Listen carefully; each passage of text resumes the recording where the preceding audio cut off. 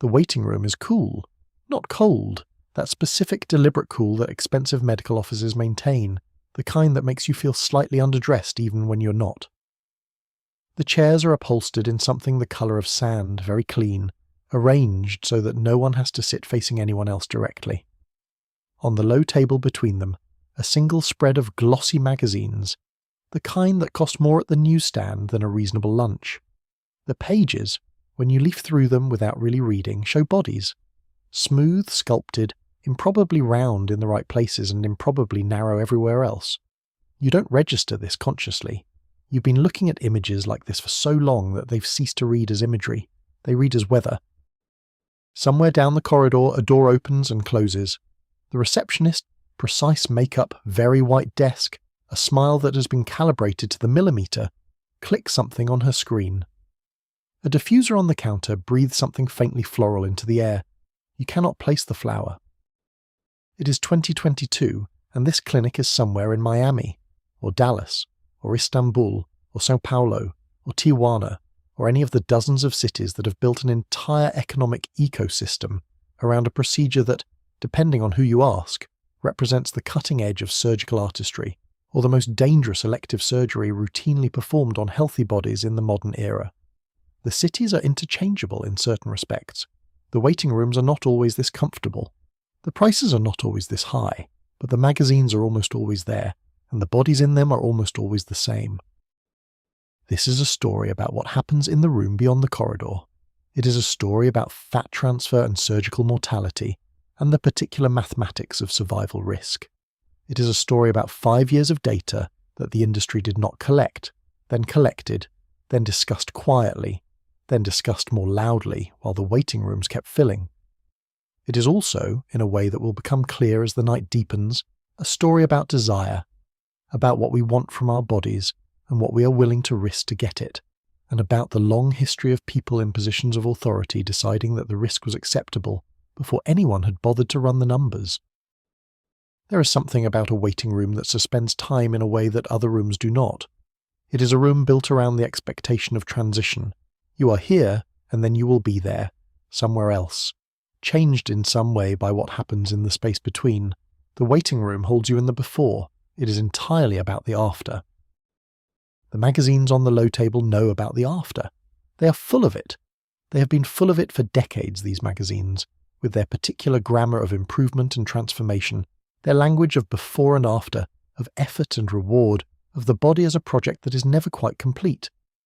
The aspirational photograph at the centre of every layout is the after, always the after, lit and composed and retouched into the ideal that the text around it proposes as the natural destination of every reader who picks the magazine up in a waiting room and holds it on her lap.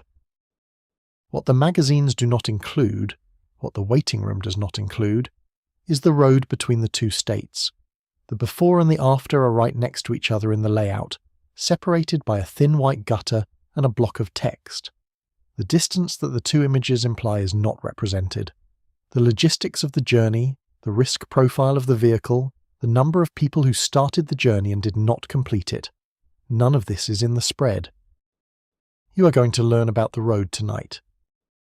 This is a story about a surgical procedure that became one of the fastest growing cosmetic operations in the world across a single decade, that was driven by a social media body ideal that reached billions of people with unprecedented precision, and that carried a documented mortality rate higher than any other elective cosmetic procedure, a rate that lived in specialist journals and professional conference presentations and task force reports that the waiting room magazines did not reference, and the consultation rooms of the boom years did not consistently communicate.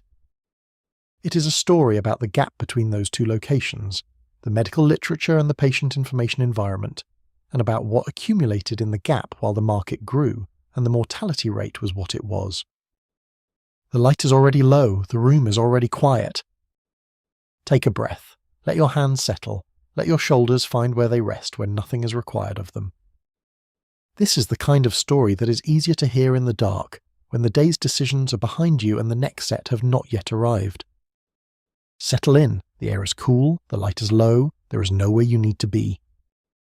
You already know what a Brazilian butt lift is, probably. Even if you had never heard the term 3 years ago, The internet has a way of making everyone fluent in things they never asked to learn. You know the shape it promises, you know the silhouette it produces, the particular curve that became the dominant visual currency of a certain stretch of years, the one reproduced in filters and celebrated in music videos and traced by millions of women looking at their own reflections as the gap between what was and what could be. The procedure has been discussed on talk shows and derided in opinion columns and defended in patient forums with the particular passion that comes from personal experience. It has been photographed and Instagrammed and documented in healing vlogs and recovery diaries. It has, in the vocabulary of our current moment, been given enormous visibility.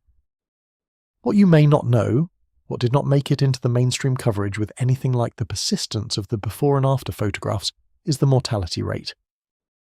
The Brazilian butt lift, the procedure known clinically as autologous fat transfer to the buttocks, or more precisely as gluteal fat grafting with liposuction harvest, carries a risk of death that researchers eventually calculated at approximately 1 in 3,000 procedures.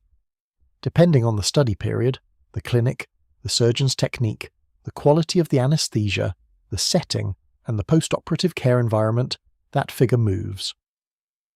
Some analyses of data from the peak years of the procedure's popularity put it higher. A 2018 analysis based on voluntary reporting from members of the American Society of Plastic Surgeons produced a figure of approximately 1 in 2,351. In certain settings, the compressed scheduling, non-accredited facility, inadequate monitoring settings that occupied the dangerous end of the market during the procedure's peak, the numbers belong in a different kind of document entirely. For context, because context is what the marketing materials consistently omitted, the mortality rate for liposuction, itself not considered a trivial surgery, a procedure associated with its own documented risk of death from fat embolism, anesthetic complication and infection, sits at roughly 1 in 47,000 procedures. Abdominoplasty, commonly called a tummy tuck, a procedure involving significant abdominal dissection and longer operative times, comes in at approximately 1 in 13,000. Breast augmentation, which generates its own ongoing and serious set of long-term safety questions, including implant-associated lymphoma, carries a procedural mortality rate of approximately 1 in 57,000. Rhinoplasty, the nose job, is even safer, approximately 1 in 70,000. The Brazilian butt lift, by the numbers that eventually emerged when the right people started looking carefully and compiling what they found, is not a procedure in the same risk category as other common cosmetic surgeries. It isn't a category by itself. The American Society of Plastic Surgeons and the Aesthetic Surgery Education and Research Foundation published a task force report in 2017, formally appearing in print in 2018, that described the BBL's mortality risk as the highest of any cosmetic surgical procedure. The task force was not a group of marginal critics or anti-cosmetic surgery advocates. It was a committee of plastic surgeons, people who perform cosmetic surgery for a living, who have genuine professional and economic investment in the field they practice, who had every reason to prefer a more reassuring conclusion, and they looked at what the data was showing and wrote it down clearly. The mortality, they determined, was primarily caused by fat embolism, the injection of fat cells into or near the large gluteal blood vessels, from which they could travel to the lungs, the heart, or the brain, causing obstruction, cardiovascular collapse, and death. The mechanism had been known, the frequency had not been quantified. Those are two different things, and the difference between them is the story of what happened in the years between the procedure's mainstream adoption and the moment the task force put a number on what the community had been quietly circling around. The report was published in a specialty journal. It was read by the people who needed to read it. It was not, for some time afterward, the central organizing fact of the public conversation about the Brazilian butt lift, which remained primarily a conversation shaped by social media aspiration, celebrity association, and the economic interests of an industry performing more than 200,000 procedures annually in the United States alone, at a global volume several times that figure. This is the story of how a procedure became the fastest-growing cosmetic surgery in the world, while the clinical conversation about its risks existed in a parallel register, quieter, more technical, and almost entirely separate from the cultural conversation that was filling the waiting rooms. It is the story of the surgeons who raised the alarm before the data existed to confirm what they were seeing. It is the story of the professional bodies that assembled the data and published it through the mechanisms of specialist medicine, which are not the mechanisms of social media. It is the story of the patients who were not told, in the waiting rooms where this story begins, what the journals were saying. And it is the story of the data that took 5 years to become impossible to ignore. 5 years in which the procedure continued, the market continued, and the outcomes accumulated in the ways that outcomes do when a system is not designed to capture them. There is also a practical thread running through everything that follows, because the history and the data and the anatomy and the cultural analysis are not ultimately what this story is for. What it is for is the woman in the waiting room who deserves to know the things that the magazines on the table will not tell her, who deserves the specific number, the comparative context, and the 3 questions that will tell her whether the person she's about to see has engaged honestly with the evidence or not. That practical thread will be here when the rest of the night is done. This story begins, as most important medical safety stories begin, with something that should have been visible earlier than it was. The evidence was accumulating in the case reports, and the conference presentations, and the quiet exchanges among plastic surgeons who were seeing things that made them uncomfortable. The mechanism was understood in its broad outlines by the anatomists and the physiologists, who had reason to think carefully about the vascular anatomy of the gluteal region. The commercial machinery that was expanding the market faster than the safety data could track it was operating in public view, on platforms that reached billions of people. None of this was hidden. The question of why it was not more visible more quickly is a question about how medical safety knowledge moves through a society, or fails to. The Brazilian butt lift as a named, marketed, commercialized procedure is a phenomenon of the 2010s, but the technique of autologous fat transfer, using a patient's own fat, harvested from one area of the body and injected into another, is considerably older. The history of fat transfer in plastic surgery dates to the early 20th century, with work on the possibilities of moving fat between body regions appearing in the European surgical literature as early as the 1890s. The modern era of fat transfer techniques developed through the latter half of the 20th century, with refinements in liposuction technology making the harvest of viable fat cells significantly more feasible and controlled. The specificity of the gluteal fat transfer, the injection of harvested fat into the buttocks specifically, to produce the volume and shape enhancement that the procedure is marketed as delivering, developed as a named procedure in the 1990s and early 2000s in the hands of Brazilian plastic surgeons who were responding to an aesthetic preference in their patient population for fuller gluteal contour. The name followed the procedure. Brazilian butt lift was a marketing label that attached to the technique as it moved from its country of origin into the global cosmetic surgery market, carried by the aspirational associations of the country it named, and by the specific body aesthetic it promised to produce. The timing of the procedure's rise from a specialist offering to a global phenomenon maps almost exactly onto the rise of Instagram and the body ideal that platform amplified, distributed, and made aspirational for a global audience. This timing is not coincidental. The procedure existed before the platform. The platform did not invent the aspiration. But the combination of a specific body ideal, a platform capable of distributing that ideal to 1 billion users with unparalleled precision, and a surgical technique that offered to produce the ideal in a matter of hours. This combination is what turned a plastic surgery niche into the most rapidly growing cosmetic procedure in the world across the decade that followed the platform's launch.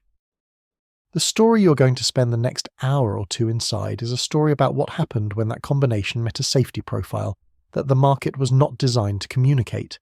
It is a story about numbers, specific numbers that were documented, disputed, revised, and eventually confirmed, and that paint a picture of risk that was not visible to most of the women sitting in the waiting rooms of the peak adoption years. It is a story about people, the surgeons who raised early alarms, the practitioners who did not, the patients who asked questions, and the ones who were not given the information they needed to ask the right ones. It is a story about the machinery that builds desire and the slower, quieter machinery that builds safety. And it is a story that is not over, because the procedure continues, the market continues, and the conditions that produce the safety gap of the peak adoption years have not all been resolved. There is a version of this story that treats what happened as primarily a failure of individual judgment, patients who should have researched more thoroughly, surgeons who should have communicated more honestly, practitioners at the dangerous end of the market who are motivated by profit above clinical ethics. These individual failures are real. They exist and they contributed to the outcomes that this story documents. But a story about individual failures is a story that ends with blame rather than understanding. And blame alone is not a mechanism for preventing the next iteration of the same pattern. The version of the story this documentary pursues is a structural one. It is about the systems and incentives and information environments that shaped what individual surgeons communicated and what individual patients understood, and what the market was allowed to do while the safety data was assembling itself at its own pace. It is about the gap between the speed of commercial adoption and the speed of medical safety knowledge, and about who accumulates in that gap while the two speeds are trying to converge. It is about what the cosmetic surgery industry is designed to do, not in the cynical sense of what it intends, but in the functional sense of what its incentive structure reliably produces, and how that design interacts with the bodies of the women who rely on it. The documentary format is a strange vehicle for this kind of story, and it is worth acknowledging the strangeness. You're going to hear, over the next hour or two, about women who died, about mechanisms of death that are specific and clinical, and not glamorous in any sense, about a regulatory landscape that is incomplete, and a professional history that contains moments of both courage and convenient silence. You're going to hear about Instagram. You're going to hear about the body ideal as a commercial product, and about the women who wanted the thing that the commercial product was selling. And you're going to hear all of this in a format designed for your comfort, at a volume calibrated to let the words settle into the space around sleep, at a pace that does not demand alertness, in a mode of attention that is not urgency, but absorption. This is not an irony, it is the honest acknowledgement of what this format is and what it asks of you. The story deserves your attention. The format is designed to hold that attention across a long arc, in a mode that does not produce anxiety, but understanding. These two things are compatible. You can understand difficult things in the dark. You can hold the knowledge of a safety failure, a regulatory gap, a demographic harm, alongside the physical fact of your own comfortable bed, and the cognitive ease of a voice that is not asking you to act, only to know. Knowing is enough for tonight. The knowing that this documentary produces is the kind that accumulates slowly, and that is more durable for having accumulated slowly. That is still there, clear and available, when a situation arises in which it is useful. That is what sleep documentaries like this one are for, the slow, unhurried accumulation of understanding that sticks. For now, the light is soft, the room is quiet. This story has taken years to tell itself, and it is in no hurry now. To understand why the Brazilian butt lift carries the mortality risk it does, you need to understand what it actually involves.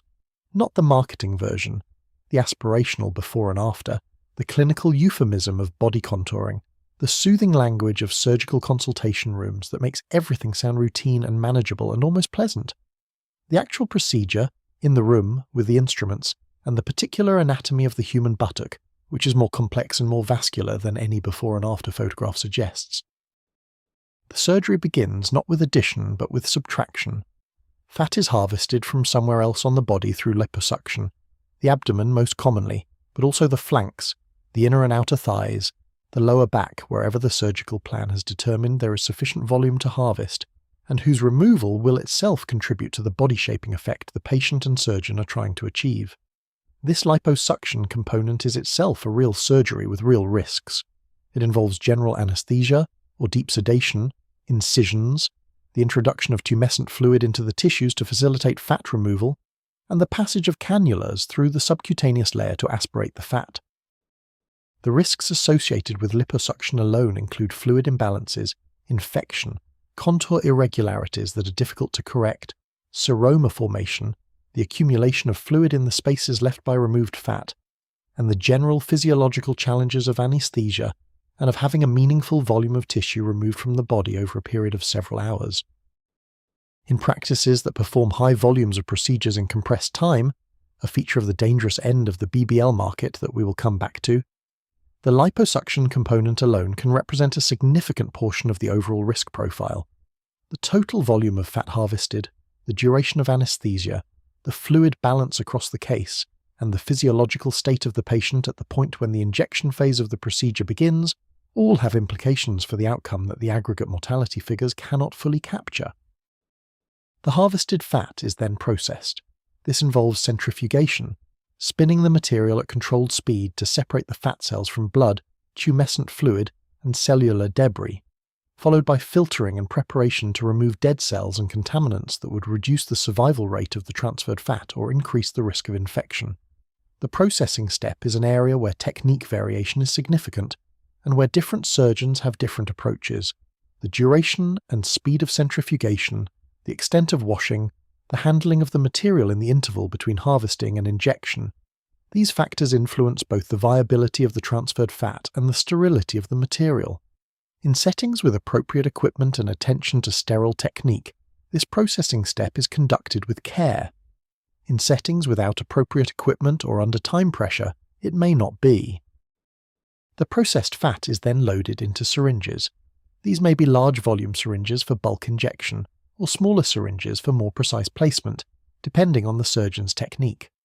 The syringes are connected to long blunt-tipped cannulas, the instruments that will carry the fat to its intended destination. Then comes the part that makes this surgery different from almost any other cosmetic procedure. The surgeon uses those cannulas, passed through small incisions in the skin, to inject the processed fat into the gluteal region. The cannulas are long enough to reach the target area from incision points at the margins of the buttock. They are blunt-tipped rather than sharp-pointed, which reduces the risk of cutting through tissues rather than passing between them, but does not eliminate the risk of entering blood vessels, particularly the large caliber vessels that supply the gluteal muscles. The gluteal region is, from a vascular standpoint, a particularly unforgiving territory. The buttocks are supplied by a network of substantial blood vessels, the inferior gluteal artery and the superior gluteal artery, along with their accompanying veins, run through this tissue. These are not capillaries or small venules. These are vessels with a caliber large enough and a pressure differential sufficient that if the tip of an injection cannula enters one of them, even briefly, even accidentally, even in the hands of an experienced surgeon who has performed the procedure hundreds of times, fat can be injected directly into the bloodstream. What happens next is called a fat pulmonary embolism, and it is rapid, it is catastrophic, and it is, in many of the cases documented in the medical literature, irreversible within the time frame of an operating room's capacity to respond.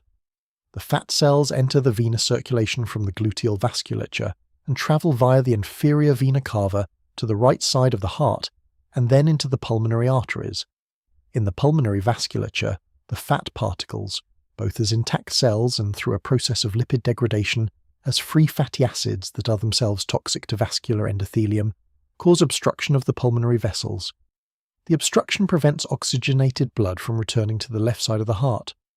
The cardiac output falls, the oxygen saturation of the blood falls. The cascade that follows, in the absence of prompt and effective intervention, is cardiovascular collapse. The speed of this cascade is part of what makes it so difficult to manage even in well-equipped settings.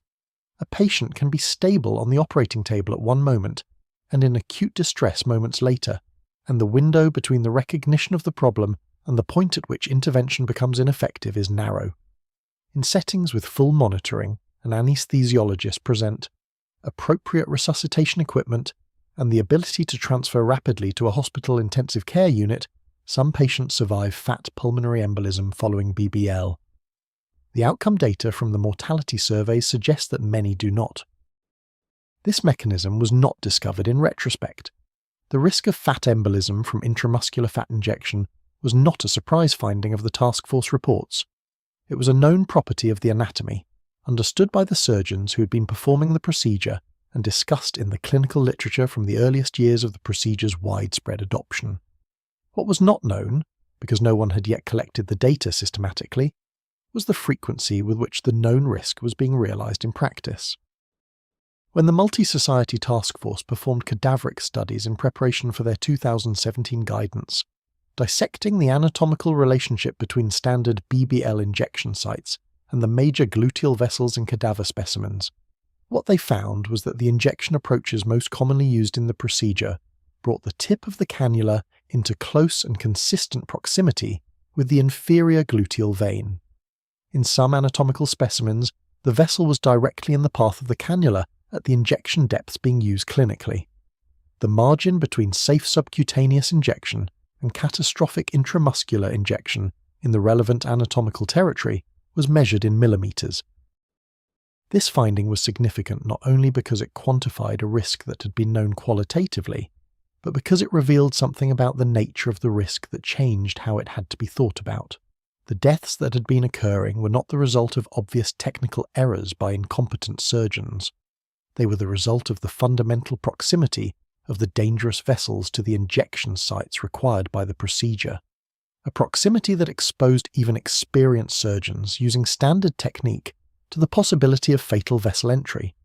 The risk was not primarily a skill-related risk, it was an anatomical one. Understanding this distinction is important because it changes the character of the safety conversation. A skill-related risk can be addressed by requiring better training. An anatomical risk of this nature requires a change in technique, specifically a change in the depth and location of injection that removes the cannular tip from the dangerous zone entirely. That is what the subcutaneous-only guidance recommends, and that is what makes the adoption of that guidance the central axis of the safety improvement story. Not because surgeons became better at the old technique, but because the old technique was changed to one that avoided the dangerous anatomy. The room where this procedure happens is very different from the waiting room where this story began. It has lights that do not flicker. It has monitoring equipment whose numbers change with the patient's physiology. It has a surgeon's hands and an anesthesiologist watching the screens, and an outcome that was determined in part long before the patient arrived in that room.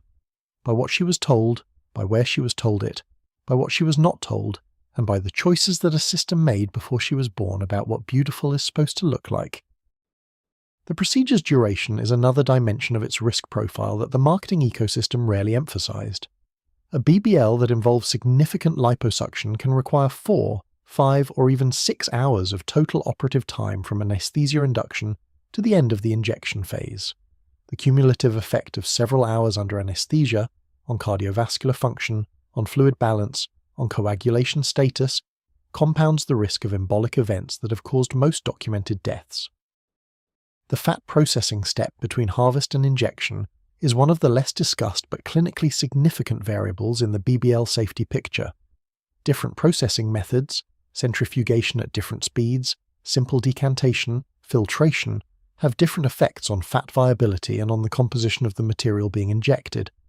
The variation in processing across different practices is significant, and its contribution to outcome variation, both aesthetic and safety-related, is not fully characterized in the current literature. The recovery period after a BBL requires specific patient compliance not required for most other cosmetic procedures. Practitioners typically instruct patients to avoid sitting directly on their buttocks for 2 to 4 weeks following surgery. The degree to which the patient complies affects the fat survival rate, which means the final aesthetic result is partly a function of patient behavior that the surgeon can recommend but cannot control. Compliance also affects the patient's ability to work, travel, and perform normal daily activities in ways that were not always fully communicated before the procedure was booked. The post-operative monitoring environment is among the most clinically significant variables in determining whether early complications are recognized in time. A patient recovering in a well-equipped facility with trained nursing staff and rapid hospital access is in a meaningfully different position than one discharged to a hotel room with minimal oversight. The medical tourism model, in which the procedure and hotel recovery are booked as a package, creates specific risks in the window when delayed embolic events most commonly present. Understanding this is part of understanding the full risk architecture of the BBL, not the procedure in isolation, but the procedure in the context of its delivery. The surgical setting in which the BBL is performed has been one of the most consequential variables in the procedure's safety profile and one of the most poorly standardized across the market. At one end of the setting spectrum is the accredited ambulatory surgical center staffed with board-certified anesthesiologists and registered nurses trained in the recognition and management of anesthetic and procedural complications, equipped with monitoring equipment maintained to the standards required by the accrediting body, and physically configured to allow rapid transfer to a hospital emergency department in the event of a catastrophic complication. At the other end is the converted commercial space, the former medical office or strip mall unit that has been fitted with a surgical table and equipment sufficient to perform the procedure but not to manage its most serious potential complications. The patient sitting in the waiting room of either setting may not have a reliable way to determine which end of the spectrum she is in. The aesthetic of the space, the quality of the finishes, the professionalism of the staff, the confidence of the surgeon correlates imperfectly with the clinical safety of the setting. Well-decorated unsafe settings exist. Modest-looking accredited facilities exist. The verification of accreditation status, which is publicly available for any legitimately accredited facility, is the only reliable check, and it was a check that the patient information environment of the BBL boom years did not consistently direct patients toward. The anesthesia question is perhaps the most consequential specific element of the setting evaluation. General anesthesia for a procedure of this duration and risk profile requires dedicated anesthesia management by a provider whose sole responsibility is the patient's physiological state throughout the procedure. In many high-quality cosmetic surgical centers, this means a board-certified anesthesiologist. In some settings, it means a certified registered nurse anaesthetist operating under physician supervision. In some settings, at the dangerous end of the market, it means the surgeon administering sedation while simultaneously performing the procedure, a configuration that the professional standards of virtually every relevant specialty consider inappropriate for a procedure of this complexity and duration. The specific monitoring technology present and active during the procedure matters in a way that is closely related to the anesthesia staffing. Pulse oximetry, the bedside sensor that tracks blood oxygen saturation, is the minimum monitoring standard for any procedure under sedation, and its presence does not constitute adequate monitoring for a BBL. Capnography, which tracks exhaled carbon dioxide as a proxy for ventilatory adequacy and cardiac output, provides earlier warning of the cardiovascular compromise that can precede a fat embolic event. Continuous blood pressure monitoring provides essential context for assessing hemodynamic stability across the procedure. The presence, activation, and real-time attention to all three of these monitoring modalities is part of what differentiates a safe surgical setting from an unsafe one, and the patient cannot verify this from the waiting room. The room is cool, the numbers are what they are, the night has a long way still to go. The Brazilian butt lift did not become the fastest growing cosmetic procedure in the developed world by accident. It became it because a specific body shape moved, over roughly a decade, from subcultural aspiration to mainstream visual norm, and because the surgery was the most reliable and direct route between those 2 points. To understand the rise of the procedure is to understand the rise of the ideal, and to understand the ideal, you need to understand the particular cultural machinery that built it and the speed at which that machinery was capable of operating. The dominant beauty standard of the 1990s and early 2000s was a particular kind of slender, thin thighs, flat stomach, the smallest possible silhouette in all directions, the one that the heroin chic era had crystallized and that lingered in fashion's aspirational vocabulary long after the explicit aesthetic had been officially retired. The low-rise jeans of the early 2000s were not an aesthetic accident. They were a garment designed to display a specific anatomical zone, the hip bone visible above the waistband, the flat plane of an abdomen maintained by methods that nobody asked about publicly, and they required a body that the magazine culture of the era was very clear about what it looked like. The transition away from this ideal began in the mid-2000s and accelerated through the 2010s. The shift was driven by a convergence of cultural forces, changing demographics in the mainstream media marketplace, the growing cultural influence of Black and Latina aesthetic traditions, the specific celebrity culture of the decade, and above all the emergence of a new visual medium that operated according to entirely different dynamics than the magazine culture it was displacing. Instagram launched in October 2010. It was available only on iPhone at first. Within 2 months, it had 1 million users. Within 18 months, it had been acquired by Facebook for approximately $1 billion, a figure that, at the time, seemed extraordinary for a company that produced no content of its own, but merely provided a platform on which other people displayed images of their lives. The acquisition price was, in retrospect, a considerable underestimate of what the platform would become.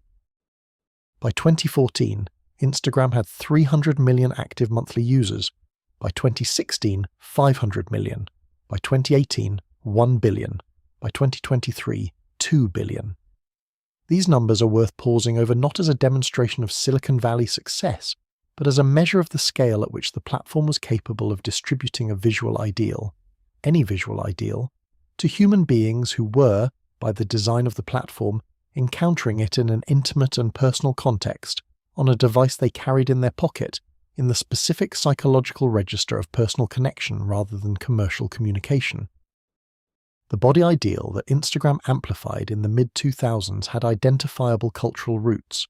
It drew on the aesthetic traditions of Black and Latina communities, in which a fuller, rounder silhouette had long been celebrated in ways that the predominantly white mainstream fashion industry had historically either ignored or received, with complicated and sometimes explicitly racist framing. The appropriation of these aesthetic standards by mainstream culture, through their association with certain celebrity bodies, through their amplification by social media algorithms, through their gradual adoption by the mainstream cosmetic surgery industry, is a process with its own racial politics that run alongside and complicate the safety story without displacing it.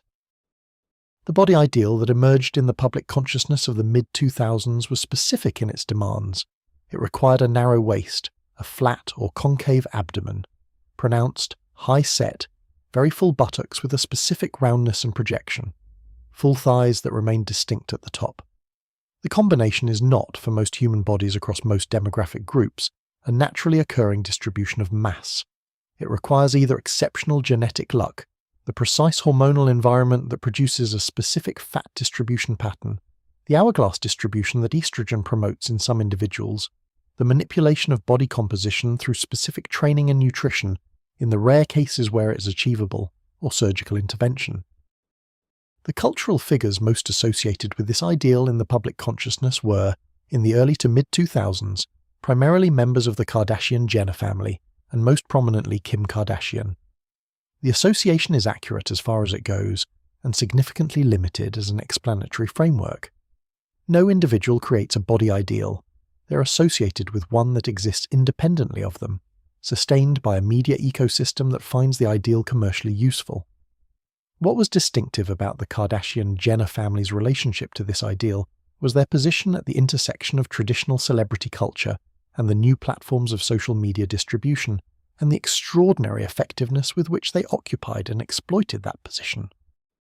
Kim Kardashian had her own Instagram account before the platform was acquired by Facebook, and built a following that by the mid-2000s numbered in the tens of millions. The photographs she posted were subject to her own editorial control, in a way that a fashion shoot for a magazine was not. They were encountered by followers in a format that activated the psychology of personal connection, rather than commercial aspiration. And the body they displayed was one that, in the specific cultural moment of the early 2000s, represented something that had not been visible in the mainstream aspirational image culture of the preceding decades. The fact that significant questions arose and persisted about the role of surgical intervention in producing or maintaining that body, that the before and after photographs circulating in online communities frequently placed the Kardashian-Jenner aesthetic in the same visual conversation as BBL before and after images, is part of the story without being the whole of it. What matters for understanding the demand for the procedure is that an ideal was established in the visual culture, that the ideal required specific anatomical features that surgical intervention could approximate, and that the marketing of that surgical intervention was conducted in direct visual reference to the cultural figures whose bodies were most associated with the ideal. The algorithm was the third actor in this dynamic, and in some ways the most powerful one. Instagram's algorithm, as it developed through the mid-2000s, was optimized for engagement, for keeping users on the platform longer, for generating interactions that could be monetized through advertising, for amplifying content that produced high levels of the specific engagement signals that the platform's metrics privileged. Photographs of certain kinds of bodies produced high engagement. The algorithm amplified them. The amplification made them more visible. More visibility reinforced their status as the aspirational norm. The loop was self-reinforcing and operated, in a meaningful sense, without anyone making a deliberate decision to promote any specific body ideal. though the conditions for that loop were the product of deliberate decisions made by the people who designed the algorithm.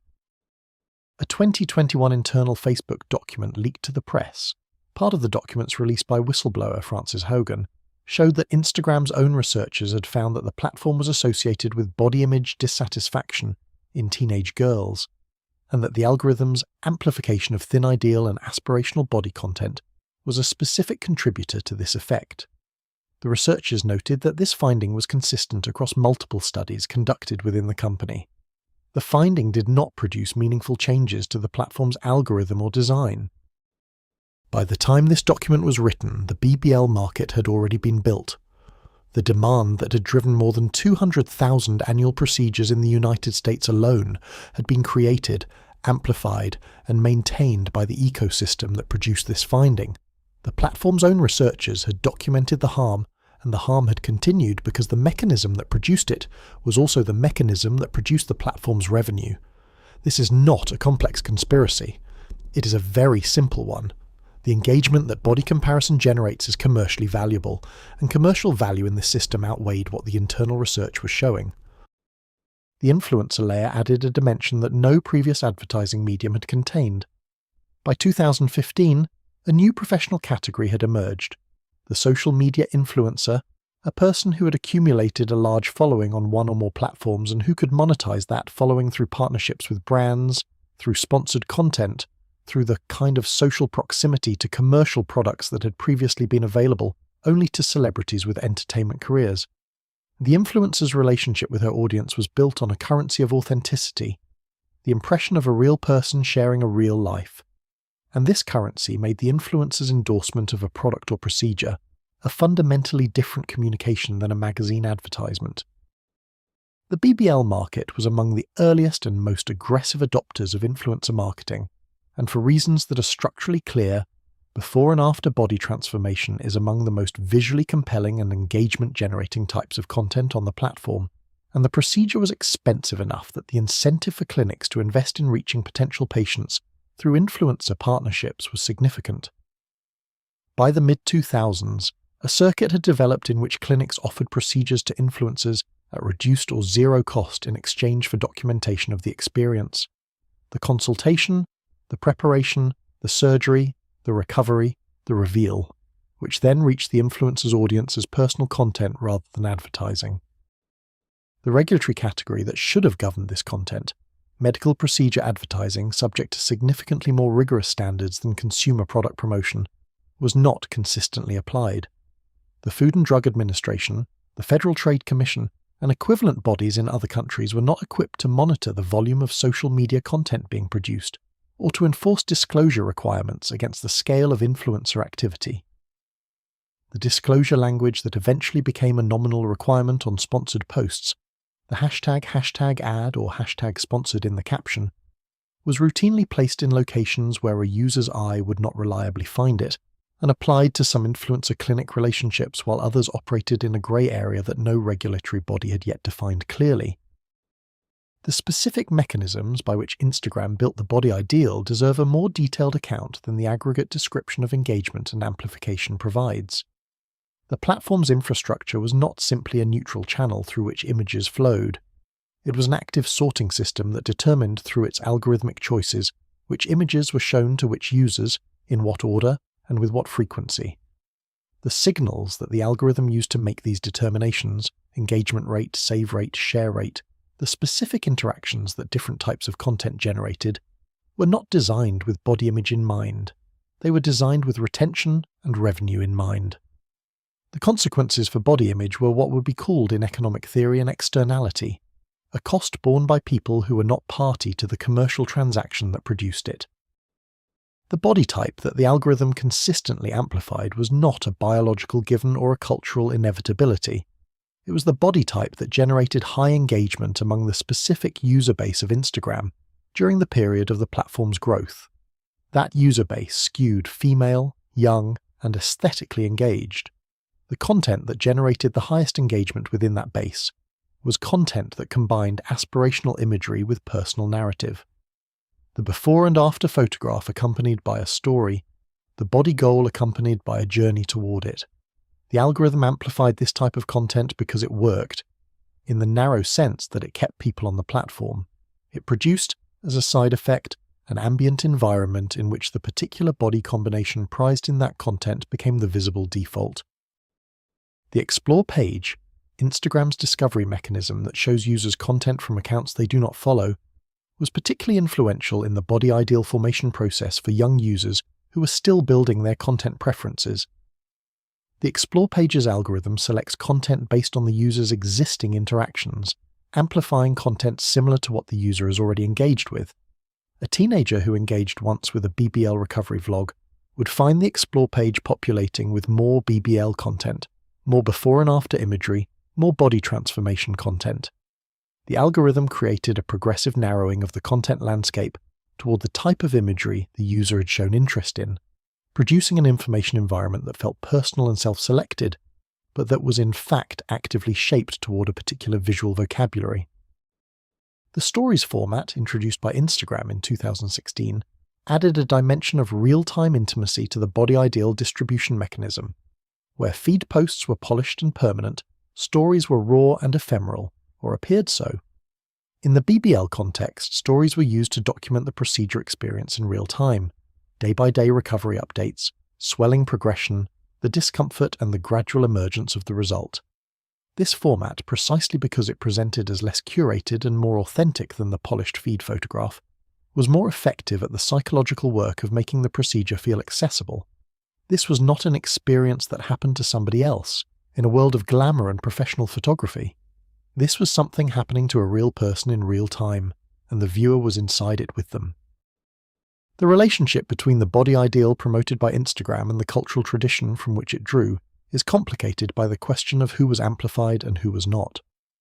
The aesthetic associated with the BBL, full hips, pronounced buttocks, the specific hourglass proportion, had deep roots in Black and Latina aesthetic tradition. The amplification of this ideal through mainstream social media happened in a context in which Black and Latina creators were not amplified at the same rates as white creators across the platform's broader content ecosystem. The appropriation dynamic, in which an aesthetic tradition from communities of colour was distributed through mainstream channels while those communities' ownership of it was not equally recognised, was noted by cultural critics from the early years of the mainstream BBL boom. The platform's amplification of the aesthetic did not carry with it equal amplification of the communities from which the aesthetic came. The body ideal was mainstreamed in a way that separated it from its cultural context. The procedure that promised to approximate the ideal was marketed broadly. The surgeons who had developed the techniques, in many cases Latin American, were not the surgeons whose practices received the largest shares of the mainstream demand. The economic value of the cultural aesthetic flowed in a different direction from the cultural tradition that had produced it, following the pattern that the fashion industry's relationship with Black and Latina aesthetics has followed across multiple eras. By 2018, the peak year of the procedure's growth rate, the social media body ideal had achieved a penetration into the mainstream aspiration landscape that would have been unimaginable to the magazine culture of the 1990s. The image that a woman in the waiting room was carrying in her head, the image she had seen dozens of times that morning before leaving the house, the image that had been on her screen the last thing before she slept and the first thing when she woke, was not an image she had encountered once in a glossy magazine and discarded. It was an image that lived in the device she carried everywhere, that refreshed itself constantly with new variations of the same aspiration, and that was embedded in the medium through which she communicated with everyone she knew. The ideal had become part of the ambient environment in a way that no previous distribution mechanism had achieved. What the patient who sat in that waiting room had encountered, before she made her appointment, was almost certainly not a medical advertisement with its required disclosures and risk statements.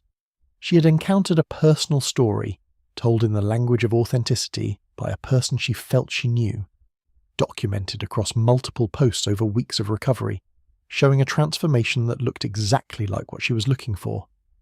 She had seen it in an intimate register, on a device she held in her hand in the same scroll where her friends' photographs appeared, and she had not, in that scroll, seen anything that looked like the mortality data.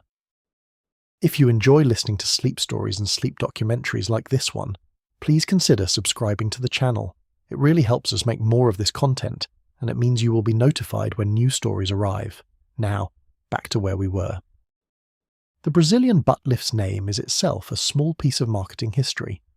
The procedure was not invented in Brazil, though it draws on fat transfer techniques developed and refined by Brazilian plastic surgeons beginning in the 1960s and 1970s, most notably by Ivo Pitangui, who was among the most celebrated aesthetic surgeons in the world and who worked extensively on body contouring procedures throughout his long career. The specific combination of large volume liposuction with fat transfer to the gluteal area, in the form that became the modern BBL, was developed and popularized by a number of surgeons in the 1990s and early 2000s, with Brazilian practitioners contributing significantly to the technique's development. The name arrived as a brand, an association with Brazil's particular cultural relationship with the body, the beach culture, the carnival, the famous sensuality of Brazilian popular aesthetics, that carried implications of naturalness, celebration, and vitality that the more clinical alternative names, like autologous gluteal fat grafting or buttock augmentation by fat transfer, did not. The name did specific work in the marketplace. It made a surgical procedure sound like a cultural tradition. It borrowed the prestige of Brazilian plastic surgery, which was and is genuinely distinguished, without necessarily connecting any individual patient to a Brazilian surgeon, and it placed the desired aesthetic outcome in a register that was aspirational and joyful, rather than clinical and corrective. The Brazilian butt lift was the kind of thing a woman might have, not the kind of thing a woman might undergo. The distinction in language is small. In the psychology of the consultation room, it is not. The geography of where the procedure was actually performed, however, tells a different and more complicated story. The international distribution of BBL procedures reflected not only the global reach of the social media body ideal that had built the demand, but also the uneven distribution of surgical capacity, regulatory oversight, and economic accessibility that shaped who got the procedure, where, and at what risk. In the United States, the highest concentrations of BBL providers clustered in identifiable geographic patterns that were not arbitrary. South Florida, Miami-Dade, Broward, and Palm Beach counties became the single most significant center of BBL provision in the country and arguably in the world. The reasons are multiple and interlocking. The region has a large Hispanic and Caribbean population for whom the aesthetic associated with the procedure had strong cultural resonance. It has warm weather and beaches that create year-round cultural salience for body aesthetics. It has an existing medical tourism infrastructure built over decades of international patient flows. And it had, by the early 2000s, a concentration of plastic surgeons who had either trained in or had strong professional networks with Latin American surgical communities where the procedure had been refined. Miami also had the other thing, a regulatory environment for office-based surgery that had historically been more permissive than many other states, and a secondary market of non-board certified practitioners and non-accredited facilities that operated in the space created by that permissiveness. The legitimate surgical practices and the dangerous ones existed in the same geography, were reachable by the same searches, and were presenting themselves through similar channels. Texas, particularly Houston and Dallas, was a second significant concentration, driven by similar demographic and economic factors. Large Hispanic populations, significant disposable income in metropolitan areas, existing cosmetic surgery markets, and surgical capacity concentrated in cities that were also reachable by surgical tourists from Mexico and Central America. The Texas BBL market combined a high-end segment of well-credentialed practices with a secondary segment that operated in conditions significantly below best practice. California had its own cluster, particularly in the Los Angeles and Southern California region, shaped by the particular relationship between Hollywood, entertainment industry aesthetics, and the celebrity culture that the Southern California media ecosystem generates and distributes. The body ideal associated with the BBL had a specific resonance in a market already saturated with cosmetic surgery provision, and the California market grew rapidly through the 2000s and 10s alongside the social media industry that was, in Silicon Valley at the northern end of the same state, building the platforms on which the demand was being cultivated. The international dimension of the BBL market extended the same supply-demand dynamics across borders, with the additional variable of cost differentials between health systems that created powerful incentives for surgical tourism. In the United Kingdom, where the National Health Service does not fund elective cosmetic surgery, and private cosmetic surgery prices are significant, the price differential between domestic procedures and procedures in lower-cost international markets created a large surgical tourism market that was well established before the BBL boom and was ideally positioned to add the procedure to its offerings. Turkey became one of the dominant destinations for BBL tourism from Europe, particularly from the United Kingdom, Germany, Scandinavia, and the Netherlands. Istanbul developed a cosmetic surgery cluster of extraordinary density, with dozens of clinics concentrated in specific districts of the city, and marketing aggressively through digital channels to European patients. The city's package approach, procedure, accommodation, transfers, aftercare, all bundled into a single price that compared favourably to the surgery cost alone in Western European markets, was an effective marketing proposition that drove patient volumes into the tens of thousands annually. The quality range in the Turkish market was as broad as in any other market, arguably broader. At one end were practices with internationally trained surgeons, accredited facilities, and outcomes that compared favourably with the best available anywhere. At the other were clinics that were, in the most accurate description, businesses that had found a profitable market and were meeting it with whatever resources were available, without the training, the equipment, or the safety infrastructure that the procedure required. The patient researching Turkish BBL options on a laptop encountered both in essentially the same digital format, differentiated primarily by price and the persuasiveness of their marketing. Colombia emerged as the other major global surgical tourism destination for BBL, particularly for patients from the United States and from the Latin American diaspora. The Colombian plastic surgery industry is genuinely distinguished. Colombia trains plastic surgeons of international standing, and Bogotá and Medellín have practices that operate to standards that compare with any major surgical market.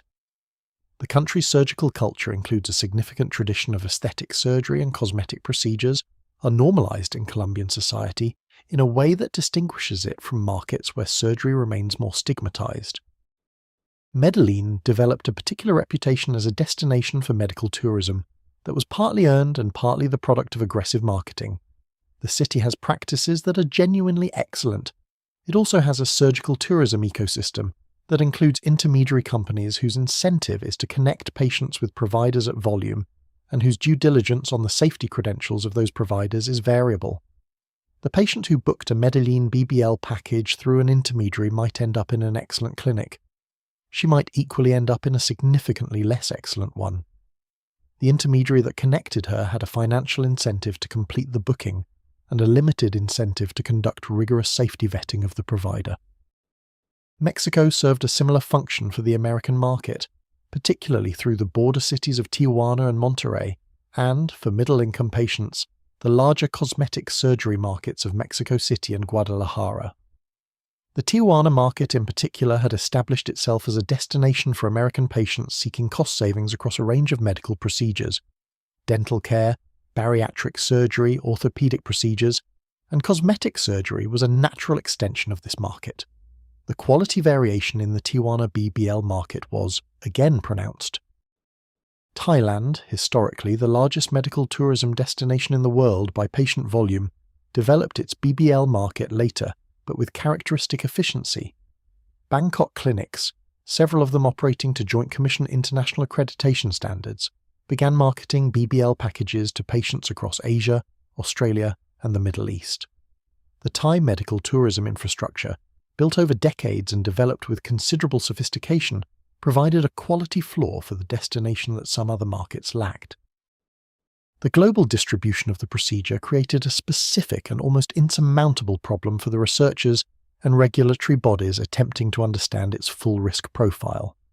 A patient who underwent a BBL in Istanbul experienced a complication upon returning to the United Kingdom and was treated at an NHS hospital would appear in NHS complication data without any automatic connection to the Turkish procedure. The outcome was captured in the UK system. The procedure that caused it was recorded in neither system in a way that would reliably connect the two. Building an accurate global picture of BBL mortality and morbidity required a level of international data coordination that did not exist and that no existing international regulatory framework had either the mandate or the infrastructure to create.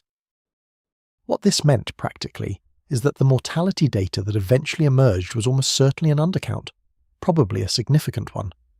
The 1 in 3,000 figure that the task force produced was based on voluntary reporting by American Society of Plastic Surgeons members, a population that, by definition, excluded non-member practitioners, non-American practitioners, and the entire secondary market of providers in less regulated settings, where risk was highest. It was the best number available. It was not the full number. The geography of risk in the BBL market was, in the final analysis, a map of economic inequality overlaid on a map of regulatory variation. The patients who faced the highest risk were those with the least access to information, the least capacity to afford the safest options, and the least power to demand the kind of consent conversation that would have told them clearly what they were facing. The patients who faced the lowest risk were those with the greatest access to all three.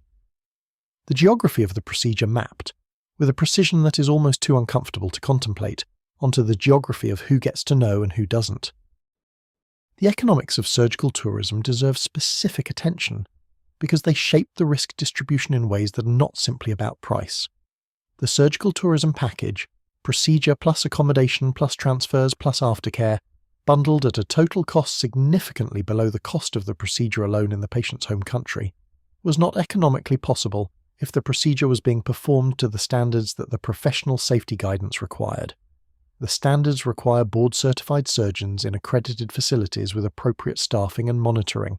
These things cost money. The cost savings that made international surgical tourism economically compelling for patients were produced in part by operating on the margins of these requirements. This is not a universally true description of international surgical tourism. There are providers in Turkey, Colombia, Mexico, and other major destinations who operate to genuinely high standards and who achieve the cost savings available to them through lower wage costs, lower liability insurance costs, and lower real estate costs rather than through reductions in clinical standards. These providers exist and they are providing real value to patients who access them.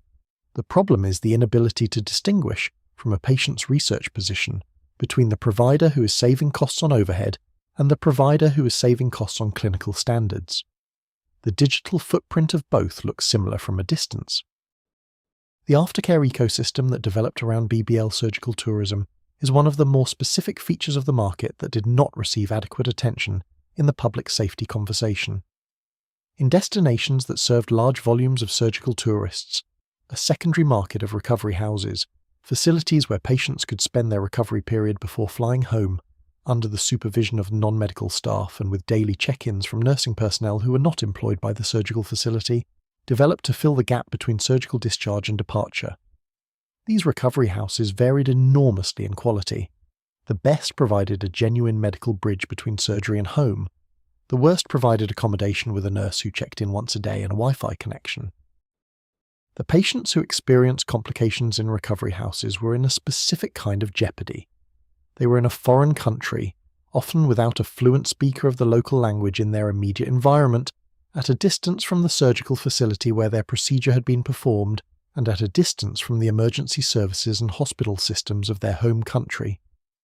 A complication that would have been managed effectively in a domestic hospital emergency department, a seroma requiring drainage, a wound infection requiring intravenous antibiotics, a late-presenting thrombosis, became a logistical crisis in a recovery house in a foreign city where the patient had no established relationship with the local medical system and no clear pathway to accessing it appropriately.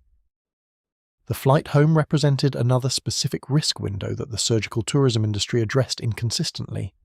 Airlines generally require a period of at least a week between major surgery and air travel, and many airlines have specific policies about air travel following procedures under general anesthesia.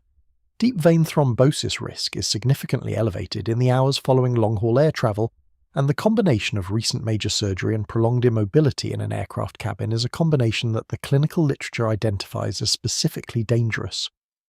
Patients who booked their procedures with a return flight scheduled within days of the surgery were not in all cases told clearly that this timeline was potentially dangerous, or given information that would have allowed them to make an informed decision about the risk they were accepting. That is a very quiet observation to sit with. The night will hold it. There's a particular kind of loneliness that comes from being a specialist who can see a pattern forming before the data exists to confirm it. You operate in the world of individual cases. You see what comes into your operating room, your recovery room, your colleagues' practices, and the cases that come up in the particular way that surgeons mention things they cannot quite explain, obliquely, tentatively, with the specific caution of someone who is not yet ready to say aloud what they think they are seeing. You are placing a stone on a scale one by one and watching to see whether anyone else will add weight to the same side. The plastic surgeons who began raising concerns about BBL mortality in the mid-2000s were not, in most cases, people opposed to the procedure in principle or uninterested in its outcomes. They were practitioners who performed cosmetic surgery for a living, who understood the legitimate value of aesthetic surgery in patients' lives, who had seen the procedure improve the quality of life for patients who felt the BBL had given them something genuinely meaningful. And they had begun accumulating a collection of cases, their own, their colleagues', the ones discussed at medical meetings in the hallways between sessions, that was pointing in a direction they did not like, and that the formal data structures of their profession had not yet found a way to capture. Dr. Constantino Mendieta, a Miami-based plastic surgeon, became one of the most publicly prominent voices in the BBL safety conversation, and the circumstances of his advocacy are worth understanding. He had performed thousands of BBL procedures. He was not speaking from a position of theoretical concern about a procedure he had observed from a distance. He was speaking from the accumulated experience of a high-volume practice, from the cases he had seen go wrong, from the anatomical understanding he had developed over years of operating in the gluteal region, and from a professional conscience that led him to the conclusion that the dominant injection technique was killing patients at a rate that the professional community had not yet fully reckoned with. His position was not that the procedure should be abandoned. His position was more specific and in some ways more practically challenging, that the injection technique needed to change, and that the change required was not a marginal adjustment but a fundamental one. Fat should be injected into the subcutaneous layer, the tissue beneath the skin but above the muscle, rather than into or through the gluteal muscles, where the large caliber vessels presented the fatal risk. This position was supported by the anatomical evidence. It was also, commercially speaking, inconvenient, because the subcutaneous technique produced a less dramatic result than the intramuscular approach, and patients who had seen photographs of intramuscular results were not always interested in a nuanced explanation of why the safer version looked different. Mendieta presented this position at conferences, in professional publications, and eventually in media interviews that reached a lay audience. He testified before professional bodies. He advocated within the organizational structures of his specialty, with the persistence of someone who understood that changing professional practice in medicine happens through those structures, slowly against the resistance of economic interests and established habits, and only if the people who have seen the problem keep saying what they have seen. Dr. Pat Pasmino, another Florida-based surgeon, was among those who contributed to the early data collection efforts that preceded the task force report. The effort to aggregate cases was complicated by the absence of mandatory reporting mechanisms. A surgeon who lost a patient during a BBL procedure was not required by any universal regulatory framework to report that outcome to a central registry. There was no national database, no mandatory adverse event system that specifically captured cosmetic surgery deaths in the United States in a form that would have allowed systematic analysis.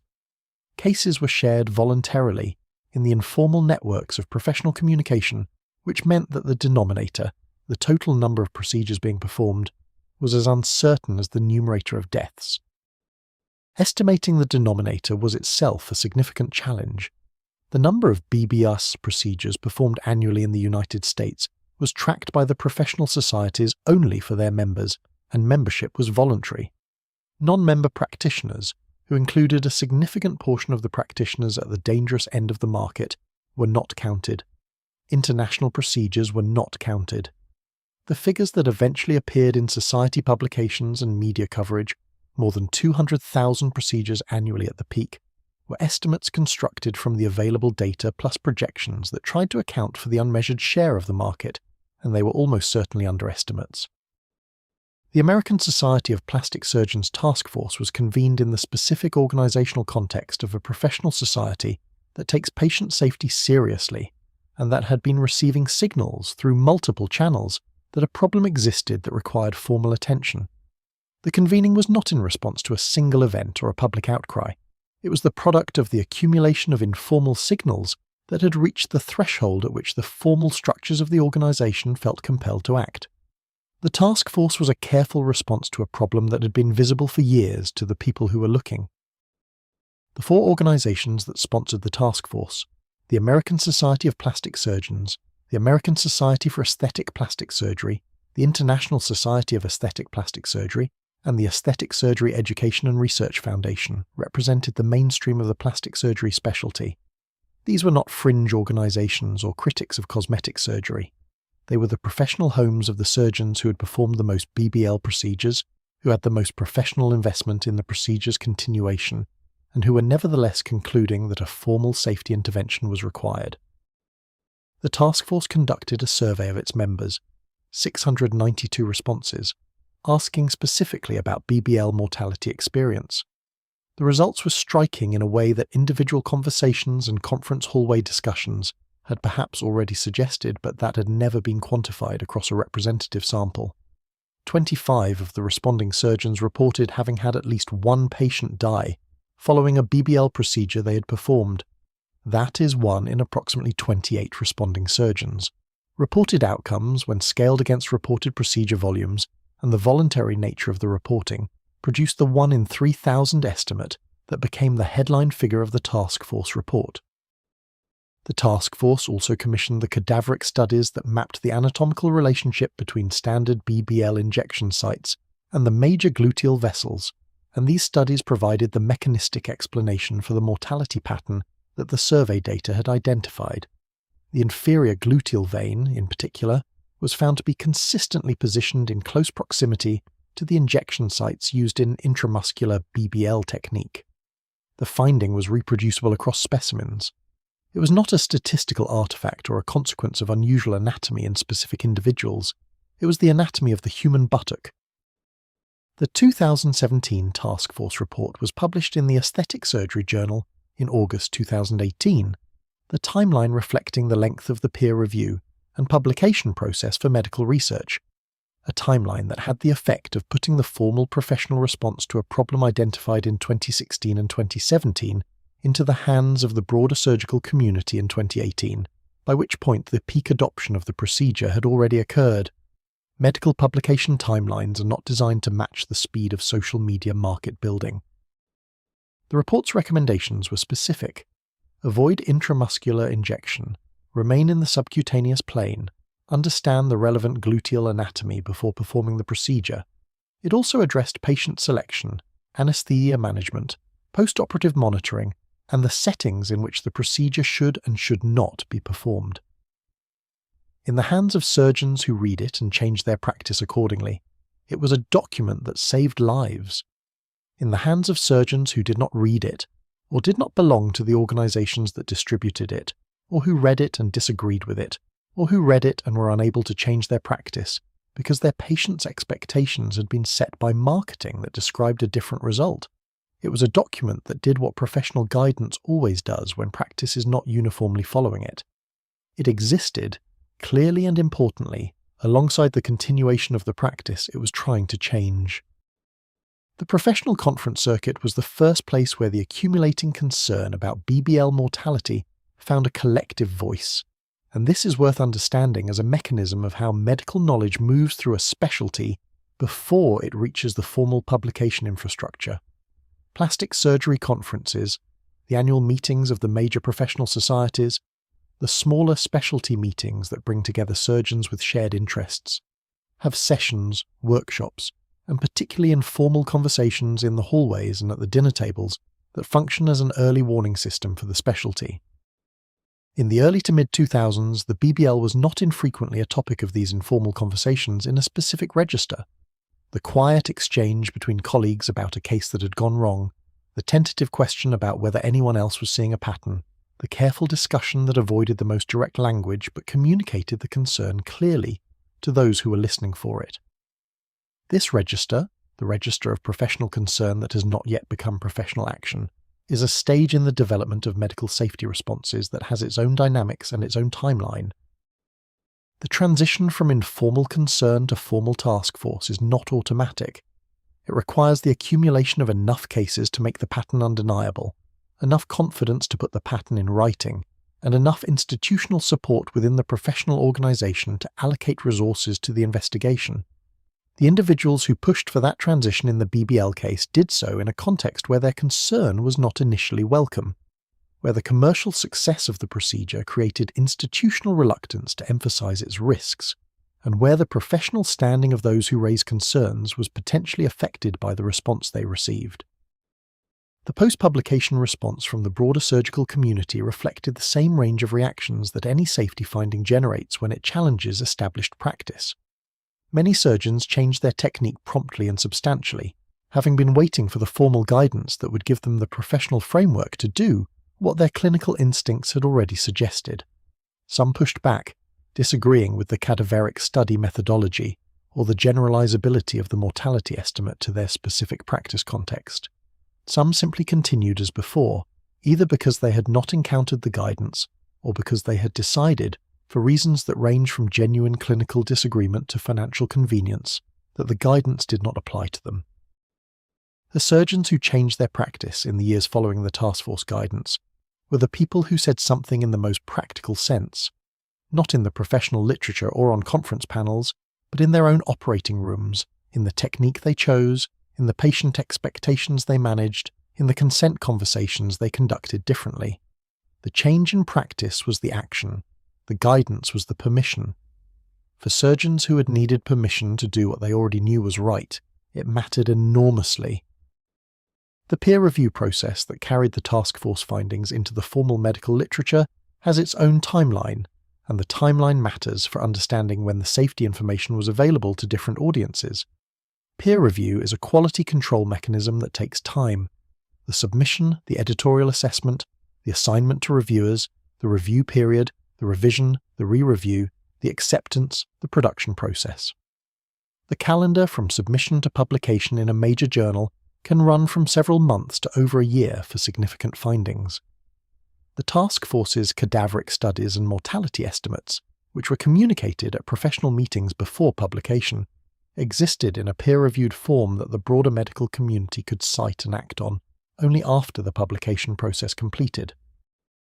During the gap between the professional meeting presentations and the formal publication, the knowledge lived in a specific register, known to the specialists who attended the meetings, known to the members of the task force and their professional networks, not yet formally citable in the way that clinical guidelines require. Practitioners who wanted to change their technique based on the emerging evidence could do so, and some did. Practitioners who wanted to continue their existing practice could argue, with technical accuracy, that the evidence had not yet been peer-reviewed and published. The formal publication was what converted the emerging consensus into an obligation that the professional community could not formally evade. The journal that published the primary task force findings, Plastic and Reconstructive Surgery, the flagship journal of the American Society of Plastic Surgeons, is not a journal that most patients read. It is a journal read by plastic surgeons, by residents in training, by researchers in allied fields, and by the people who track the medical literature for regulatory and medico-legal purposes. The path from a finding in this journal to the patient information environment is long and indirect. It runs through clinical practice guidelines, through professional society public communications, through the coverage of medical journalists who track the specialty literature, and through the accumulation of changes in what surgeons say in consultation rooms. Each step in this path introduces delay and attenuation. The finding at its origin is complete. The finding as it reaches the waiting room is often a shadow of itself. The people who said something did so at professional cost, in professional structures that move slowly, against economic incentives that pointed in a different direction. The cost they paid was real. It was not the largest cost in this story. It was paid by people with voices and platforms and the organizational standing to be heard, eventually by the people who needed to hear them. The cost that mattered most was paid by people who had no platform, no standing, and no advance warning that the waiting room they sat in was the beginning of a story that would end in a way nobody in that room was able to say directly. Informed consent is one of the foundational principles of modern medicine. The idea, originating in legal and ethical developments of the mid-20th century, shaped by landmark cases, and by the broader shift in medical culture from physician paternalism toward patient autonomy, holds that a patient cannot meaningfully consent to a medical procedure unless they have been given accurate, complete, and comprehensible information about what that procedure involves, its risks, its benefits, its alternatives, and what the experience of recovery will likely be. Without that information, the signature on the consent form is a formality. With it, the signature is an act of autonomous decision-making. The practice of informed consent in elective cosmetic surgery exists in a specific and sometimes uncomfortable relationship with the commercial context in which it occurs. A consultation for a cosmetic surgical procedure is simultaneously a medical appointment and a sales encounter. The patient has arrived with a desire, the surgeon has a service to offer. The consultation room is the space in which ethics and economics meet, and they do not always meet on equal terms, because the commercial structure of a private elective practice creates pressures that are not present in the same form in non-elective medical encounters. This is not a cynical characterization unique to cosmetic surgery or to plastic surgeons as a group. It is a structural observation about the conditions under which informed consent conversations occur in markets where the practitioner's income depends on completing the procedure and where the patient arrives, having already been prepared for the consultation by a marketing ecosystem that has pre-sold the outcome. The most ethically rigorous surgeon in an elective practice is conducting their consent conversation in a context shaped by forces that were active before the patient crossed the threshold, and that will continue to be active if the patient leaves without booking. In the case of the Brazilian butt lift, the informed consent conversation was specifically complicated by the state of the risk data during the years of the procedure's peak adoption. Before the 2017 and 2018 task force publications, a surgeon attempting to provide specific mortality statistics to a patient, considering a BBL, was working with genuinely uncertain numbers. The formal literature on BBL mortality was limited. Case series existed. Conference presentations had described patterns. Informal professional networks had circulated accounts of individual deaths. But a clean, peer-reviewed, professionally endorsed figure of the kind that an evidence-based consent conversation requires did not exist in the form it would take after the task force reports. This created a consent environment in which the quality of the information a patient received was determined almost entirely by the knowledge, the professional network, and the ethical commitment of the individual surgeon she happened to consult. A surgeon who was deeply embedded in the professional conversation about BBL safety, who attended the relevant conferences, who had seen or heard about colleagues' cases, who had himself had cases that concerned him, might provide a consent conversation that accurately conveyed the elevated risk profile of the procedure relative to other cosmetic surgeries, even before the formal data was published. A surgeon who was less engaged with that conversation, or who had financial incentives that inclined them toward a less alarming presentation, might provide a very different conversation. The variation in what patients were actually told was described in patient community accounts throughout this period. Online forums dedicated to BBL recovery contain first-person reports from patients describing their consultation experiences, and the range they represent is remarkable. Some patients describe being told explicitly that the BBL has a mortality risk significantly higher than other cosmetic procedures, that fat embolism is the primary mechanism of death, that their surgeon uses a specific technique designed to minimize that risk, and that they should ask any other surgeons they consult to explain their technique in the same terms. These patients were given information that allowed them to make a genuinely informed choice. Other patients described consent conversations that focused primarily on the results, the before and after photographs, the volumes involved, the expected recovery timeline, with risks discussed in the form of a checklist that was presented at the end of the consultation and signed in the context of an implicit assumption that the booking would follow.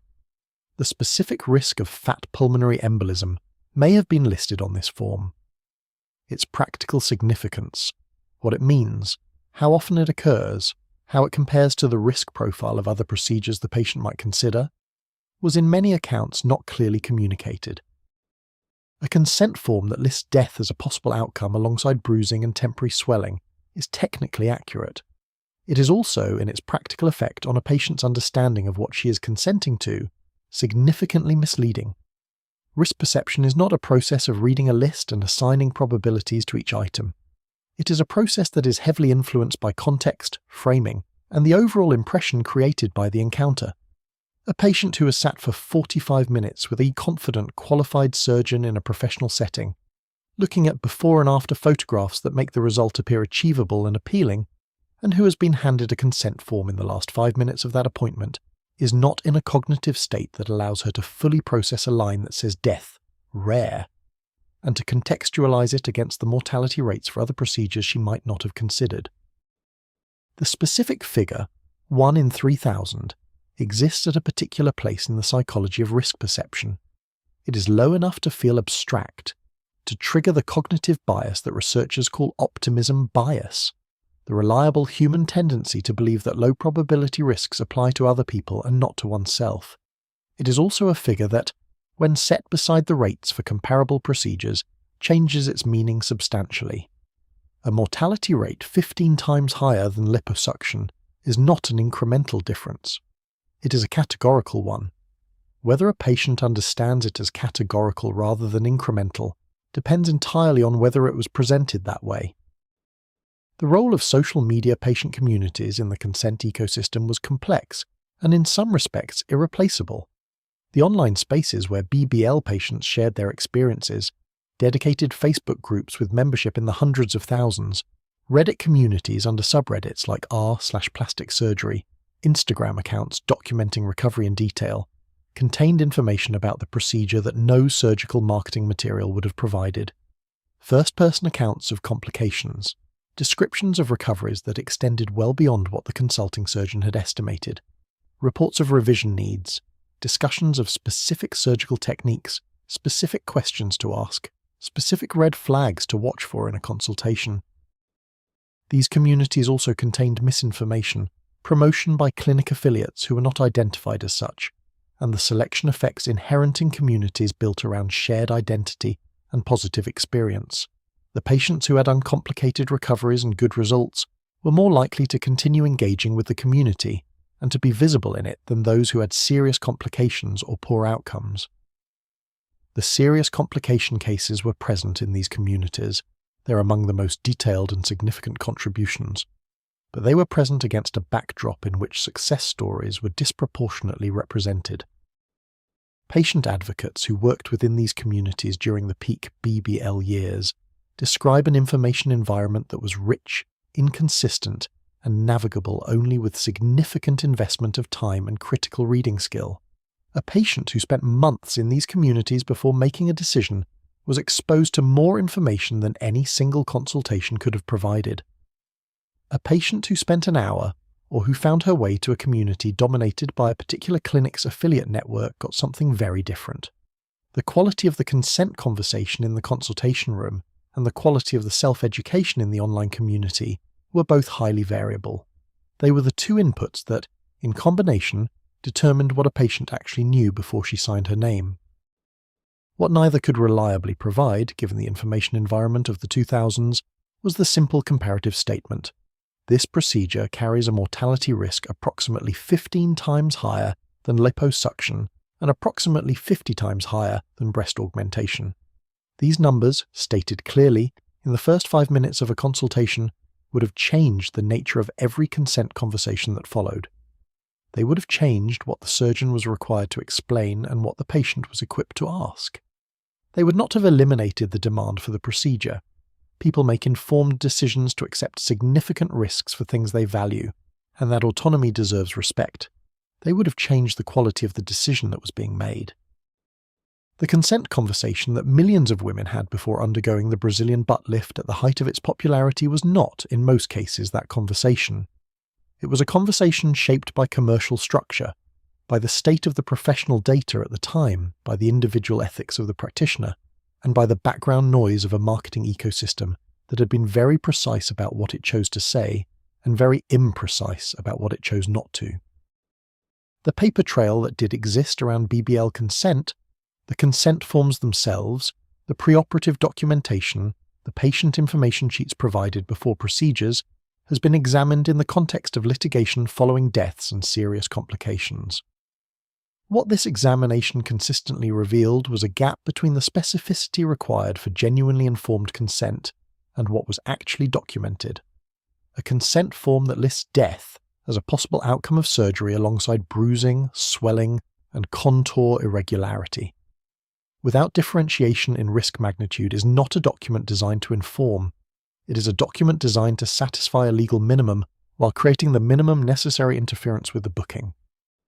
Some of the most significant legal findings following BBL deaths involved examination of exactly this gap, the difference between what the consent form listed and what was communicated verbally, and between what was communicated verbally and what a patient needed to understand in order to make a genuinely informed decision.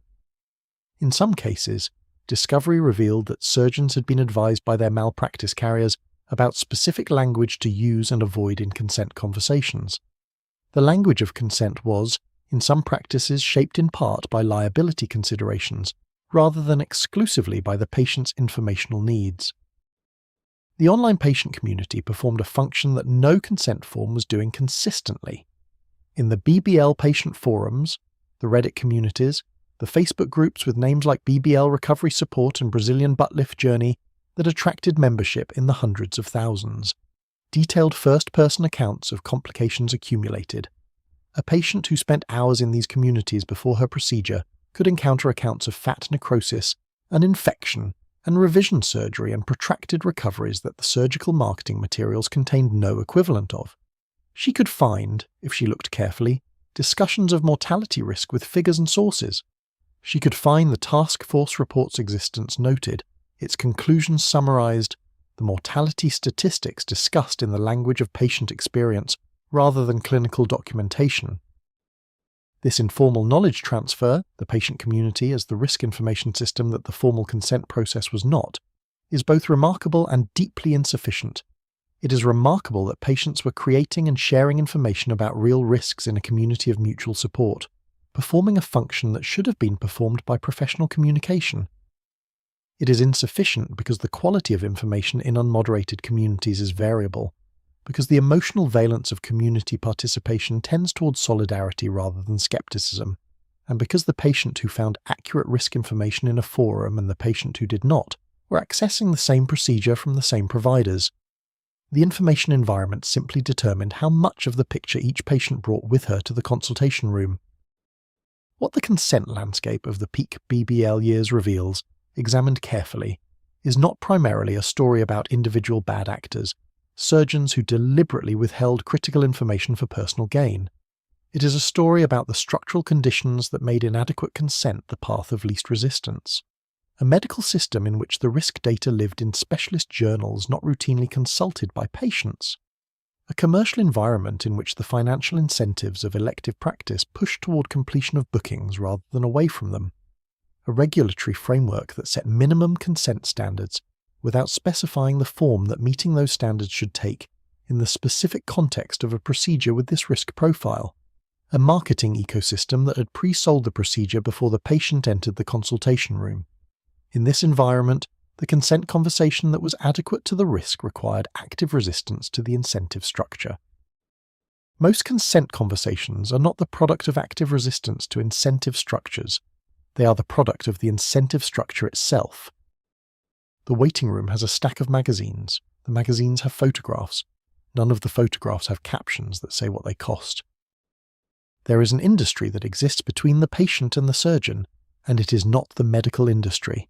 It is the marketing industry, and its relationship to the Brazilian butt lift in the years of the procedure's peak popularity was one of the more consequential intersections between commercial communication and medical risk in recent consumer health history. The cosmetic surgery marketing ecosystem of the 2000s was unlike any that had preceded it, not because the motivations or the basic mechanisms were new. Desire, aspiration, the gap between what is and what could be, the sale of a bridge across that gap, but because the specific tools available to reach patients were operating with a combination of scale, intimacy, and apparent authenticity that previous advertising media could not have matched. Print advertising for cosmetic surgery had existed for decades. It was subject to regulatory oversight in most jurisdictions. It appeared in magazines and newspapers in a format that everyone recognized as advertising, in a psychological register that readers understood to involve commercial persuasion. The before and after photograph was its central unit, and the before and after photograph was read, in that context, as advertising. It was effective. It was also legible as a commercial communication, subject to the mental discount that people routinely apply to communications that they recognize as advertising. The Instagram revolution in cosmetic surgery marketing changed this legibility. The before and after photograph encountered in an Instagram scroll is not encountered as advertising. It is encountered in a feed of personal photographs, in a context that communicates personal testimony rather than commercial promotion. When an influencer with a following of several 100,000 people posts a photograph of herself at 6 weeks post-BBL, describing her experience in the first person, expressing her satisfaction with the result, documenting her recovery in the language of personal diary keeping, the psychological register of that encounter is fundamentally different from a magazine advertisement. It activates the mental processing that humans apply to personal recommendations, not to commercial communications. The discount that advertising receives is not applied. This distinction was commercially significant and ethically significant in ways that the regulatory frameworks of the 2000s were not equipped to address. The Federal Trade Commission in the United States had guidelines requiring the disclosure of material relationships between endorsers and brands, guidelines that had been in place since 2009 and that required in principle that an influencer who had received compensation for a post disclose that relationship. The guidelines were updated in 2019 to address the specific context of social media. Enforcement was sporadic. The volume of content being produced vastly exceeded the capacity of any regulatory body to monitor it systematically, and the forms of disclosure that were technically compliant, a hashtag ad buried in a long caption, a hashtag gifted placed after several lines of enthusiastic personal commentary, were not, in practice, forms of disclosure that consistently reached the audience's attention. The influencer-clinic relationship in the BBL market took several forms. Some influencers received procedures at no cost or at reduced cost in exchange for documented content. Some received flat fees for posting. Some participated in affiliate programs that paid a commission for each patient who booked a procedure, using the influencer's promotional code. Some had formal sponsorship arrangements disclosed in their bios or in individual posts. Some had arrangements that were not disclosed in any form. The spectrum of transparency was broad, and the patient whose decision was influenced by influencer content had no reliable way of knowing where on that spectrum any given piece of content sat. The before and after photograph itself, the foundational unit of cosmetic surgery marketing in every era, was subject to its own set of questions in the social media context. Photographs representing clinical results are required, in most regulatory frameworks, to be accurate representations of achievable outcomes, not manipulated to misrepresent what the procedure can produce. The enforcement of this requirement in social media content was, like the enforcement of disclosure requirements, limited. Photographs can be taken under flattering lighting. Posture and pose can alter the apparent shape of the body significantly. Filters can be applied. The specific protocol that was required, in regulated print advertising, to ensure that results images were taken under standardized conditions and accurately represented the surgical outcome was not systematically applied to the before and after photographs circulating on social media. The surgical tourism marketing companies added a further layer of commercial communication that was even less regulated than influencer content.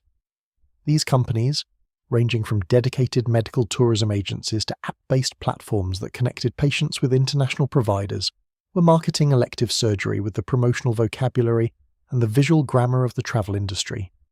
Beautiful hotel photographs, descriptions of recovery packages with massages and compression garments, and dedicated aftercare nurses.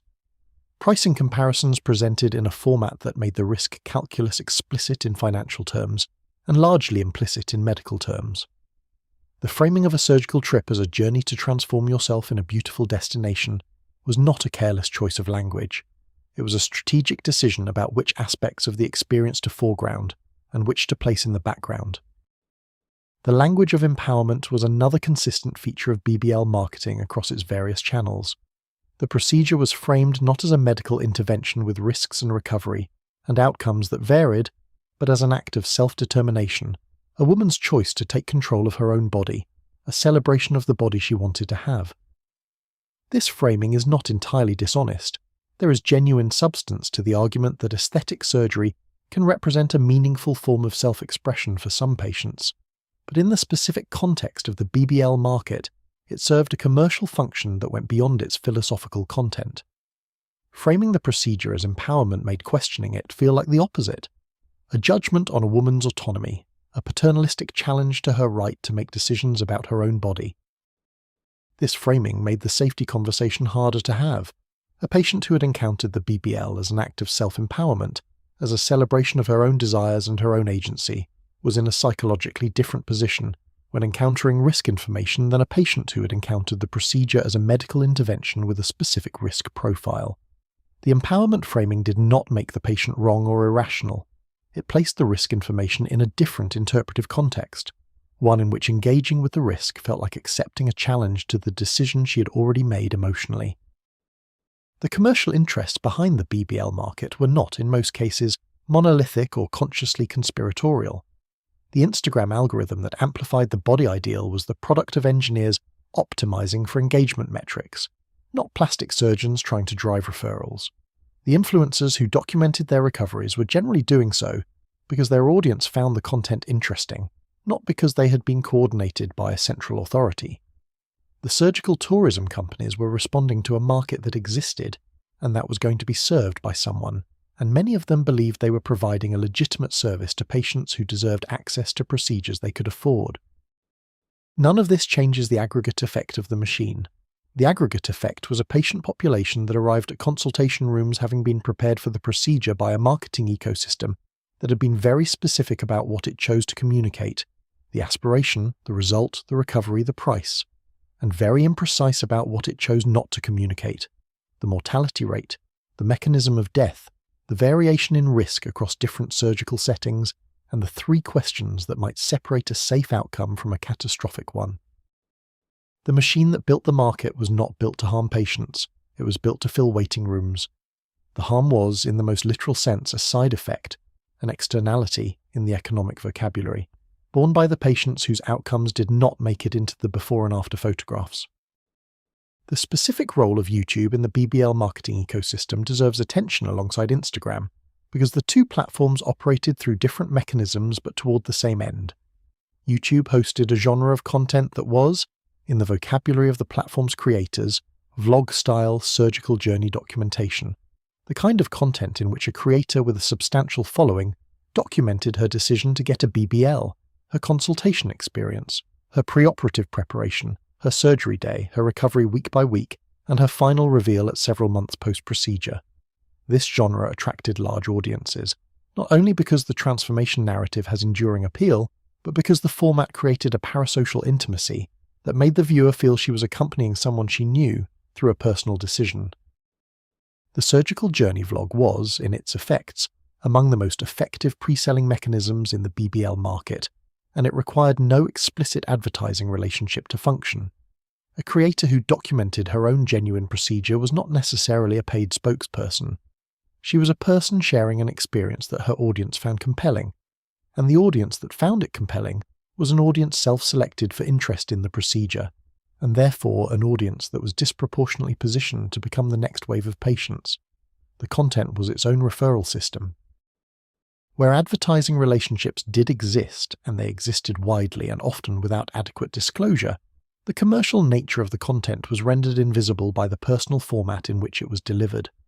The audience for a creator's surgical journey could not reliably tell whether the clinic she used had offered her a discounted or complimentary procedure in exchange for the documentation, because the format of the content made no provision for this information to appear prominently, and the regulatory framework that required its disclosure provided inadequate enforcement to ensure that the requirement was met.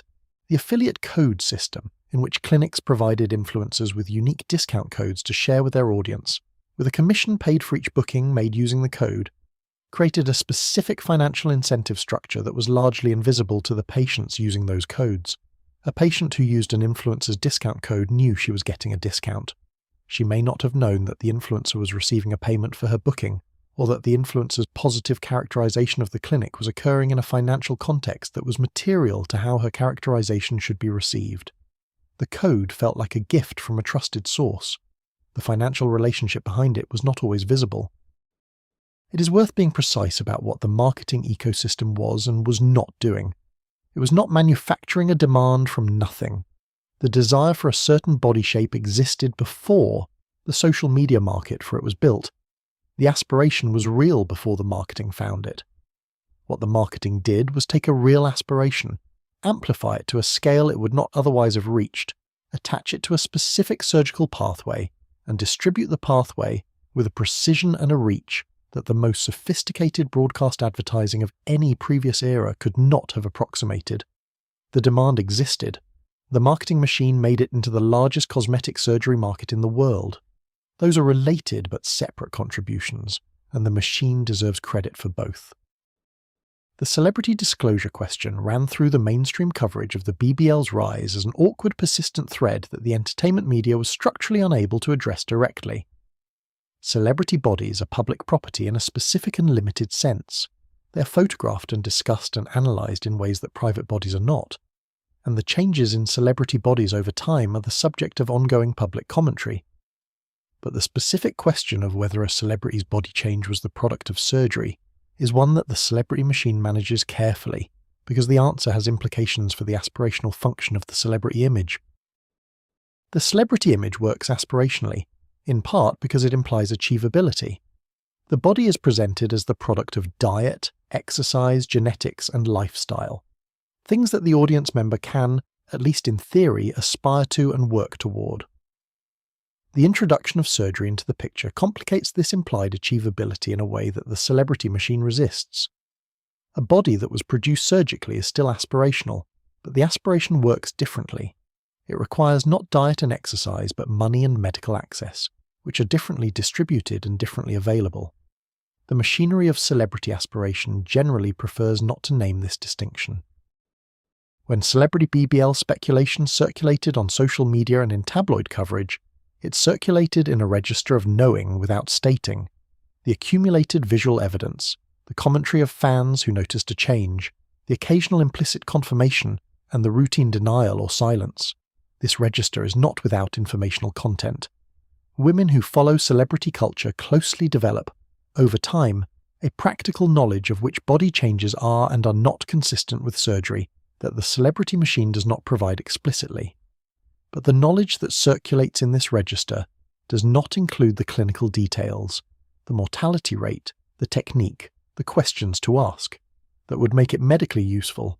It is knowledge of the existence of the option without knowledge of the risk profile of the option.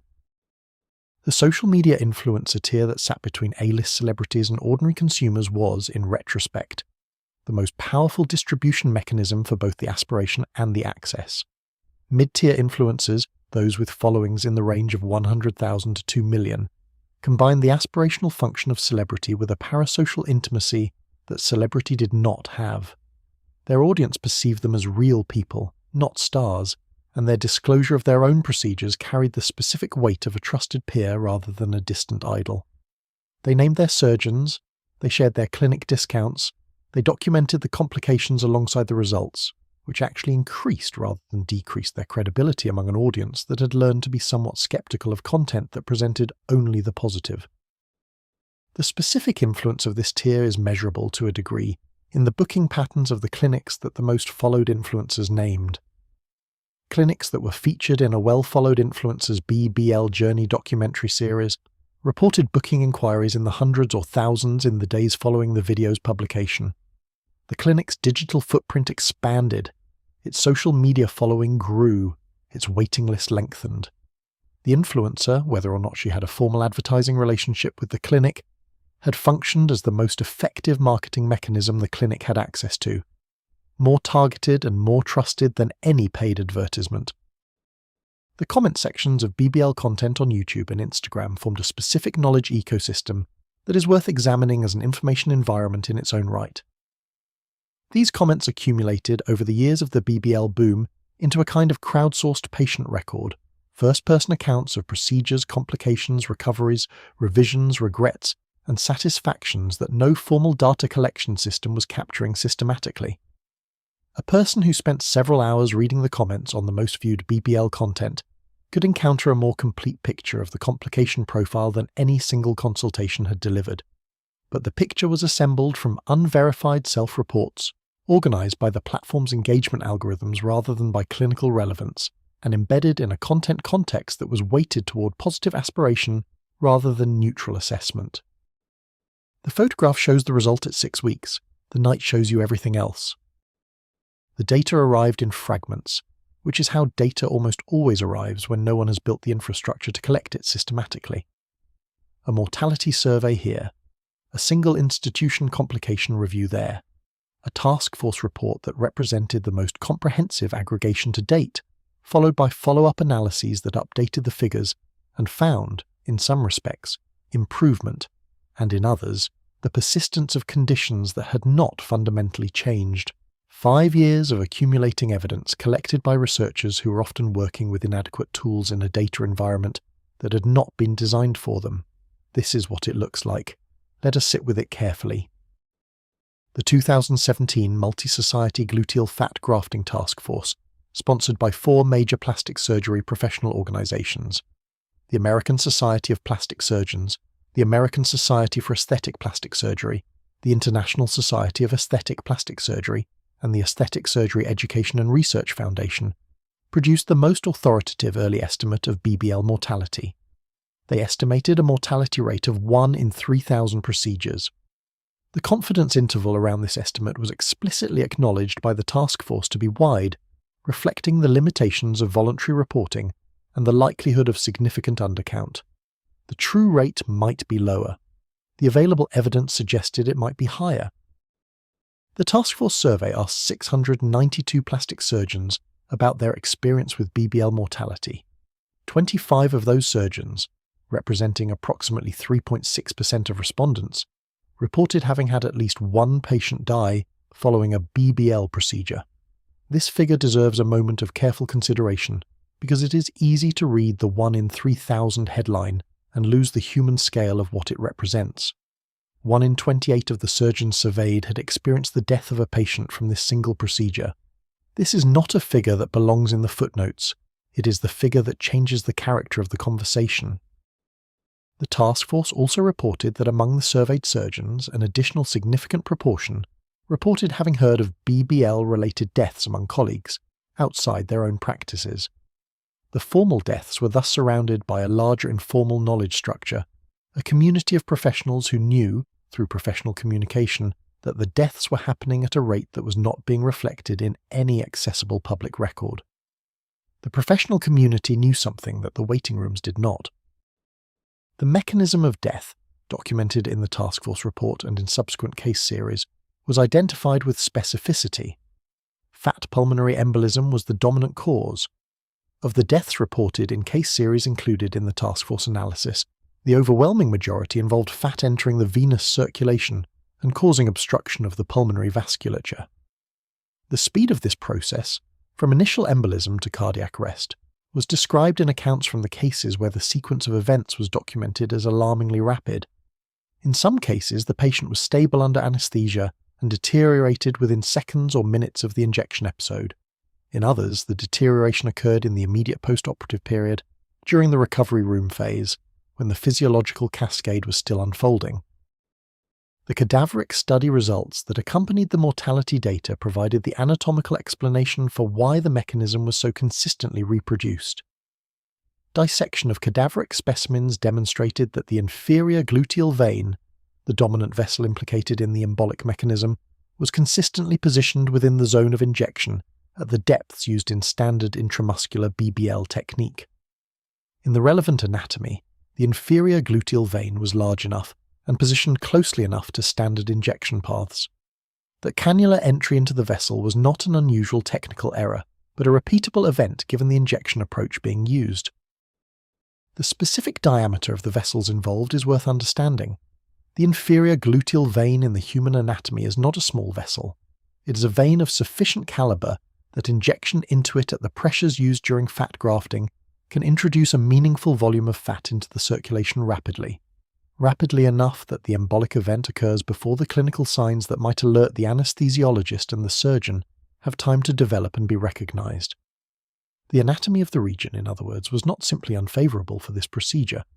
It was, in the specific technical configuration that the procedure had developed, close to maximally dangerous. The follow-up data published in the years after the task force report tracked the degree to which the professional guidance was translating into changed practice among the surgeons who received it.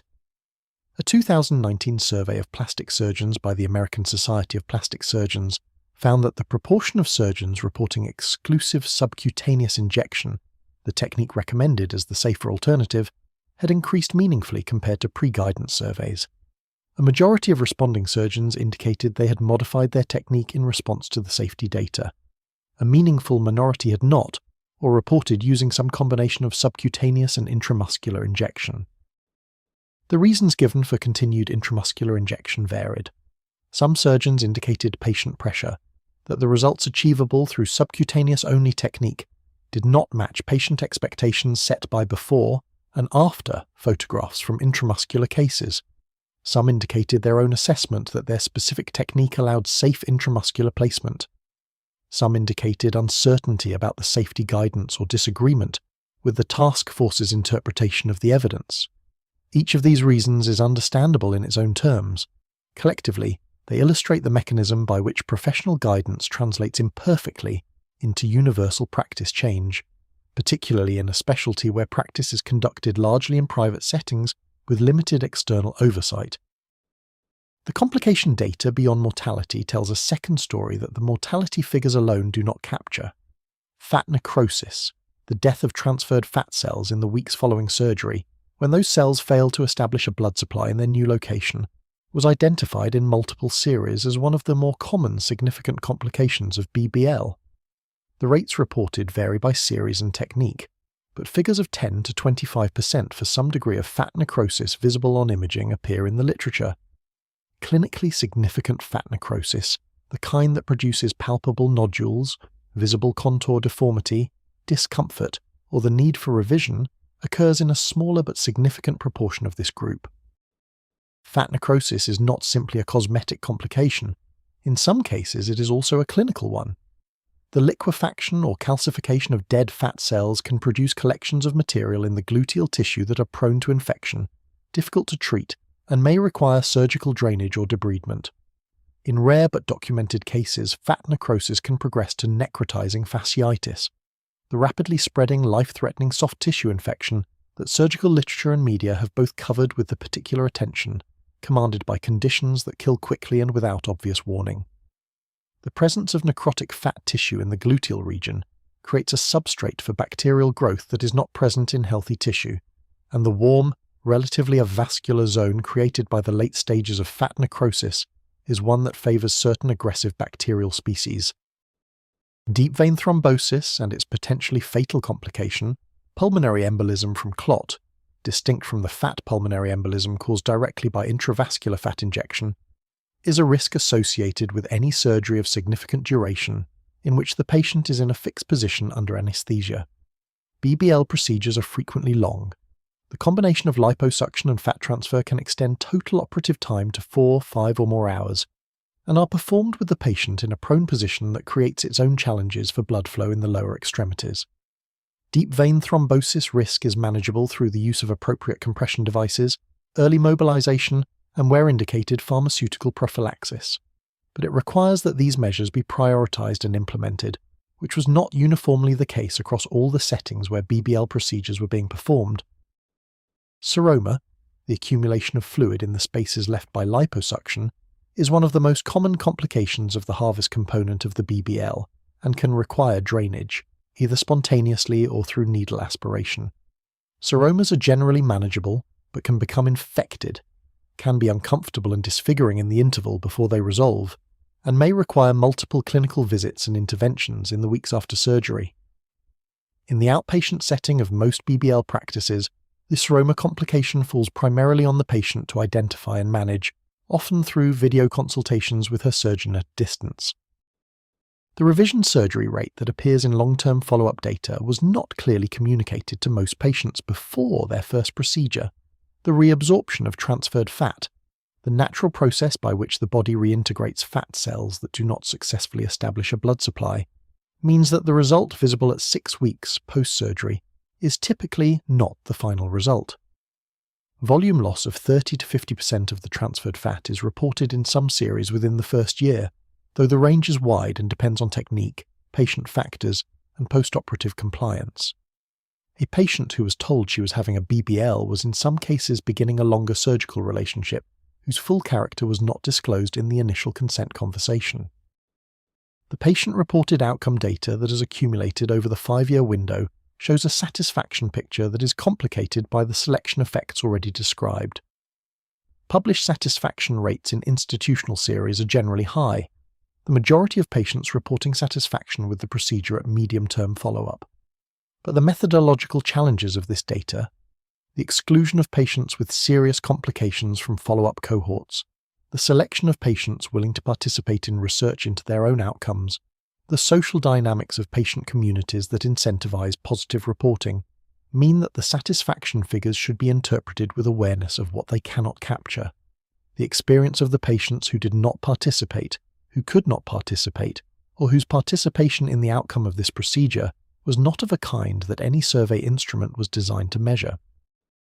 The voluntary reporting problem sits at the center of everything, uncertain about the BBL mortality estimate, and it deserves a careful unpacking because it affects not just the accuracy of the number, but the direction of the inaccuracy, which is to say, whether the true mortality rate is likely to be higher or lower than the documented one. The task force figure of 1 in 3,000 was derived from a survey of board-certified plastic surgeons, a population that is, by definition, the most regulated, most professionally accountable, most likely to be aware of the guidance and to be performing the procedure with the safest available technique. If this population reports a mortality rate of 1 in 3,000, the population of surgeons operating outside this professional accountability framework, the non-board certified, the unlicensed, the practitioners in unaccredited facilities, is almost certainly reporting to no one and almost certainly experiencing worse outcomes. The direction of the bias is unambiguous. The documented figure is a best-case estimate for the profession's most careful practitioners. The true figure for the full BBL market, including all providers at all levels of accreditation and credential and technique quality, is higher than the documented figure, plausibly significantly higher. The question of how much higher cannot be answered with the data that exists, because the data that would answer it requires the kind of systematic reporting that was not in place during the peak adoption years and that remains incomplete now. The comparison procedures in the mortality literature offer context that was largely absent from the patient-facing information environment during the BBL boom. Liposuction, with an estimated mortality rate of approximately 1 in 47,000, carries a mortality risk that is roughly 15 times lower than the BBL. Breast augmentation, at approximately 1 in 57,000, carries a mortality risk that is roughly 19 times lower. These are not exotic safety benchmarks. These are the most common cosmetic surgical procedures in the United States, procedures for which the risk communication has been standardized over decades, and for which patients generally have a reasonably accurate prior about the magnitude of the risk. The patient who enters a BBL consultation carrying the same general assumption about cosmetic surgical risk that she would carry into a liposuction or breast augmentation consultation is not in possession of accurate information about what she is considering. The procedures are in the same broad category, elective cosmetic surgery under anesthesia, but they are not in the same risk category, and the communication about this distinction was not occurring consistently in the consultation rooms of the peak adoption years. The anesthesia mortality statistics add another layer to the comparative risk picture that was rarely made explicit.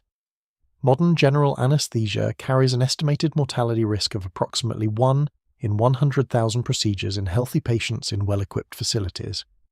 The BBL mortality rate at 1 in 3,000 is approximately 33 times higher than the baseline risk of the anesthesia itself, which means that the procedure-specific risk of the BBL, rather than the background risk of the anesthetic, accounts for the vast majority of the elevated mortality.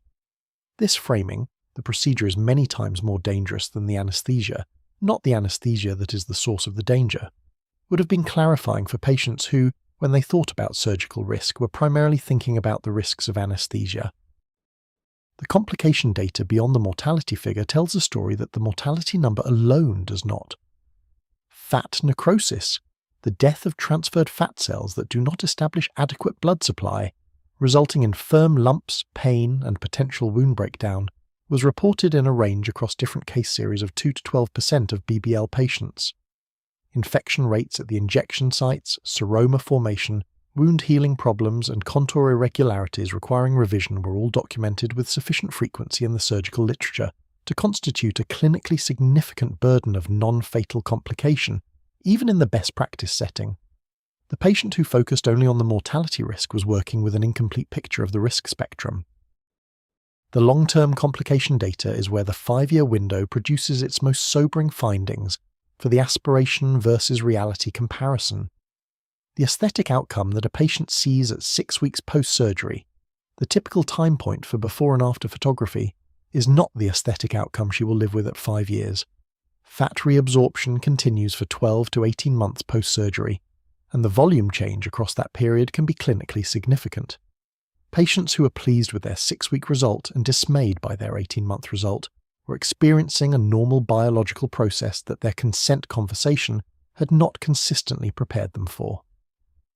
The revision rate in 5-year follow-up studies from well-conducted practices runs at figures that range from 15 to 30%, depending on the definition of revision and the patient population studied. What 5 years of numbers shows, examined carefully, is a procedure that carries a genuine aesthetic benefit for many patients, a genuine safety risk that is the highest of any elective cosmetic procedure, a complication and revision rate that is clinically significant even in optimal settings, and an outcome trajectory over time that is more variable than the 6-week photograph suggests. This is not a condemnation of the procedure. It is a description of what the numbers actually contain. The full picture that the aspiration economy surrounding the BBL was not designed to communicate, and that the consent landscape of the peak adoption years did not consistently produce. 5 years. Fragments. The best numbers available from an imperfect system trying to counter harm it was not fully equipped to see. Hold them lightly, not because they don't matter, but because they represent the edge of what is known, and beyond that edge is the experience of everyone the data did not reach. If you are drifting now, let yourself go. The story will be here when you wake, or you can let it carry you through the night.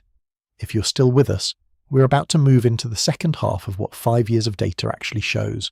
The market, the response, the women, and the pattern underneath all of it.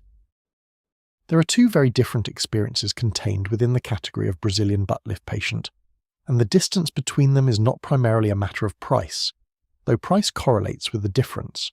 It is a matter of categorical distinction in the safety of what is being offered, in the qualifications of who is offering it, in the environment in which the procedure is conducted, and in the information the patient received before she walked through the door.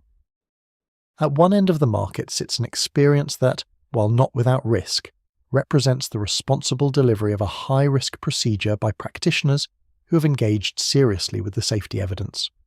A board-certified plastic surgeon, certified specifically by the American Board of Plastic Surgery, or its international equivalents, not by the various organizations that have adopted similar-sounding names with significantly less rigorous credentialing processes, operating in a facility that has obtained and maintains accreditation from a recognized body. A board-certified anesthesiologist managing the patient's sedation and airway, monitoring the physiological parameters that would give the earliest warning of a fat embolic event. Appropriate monitoring equipment, pulse oximetry, capnography, arterial line in some high-risk cases.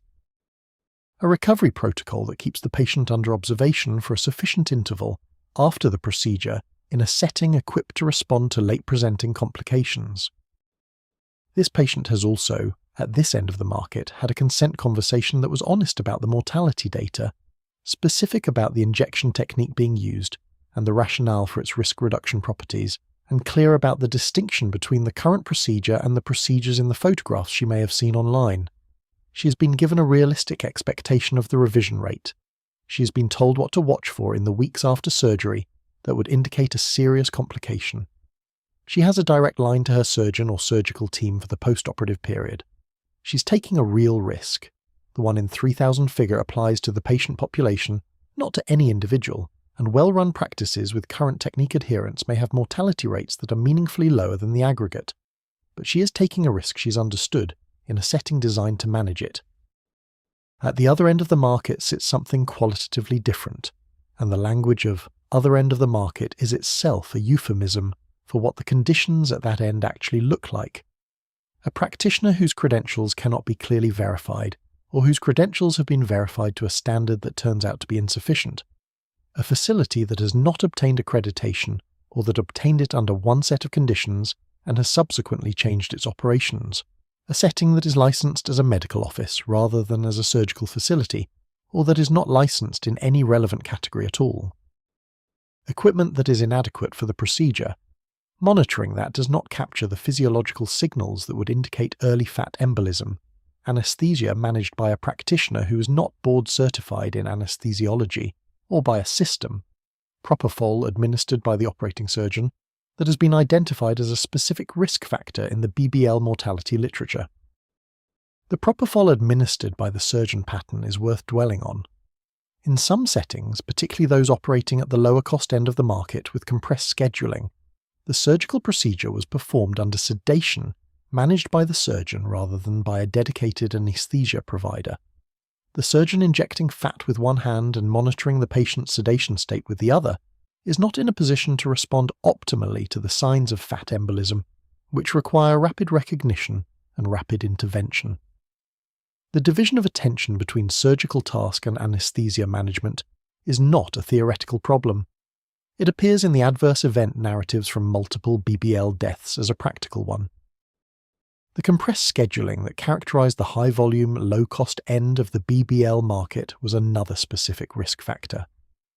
Performing multiple BBL procedures per day, the scheduling that maximized revenue per day for a practice, with overhead to cover and a patient waitlist to work through, meant that each procedure was conducted under time pressure, that recovery monitoring between cases was abbreviated, and that the physiological and attentional resources of the surgical team were depleted across the course of a long day in a way that created conditions for the kind of errors and oversights that longer recovery intervals and less compressed scheduling would have reduced. Florida became the documented center of the dangerous end of the BBL market in the United States, and the specific regulatory history that produced this situation is worth understanding. Florida's framework for office-based surgery, surgical procedures performed in a physician's office rather than in a hospital or accredited ambulatory surgical center, had, as of the early 2000s, requirements that were less stringent than those in many other states. Physicians could perform procedures under anesthesia in office settings with fewer facility requirements than a licensed surgical center would impose. The inspection and enforcement of even the existing requirements was inconsistent. This regulatory environment attracted practitioners who were either genuinely unable to meet the standards required for hospital or ambulatory surgical center practice, or who calculated that the cost savings from operating in a less regulated setting were commercially preferable to the cost of compliance with higher standards. Some of these practitioners were competent surgeons making rational commercial decisions in a permissive environment. Some were practitioners whose credentials did not meet the standards required for the more regulated settings. The regulatory environment made it difficult to distinguish between these groups from the outside. The deaths that received media coverage in Florida during the peak years of the BBL boom share characteristics that read, in retrospect, as a checklist of the risk factors that the professional safety literature was identifying: non-accredited facilities, multiple procedures per day, sedation managed by the surgeon, inadequate monitoring, rapid transfer to emergency services when complications occurred, transfer that represented the first time appropriate medical infrastructure was available for the patient in question. The emergencies reached hospitals that were equipped to attempt resuscitation. In most of the documented cases, resuscitation was not successful.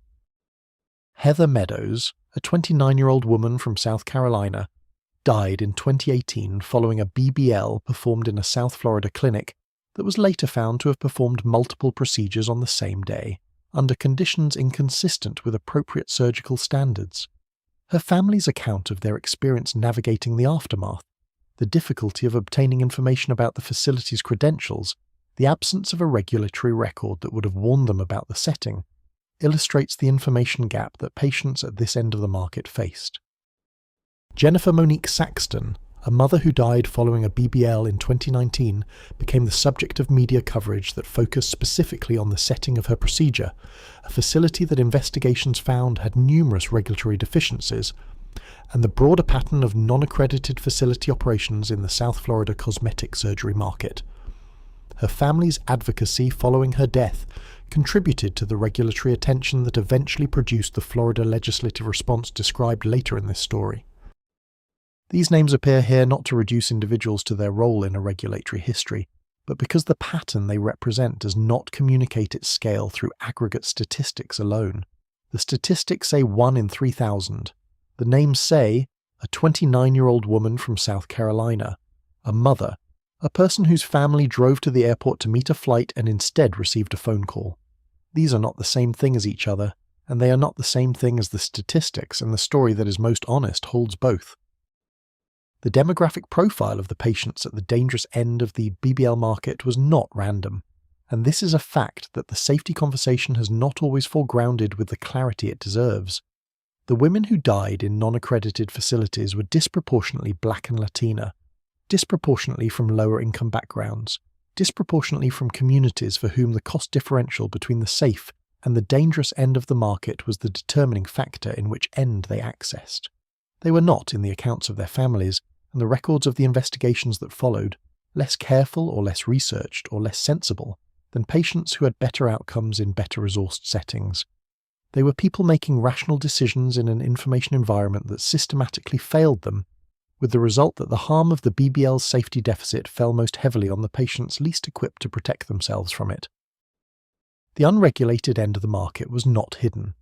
The practices that were operating below acceptable standards were visible, reachable by search engine, operating in open view in commercial real estate, along streets in South Florida and Dallas and Los Angeles.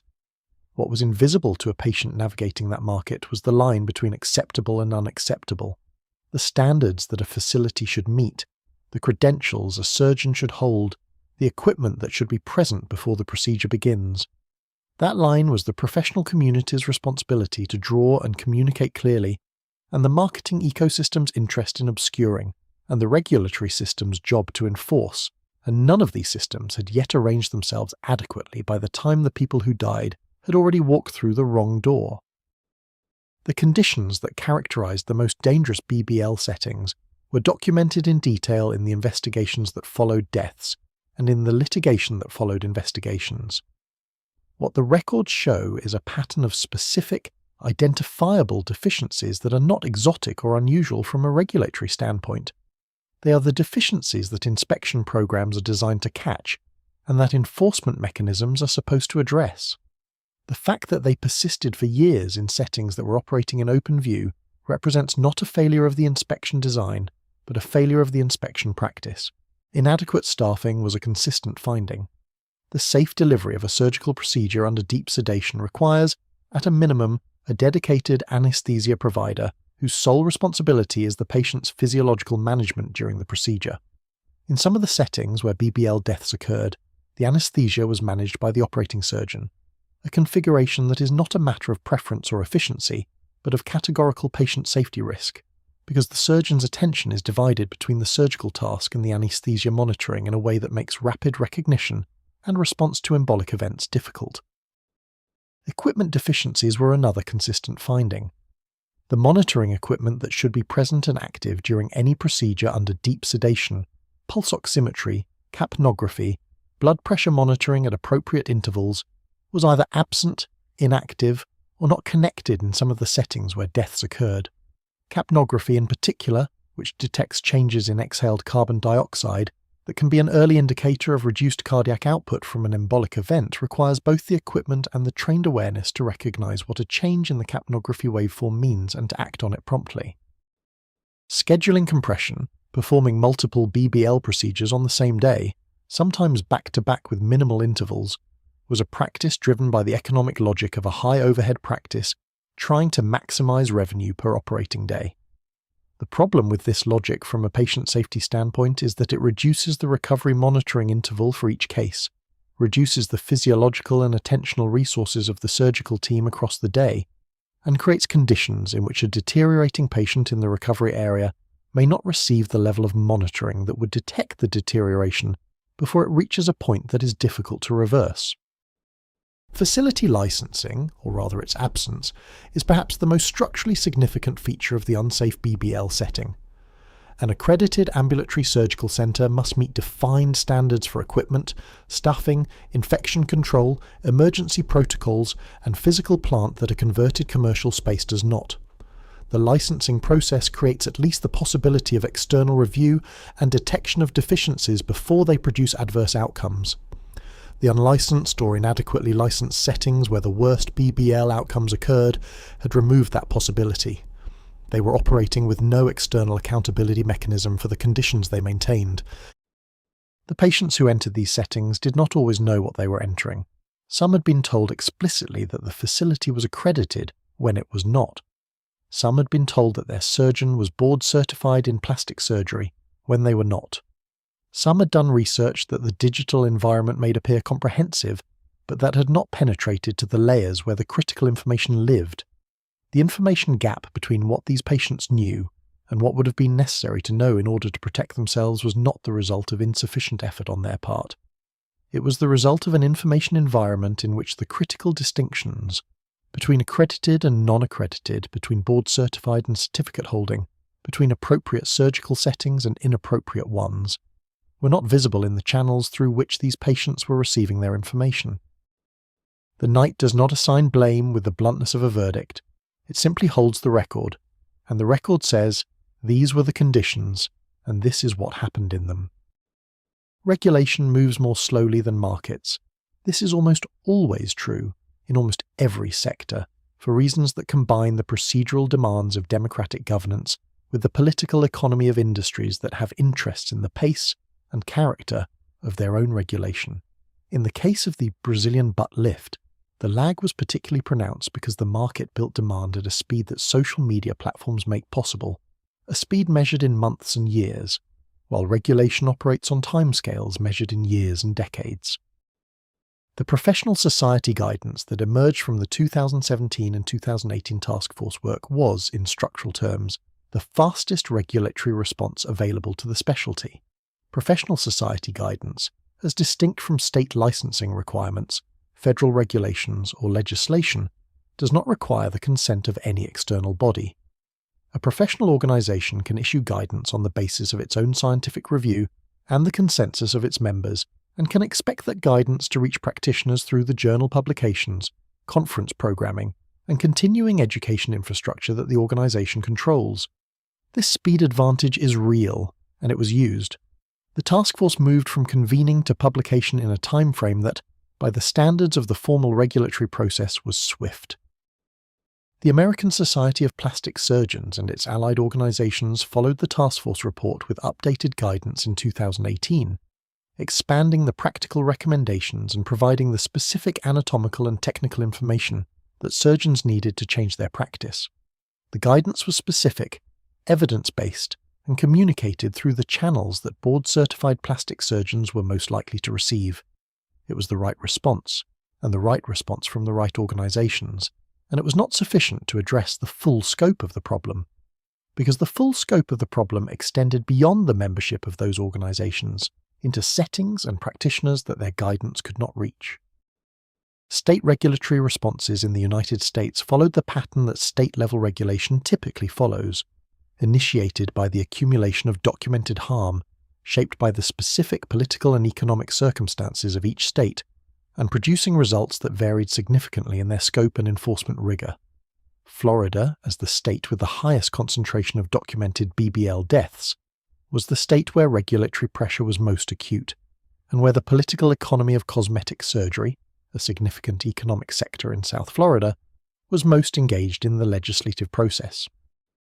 In 2019, Florida enacted legislation that required physicians performing procedures under general anesthesia or deep sedation in office-based settings to hold board certification in a specialty that is clinically relevant to the procedure being performed, and to maintain hospital staff privileges at a nearby hospital for the same procedure. The legislation also strengthened the inspection and enforcement framework for office-based surgery settings, including more frequent inspections and expanded grounds for disciplinary action following adverse outcomes. These requirements were improvements. Board certification requirements in specialties relevant to the procedure raised the minimum competence bar in a meaningful way. Hospital privilege requirements add an external credentialing check that had previously been absent for office-based procedures. Stronger inspection frameworks create at least the possibility of detecting and acting on facilities that are operating below the minimum standard before an adverse outcome occurs. Patient safety advocates and medical ethicists who reviewed the Florida legislation found it meaningful and insufficient in the same breath. Board certification requirements are only as good as the certifying bodies whose certificates they recognize, and the cosmetic surgery market had, over the preceding decade, seen the proliferation of certifying bodies whose names closely resembled those of the established boards, but whose standards for certification were substantially less rigorous. A legislative requirement for board certification that does not specify which boards meets the definition of the requirement without meeting its intent, unless the enforcement framework includes a mechanism for distinguishing between boards of equivalent standing and boards of merely equivalent naming. Hospital privilege requirements are similarly limited by the quality of the credentialing process at the hospitals whose privileges are required. Hospital credentialing is not uniform. In smaller or less academically oriented hospitals, privilege granting may reflect collegial relationships, referral patterns, or the hospital's own economic interests in maintaining a relationship with a surgeon's practice, rather than a rigorous independent assessment of the surgeon's competence. A legislative requirement that physicians hold hospital privileges sets a floor, but does not specify the height of that floor. Texas, California, and several other states enacted similar legislation through the early 2020s, each responding to its own cluster of documented adverse outcomes.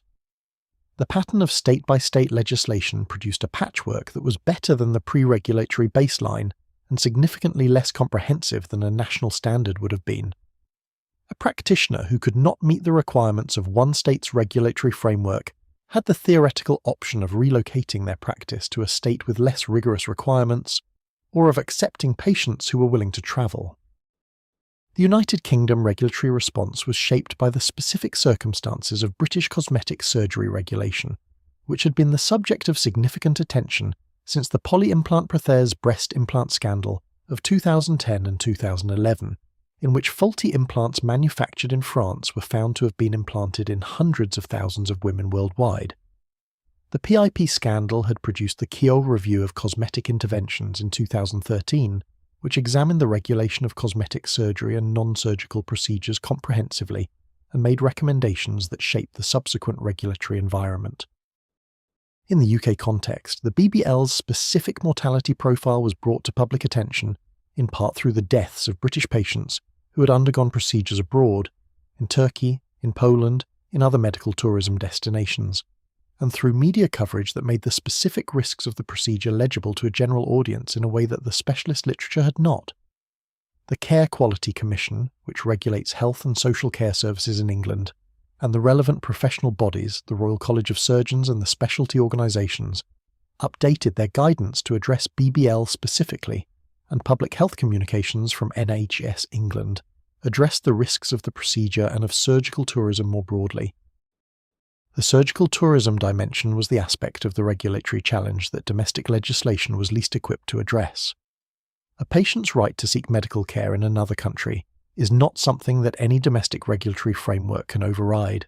The patient who chose a Turkish clinic for her BBL, for cost or access reasons or simply because the marketing was effective, was exercising a freedom that regulation in her home country could inform but could not constrain. The mechanism available to regulators was information, clear, prominent, honest communication about the risks of the procedure and of the specific risks associated with surgical tourism, particularly in settings where the ability to verify provider credentials was limited. Some countries moved toward national registers of cosmetic surgery adverse events, systems by which complications and deaths following cosmetic procedures would be reported to a central registry, allowing pattern detection and trend analysis that voluntary reporting had not enabled. The UK moved in this direction, as did Australia. The development of these registries was significant, both for the data they would generate and for the cultural shift they represented. The acknowledgement that cosmetic surgery outcomes are a matter of public health interest, not merely private commercial transactions between willing parties. The international dimension, the question of whether there can or should be internationally coordinated standards for the delivery of cosmetic surgical procedures, remained largely unresolved.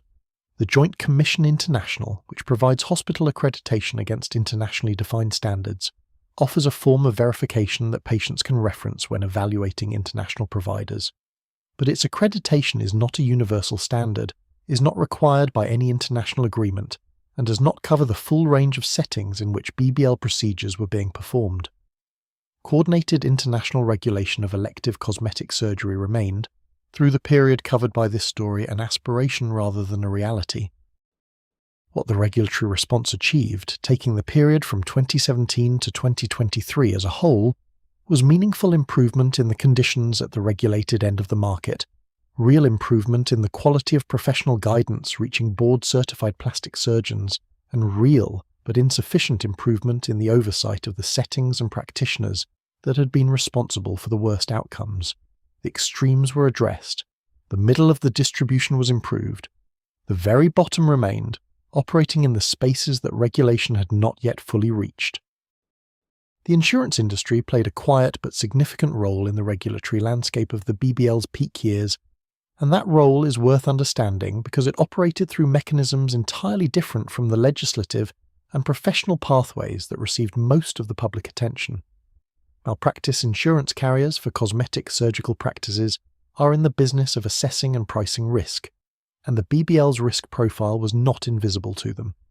Several major malpractice carriers began imposing specific underwriting requirements for BBL procedures in the years following the task force guidance. Requirements that included board certification in relevant specialties, accredited facility requirements, and in some cases specific technique attestations. When a malpractice carrier requires a specific facility standard as a condition of coverage for a procedure, the economic incentive to meet that standard is real in a way that professional society guidance alone cannot create. A surgeon who cannot obtain malpractice coverage for BBL procedures performed in a non-accredited setting is a surgeon who either obtains accreditation or stops performing the procedure in that setting. The insurance mechanism is not perfect. It applies only to practitioners who carry the relevant insurance, which is not universal at the dangerous end of the market, but it represents a form of financial accountability that the legislative framework, at its best, reinforces and that it cannot, at its worst, fully replace. The litigation that followed BBL deaths also played a role in the regulatory landscape, not only in the specific justice it produced or failed to produce in individual cases, but in the broader accountability signal it sent to the market. Wrongful death claims following BBL deaths reached settlements that, in some cases, were significant enough to represent a real financial cost to the practices and their insurers. This cost, the realization of the financial liability that the mortality risk created, was itself a form of market signal. The practices that received the largest adverse judgments were often those operating at the most dangerous end of the market, and the consequences for those practices, closure, regulatory attention, loss of insurance, reduced in some cases the capacity of the most dangerous operators to continue. The limits of litigation as a regulatory mechanism are well understood and relevant here. Litigation requires that the harm occur before accountability begins. It requires the family of a person who died to navigate a legal process that is expensive, prolonged, and emotionally demanding, often against defendants with significantly greater legal resources. It produces compensation, in some cases, but not prevention. And the discovery process of litigation, which can reveal internal documents showing what a practice or industry knew about a risk and when they knew it, produces accountability for past harm without necessarily preventing future harm in settings that were not defendants in the particular lawsuit. What the combination of professional guidance, state legislation, insurance underwriting requirements, and litigation produced was a safety improvement that was real and uneven simultaneously. Real because the conditions at the accredited, board-certified end of the market genuinely changed. Uneven because the settings and practitioners at the dangerous end of the market were reached by each of these mechanisms with varying effectiveness, and because the overall architecture of accountability for cosmetic surgical risk in the United States and internationally remained incomplete as of the period covered by this story. The international regulatory response varied significantly by jurisdiction in ways that reflect the different structures of cosmetic surgery oversight across healthcare systems. In the United Kingdom, where the cosmetic surgery sector has been the subject of periodic concern since the PIP implant scandal of the early 2010s, in which polyurethane foam-coated silicone implants manufactured by a French company using non-medical grade silicone were found to have a significantly elevated rupture rate. The regulatory machinery was at least primed for cosmetic surgery safety concerns when the BBL mortality data began accumulating. The UK response to the BBL safety evidence included updated professional guidance from the relevant surgical bodies, but also something that the United States framework made more difficult: a degree of coordination between professional guidance and National Health Service policy that is not available in a predominantly private healthcare system. NHS trusts that performed cosmetic procedures could incorporate professional society guidance into institutional policy in a way that created a more uniform implementation across participating facilities. Private practice remained variable, but the institutional coordination mechanism existed in a form that the fragmented US system could not replicate. The European Union framework presented yet another configuration. The medical device regulation that came into force in the EU in 2021 had implications for the oversight of devices used in cosmetic surgery, including the cannulas and processing equipment used in BBL procedures, but the regulation of the procedures themselves remained primarily a matter of national professional licensing and facility accreditation, which varied across member states in a way that created specific geographic variation in the regulatory environment available to European cosmetic surgery patients. The social media regulation question intersected with the BBL safety story in a way that generated significant policy discussion but limited legislative action in most jurisdictions. The argument that platforms should be required to ensure that content promoting cosmetic procedures includes standardized risk disclosures, that an influencer documenting a BBL procedure should be required to include the relevant mortality statistics in the same disclosure space as her affiliate code, was made by patient safety advocates and some legislators during the peak adoption years. The counter-argument centered on free expression and the practical difficulty of requiring medical disclosures from non-medical content creators prevailed in most regulatory discussions.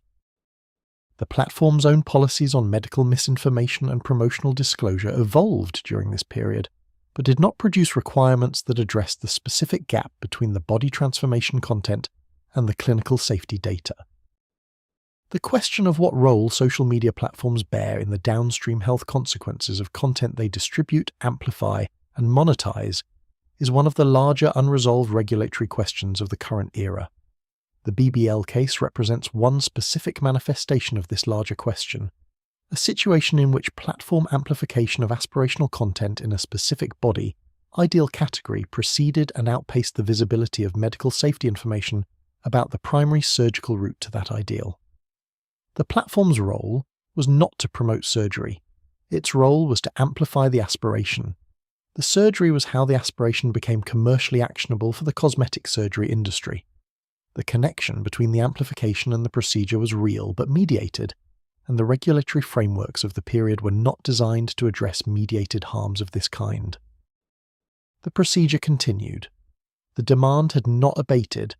The waiting rooms continued to fill, and the gap between what was known and what was communicated, between the professional safety record and the public body of knowledge about the procedure, remained wide enough to contain the outcomes that the aggregate statistics express, and that the individual names behind those statistics do not.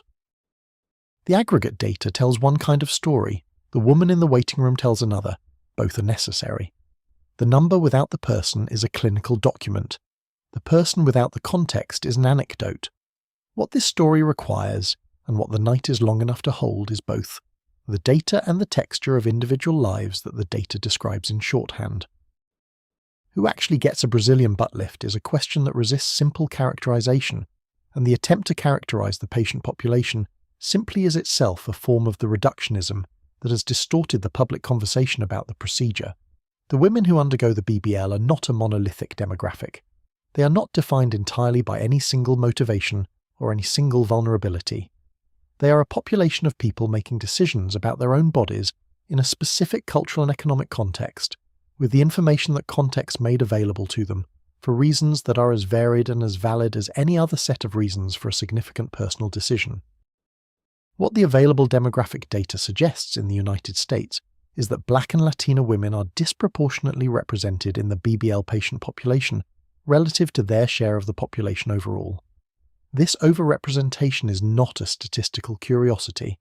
It reflects the specific cultural resonance that the body ideal associated with the procedure has in communities where that aesthetic, full hips, pronounced buttocks, the particular hourglass proportion that the BBL promises, has a long history of celebration that predates the social media moment that brought it to mainstream visibility. The relationship between cultural body ideals within a community and the adoption of surgical procedures to achieve those ideals is not simple or unidirectional. The same culture that celebrates a body shape does not automatically produce demand for surgery to achieve it. The path from cultural ideal to surgical demand runs through an economic system in which the ideal is marketed, an information system in which the procedure is presented as the route to the ideal, and a class and income structure that determines which route is accessible to whom. The overrepresentation of Black and Latina women in the BBL market is a function of all of these factors operating together, not of any single one. The age distribution of BBL patients has been one of the more concerning aspects of the procedure's demographics. Significant numbers of patients in their early 20s have sought the procedure, and in markets with less rigorous age restrictions, including some surgical tourism destinations, patients in their late teens have accessed it. The developmental stage of the body in early adulthood is relevant. The body continues to change in ways that affect fat distribution through the 20s, meaning that the result achieved at 22 may not be the result at 32 regardless of surgical revision, and that the risk-benefit calculation appropriate for a younger patient may be different from the calculation appropriate for an older one. The psychological dimension of the decision in younger patients is also relevant. Risk perception is not uniform across the lifespan. Young adults are, as a group, more susceptible to optimism bias, the tendency to underestimate the likelihood that negative events will happen to oneself, than older adults. They are also more susceptible to the specific social comparison pressures that the Instagram age exploits most effectively, because social identity formation in young adulthood is heavily dependent on comparison with peers and with the aspirational models that peer culture provides. The patient who is 22 and scrolling through before and after photographs is in a different psychological position than the same patient at 35, and the consent conversation that addresses her specifically, that takes account of her developmental stage and her particular relationship to the risks involved, is not the same conversation as the one that would be appropriate for a more mature patient. The motivations that patients have described in the patient-reported outcome literature, in online community discussions, and in the clinical accounts of surgeons who have taken the time to document them carefully, are genuinely varied. Some women describe what they experience as a disproportion in their natural body shape, a narrow hip structure that makes clothes fit awkwardly, or that produces a figure they experience as out of alignment with the rest of their physique. The desire for aesthetic harmony in one's own body is not trivial, and the experience of its absence is not trivial either, and it deserves to be taken seriously, rather than dismissed as vanity by a culture that is simultaneously promoting the ideal that feels absent.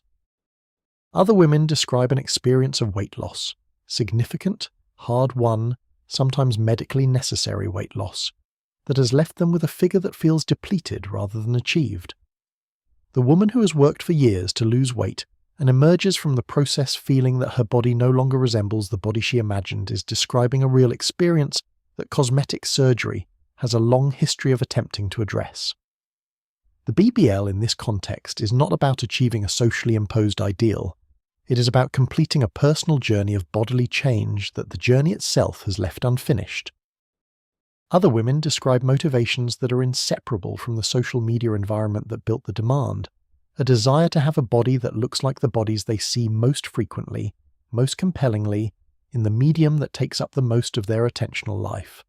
The social comparison dynamic is explicitly present in some patient accounts in ways that are both honest and, from a psychological standpoint, worth attending to carefully. A decision driven primarily by the desire to resemble an image encountered on Instagram is not identical to a decision driven by a personal embodied sense of what one's own body should feel like, and the psychological outcomes of surgery in these two cases may not be the same.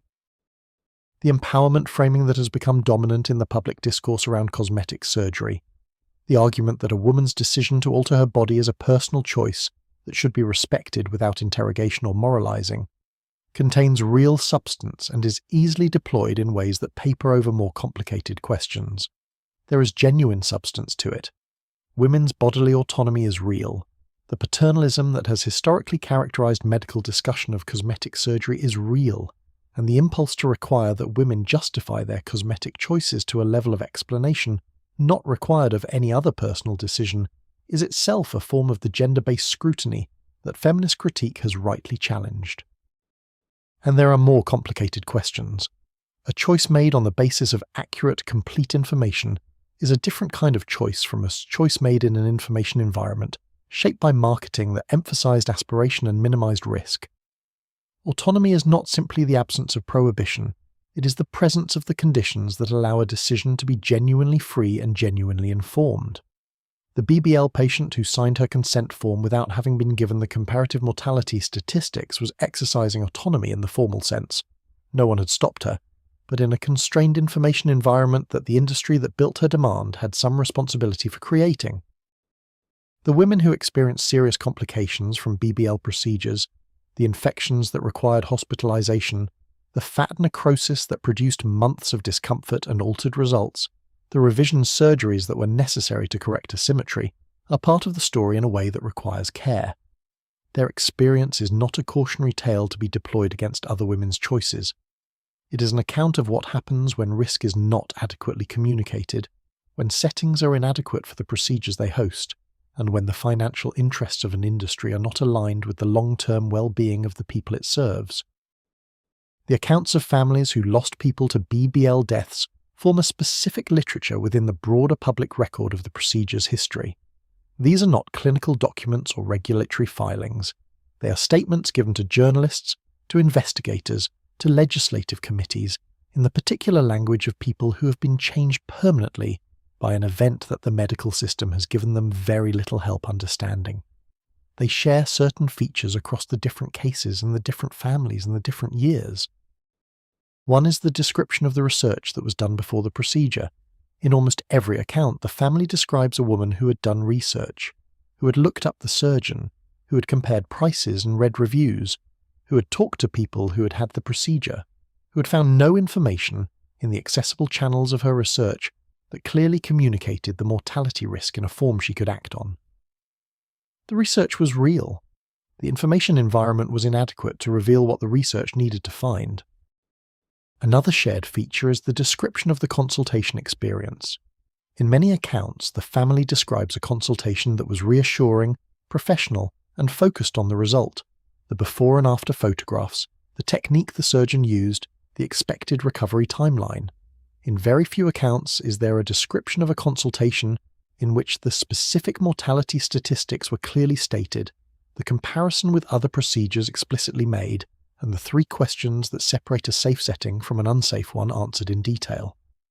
The consultations that did include these elements appear in the accounts of patients who survived and who have become advocates for better consent. Their accounts are, in that respect, instructive in both directions. The advocacy that has emerged from bereaved families is among the more significant forces in the BBL safety reform story, and it is advocacy that was not chosen. These families became public figures, spokespeople, legislative witnesses not because they sought visibility, but because the death of a person they loved made the private cost of a public failure visible in a form that private data and specialist journal articles cannot make visible. A mortality rate is a number.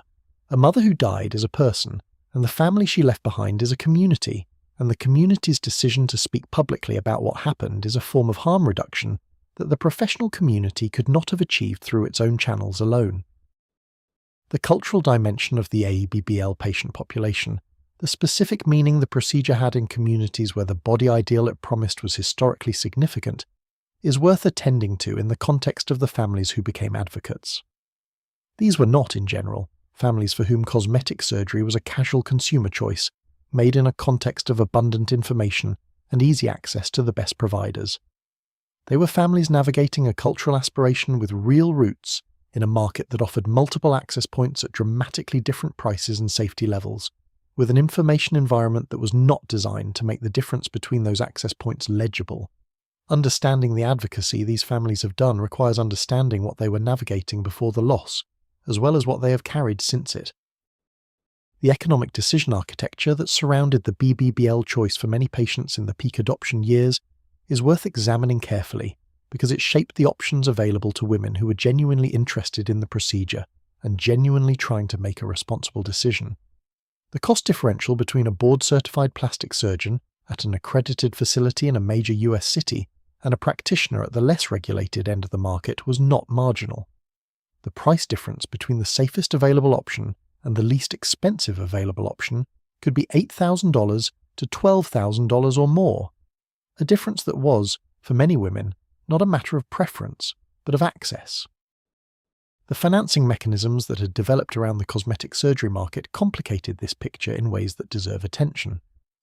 Medical financing products, credit lines specifically structured around cosmetic procedures, offered at promotional rates that converted to high interest rates after the promotional period, managed by companies with commercial relationships with cosmetic surgery practices, were widely available and widely used. A woman who could not pay for a safe procedure out of pocket might find that she could finance a less safe procedure on terms that placed the financial cost well into the future.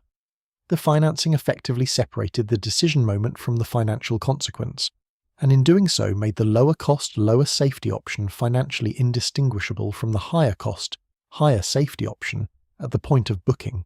The women who chose the less expensive option were not, in general, making a choice to accept lower safety. They were making a choice under conditions of imperfect information, often without the knowledge that the safety differential between the options they were considering was as large as it was, and often without access to the specific accreditation and credential information that would have made the safety differential visible. The presentation of multiple price options in the same aesthetic register, the same Instagram feed, the same before and after format, the same recovery timeline, did not make the safety differences legible at the moment of decision. The body ideal as a project is a concept that the sociologist Ali Hochschild developed in a different but related context. The idea that maintenance of the socially desirable body has become, in certain cultural registers, not a preference but a form of labour, with all the economic and time implications that labour carries. In the BBL context, this framing illuminates something specific.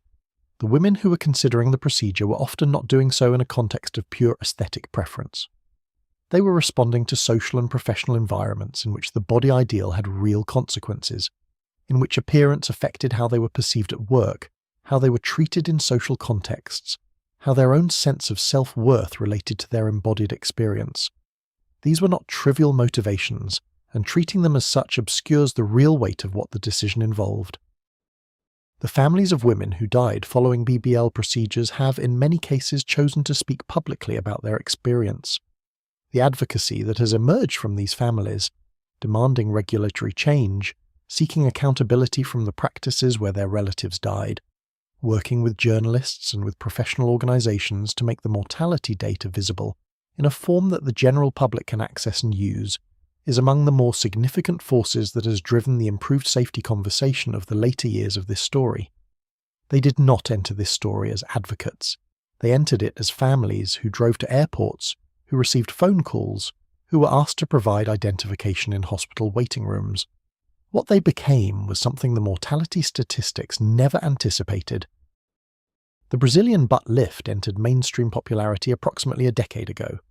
The peak years of the procedure's adoption, roughly 2015 to 2020, with the steepest growth curve in the period 2016 to 2018, have now produced a patient population that is far enough out from their surgeries to generate the kind of long-term outcome data that early adopters of any medical procedure cannot provide. 5 years is not a complete picture. For a procedure with the volume of adoption that the BBL achieved in its peak years, 5 years is nevertheless a substantial data set. It shows things that 3 years could not show, and things that 1 year could not even begin to reveal. The long-term outcome data for BBL is, like all the BBL data, imperfect. The fundamental infrastructure problem that limited the quality of the short-term safety data, the absence of a national or international registry through which BBL patients could be systematically enrolled and followed over time, constrain the long-term data in the same way. What exists comes from several sources: single institution retrospective series from practices that maintain their own follow-up records, prospective studies from academic plastic surgery programs that had the research infrastructure to enroll and track patients from the point of procedure, patient-reported outcome surveys conducted through professional organizations or independent research teams, and the records of the hospitals and clinics that have treated the complications that did not present to the original operating surgeon. These sources are valuable. They are also subject to the selection effects that afflict all voluntary data sources in medicine. Practices that maintain rigorous follow-up records tend to be the practices that are delivering the highest quality of care. The ones with the infrastructure for systematic documentation are also the ones with the clinical systems for optimal patient management. The patients enrolled in prospective studies tend to be drawn from the patient population of academic centres, which may differ from the broader BBL patient population in ways that affect outcomes. The patients who respond to follow-up surveys are not identical to the patients who do not respond, and the reasons for non-response, including the experience of serious complications, the reluctance to relive a difficult experience, or simply having moved on with their lives in ways that made participation inconvenient, are not random with respect to outcome. With these limitations acknowledged, the 5-year outcome data shows the following picture. Fat survival, the percentage of transferred fat that remains viable and contributes to the final aesthetic result, is one of the most clinically significant and most variable outcomes in the BBL literature. The fundamental challenge is biological. The transferred fat cells require the establishment of a new vascular supply in their host location in order to survive long-term. This process, called neovascularization or revascularization, occurs in the weeks following surgery, as new blood vessels grow into the transferred tissue from the surrounding tissue bed. Cells that are successfully vascularized survive and integrate into the tissue. Cells that are not resorbed, a process that occurs gradually over the weeks and months following surgery. The proportion of transferred fat that survives varies significantly across the literature, with published rates ranging from approximately 35% to 80%, depending on technique, patient factors, and the specific measurement methodology used. Volume-averaged estimates for typical patients cluster in the range of 50 to 60% survival at 1 year, meaning that roughly half the transferred volume may be reabsorbed in the first year following surgery. The practical implication that the 6-week result is typically not the final result, that significant volume loss may occur between the initial result and the stable long-term outcome, was communicated clearly to some patients and not clearly to others. The timing of fat resorption matters for patient experience. The most significant volume loss tends to occur in the first 3 to 6 months following surgery, as the cells that were not successfully vascularized are cleared by the body's normal metabolic processes. Patients who were not clearly informed about this process, who were given the impression that the 6-week result was the stable result, experienced the subsequent volume loss as an unexpected and disappointing complication rather than as a normal feature of fat transfer that had been anticipated and accounted for in the treatment plan. Revision surgery appears in the long-term data with a frequency that was not routinely disclosed in pre-procedure consent conversations during the peak years of BBL adoption. The published revision rate varies by series and by how revision is defined, whether it includes any additional fat grafting procedure to supplement volume loss, or only surgical interventions to correct a complication or significant asymmetry. But rates of 15 to 30% of patients seeking some form of revision within 3 to 5 years appear across multiple series. At the higher volume practices whose results are most extensively documented in the literature, the revision consultation has become a predictable part of the BBL patient relationship, not a failure of the original procedure, but an expected element of the longer surgical journey. The patient who was told that the BBL was a single definitive procedure that would produce a stable, permanent result, and this description appears in patient accounts from the peak years of the procedure, was told something that the long-term data does not support as a general description of what to expect. Some patients do achieve stable results from a single procedure that persist without significant change over the 5-year window. Others experience volume loss that they find clinically or aesthetically significant, and for whom revision is a real consideration. The variation is real, and the inability to predict in advance which patient will fall into which category is a limitation of the current science. Long-term complications that did not present in the immediate post-operative period but emerged over the months and years following surgery represent a category of outcome that is perhaps the least well documented in the BBL literature, because it requires follow-up infrastructure that was not consistently present. Fat necrosis that was not symptomatic in the early post-operative period may become symptomatic as the dead tissue undergoes calcification, hardening into palpable nodules that can be uncomfortable and that may alter the texture or contour of the treated area. Seromas that were not drained in the early period may persist as chronic fluid collections. Fibrous tissue that forms in the wake of fat resorption may create irregularities of texture or contour that are not visible in the first weeks but become apparent over months. Psychological outcomes at long-term follow-up present the most contested and methodologically complex picture in the BBL literature. Cosmetic surgery in general has a research literature on psychological outcomes that is both substantial and difficult to interpret, because the research instruments used, the patient population studied, and the outcomes measured vary enormously across studies, and because the psychological dimensions of body image satisfaction are complex, multidimensional, and do not reduce easily to the scales and questionnaires that clinical research typically employs. What the available literature on BBL psychological outcomes suggests is that body image satisfaction improves substantially for most patients in the period immediately following surgery and through the first year, and that this improvement is correlated with, but not perfectly predicted by, the physical outcome of the procedure. Patients who had realistic expectations and good aesthetic outcomes tend to report high satisfaction. Patients who had unrealistic expectations or who experienced significant complications tend to report lower satisfaction. This finding is not surprising and is consistent with the cosmetic surgery psychology literature more broadly. What is less well documented, and what the 5-year timeframe begins to illuminate, is whether the initial body image improvement is sustained over time. Some patients in follow-up series report persistent satisfaction with their decision at 5 years. Others report a return of body dissatisfaction as the novelty of the result fades, and as the comparison target, the social media images that drove the initial demand, continues to evolve. The body ideal that the BBL was designed to approximate in 2016 was not identical to the body ideal circulating on Instagram in 2021, and the patient whose result was achieved against the 2016 standard found herself at 5 years in a different relationship to the prevailing ideal than she had been at 6 weeks. This dynamic, the shifting of the aspiration target in an era of algorithmically driven image culture, is not unique to the BBL and is not unique to cosmetic surgery. It is a feature of any market in which the product promises to close the gap between what is and what the culture defines as ideal, in a context where the ideal is itself in constant motion. The problem was not foreseen by most patients at the point of their initial procedure. It is documented in the 5-year follow-up data in the form of patients who achieved their intended result and subsequently felt it was insufficient, not because the result had changed, but because the target had.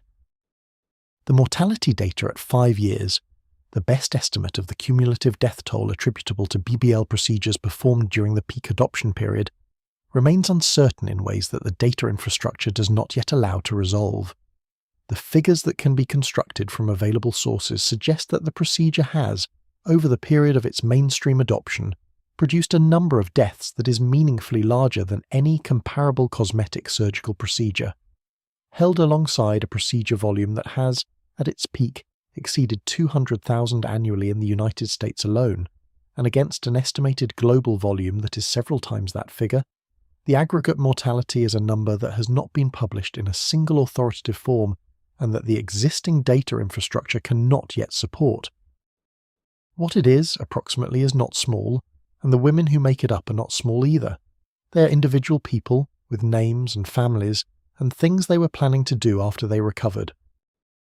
The data on BBL revision surgeries deserves specific attention because the revision rate was one of the most consistently misrepresented aspects of the patient information landscape during the procedure's peak adoption years. The before and after photograph that appears in a clinic's portfolio or on an influencer's feed is a single point-in-time snapshot, typically taken at 6 to 12 weeks post-surgery. It does not show what the result looks like at 1 year, at 2 years, or at 5 years, and in the case of fat transfer, the temporal dimension of the result matters substantially. the biological process that determines fat transfer outcomes, the establishment of a blood supply to transferred fat cells in the weeks following surgery, followed by the reabsorption of cells that did not successfully vascularize, is variable across patients, techniques, and practitioners in ways that the current science cannot fully predict in advance. The proportion of transferred fat that survives long-term is influenced by the volume transferred relative to the tissue's capacity to support vascularization, by the fat processing technique used, by the injection technique and the consistency of placement in the subcutaneous plane, by the patient's compliance with post-operative sitting restrictions, and by individual patient factors including smoking status, diabetes, and tissue vascularity. In the 5-year follow-up data from practices that have tracked patients systematically, a clinically and aesthetically significant proportion of patients have sought revision procedures. The motivations for revision vary. Some patients experience volume loss that they find unacceptable relative to the result they achieved immediately post-surgery. Some experience asymmetry, differences between the two sides, that become more apparent as swelling resolves and the final volume distribution becomes fixed. Some develop fat necrosis that alters the texture or contour of the treated area in ways that the aesthetic result cannot accommodate. Some are simply dissatisfied with an outcome that does not match the aspiration that drove the original procedure. The revision surgery is not a trivial event. It involves a second round of liposuction to harvest additional fat, a second round of fat processing, and a second round of injection in the same anatomical zone where the primary mortality risk originates. The cumulative risk profile of a patient who undergoes a primary BBL and one or more revision procedures is not simply additive. The scarring from the primary procedure, the changes in the vascular anatomy of the treated area, and the fat cell populations available for reharvesting from the donor sites create a clinical environment that is different from the primary case, and that requires the same careful attention to technique and monitoring as the original procedure. The cost accumulation associated with revision surgery was another dimension of the BBL patient experience that marketing materials did not communicate. The initial procedure represented a significant financial commitment, $10,000 to $15,000 or more at credentialed practices in the United States, lower at less regulated providers, and variable internationally. The revision procedure represented an additional cost commitment, often at a similar price point, that patients who had not been informed about the revision rate were not planning for. The patient who budgeted for a single procedure and found herself facing the cost of a second or third was in a financial position that the aspiration had not prepared her for. The body image trajectory over 5 years post-BBL is one of the least well-documented aspects of the long-term outcome picture, partly because it requires longitudinal psychological assessment that is expensive to conduct, difficult to retain participants for, and produces data that the cosmetic surgery industry has limited incentive to fund. The available evidence suggests a pattern that is familiar from the cosmetic surgery psychology literature across procedures. Substantial initial improvement in body image satisfaction, gradual decay of that improvement over the following years as the novelty of the result fades, and a return, in some proportion of patients, to the level of body dissatisfaction that motivated the original procedure. This pattern, the happiness curve that rises steeply post-surgery and gradually declines, does not argue against the procedure. Some patients report sustained satisfaction over the full 5-year window. The pattern argues, however, against the characterization of the BBL as a definitive resolution of body image concerns rather than a temporary and variable one. The patient who understands, before the procedure, that the psychological benefits of a good surgical outcome tend to be sustained but not permanent, and who has other elements of a body image and self-concept that do not depend on the surgical result, is in a different position to weather the psychological arc than the patient, for whom the procedure carried the full weight of her relationship with her body. The knight holds all of this with the steadiness of something that has been holding things for a long time.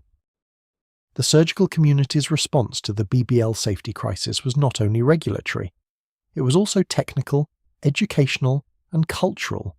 A genuine shifting of how the professional community thought about and approached the procedure. And in the years following the 2017 and 2018 Task Force guidance, there have been measurable changes in how the BBL is performed, in what patients are told about it, and in the conditions under which responsible practices offer it. These changes are real, and they have saved lives. They are also incomplete, uneven across the market, and insufficient to address the full scope of what the data documented.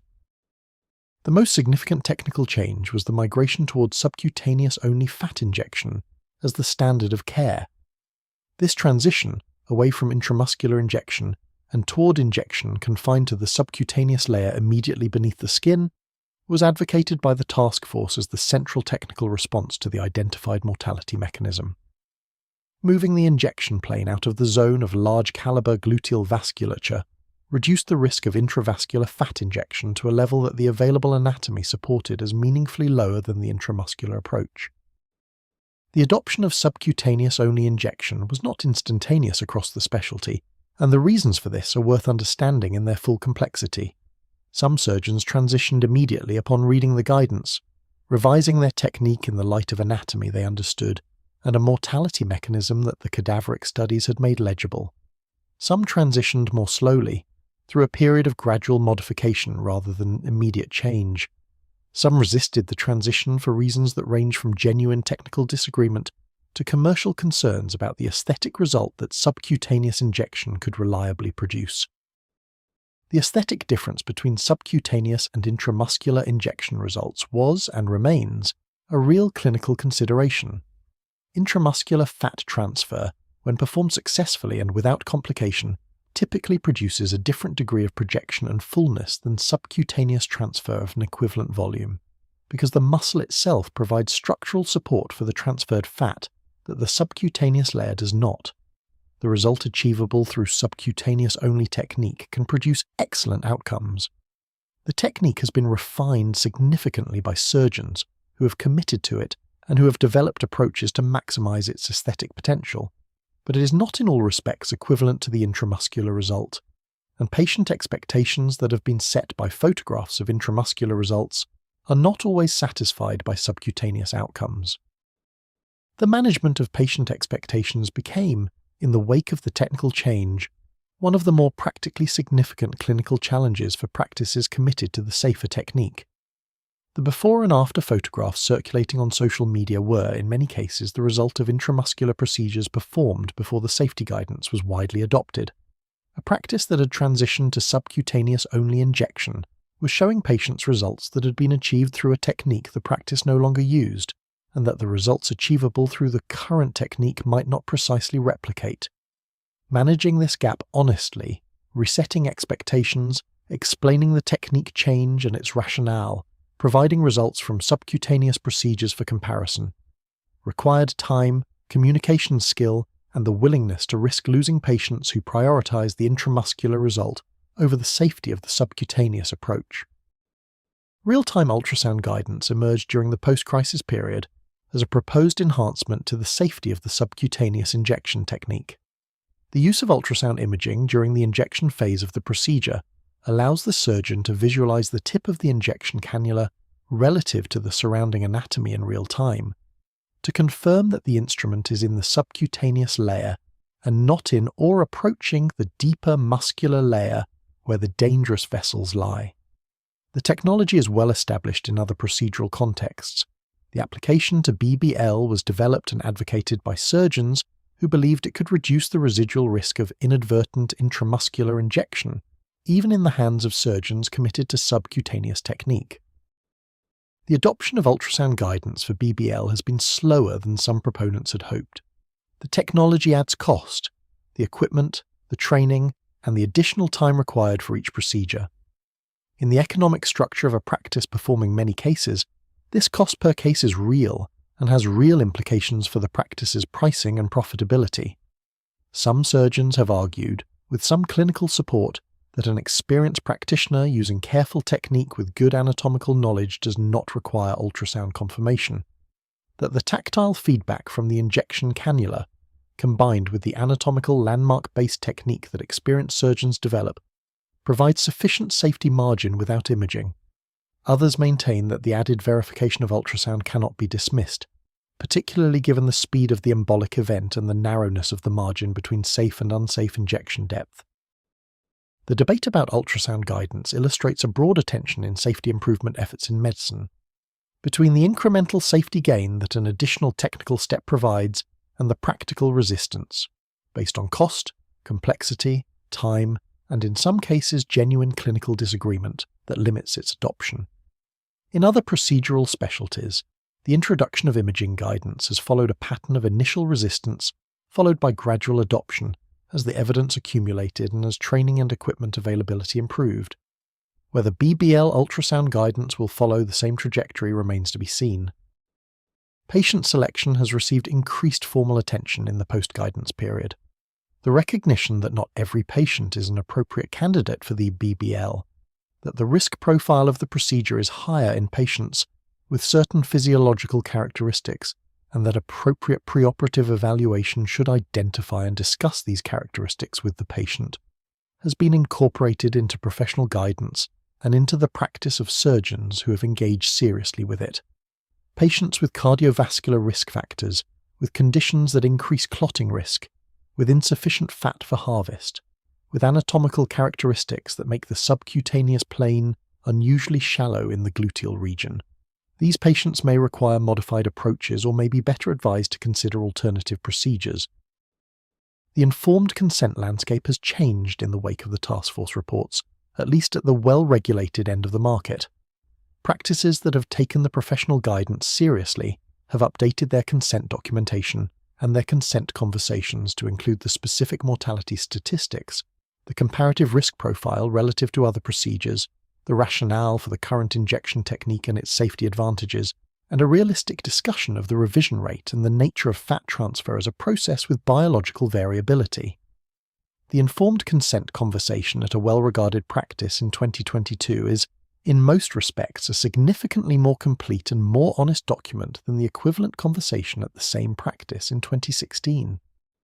What has not changed is the fundamental anatomical reality that the BBL's safety problem is rooted in. The inferior and superior gluteal vessels are still there.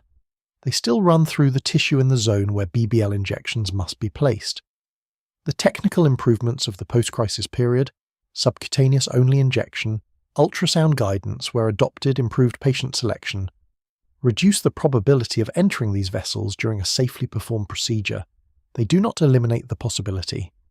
The residual mortality risk of the BBL, performed by a board-certified plastic surgeon in an accredited facility using current best practice technique, remains the highest of any elective cosmetic surgical procedure. Improvement is real. The procedure is still categorically different from other cosmetic surgeries on this specific metric. What has also not changed is the market at the dangerous end of the distribution. The practitioners who are performing the procedure in non-accredited settings with inadequate credentials and inadequate monitoring in 2017 were not, by and large, reading the Aesthetic Surgery Journal or attending the conferences where the task force findings were presented. The regulatory improvements that followed the task force reports reached practitioners through legislative and enforcement mechanisms, requirements that applied to licensed practice in regulated jurisdictions.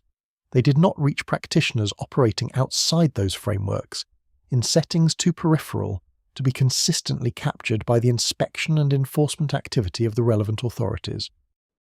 The distribution of BBL risk has changed shape across the period covered by this story. The top end of the distribution, the well-trained surgeon, the accredited facility, the subcutaneous technique, the complete consent conversation, has improved meaningfully.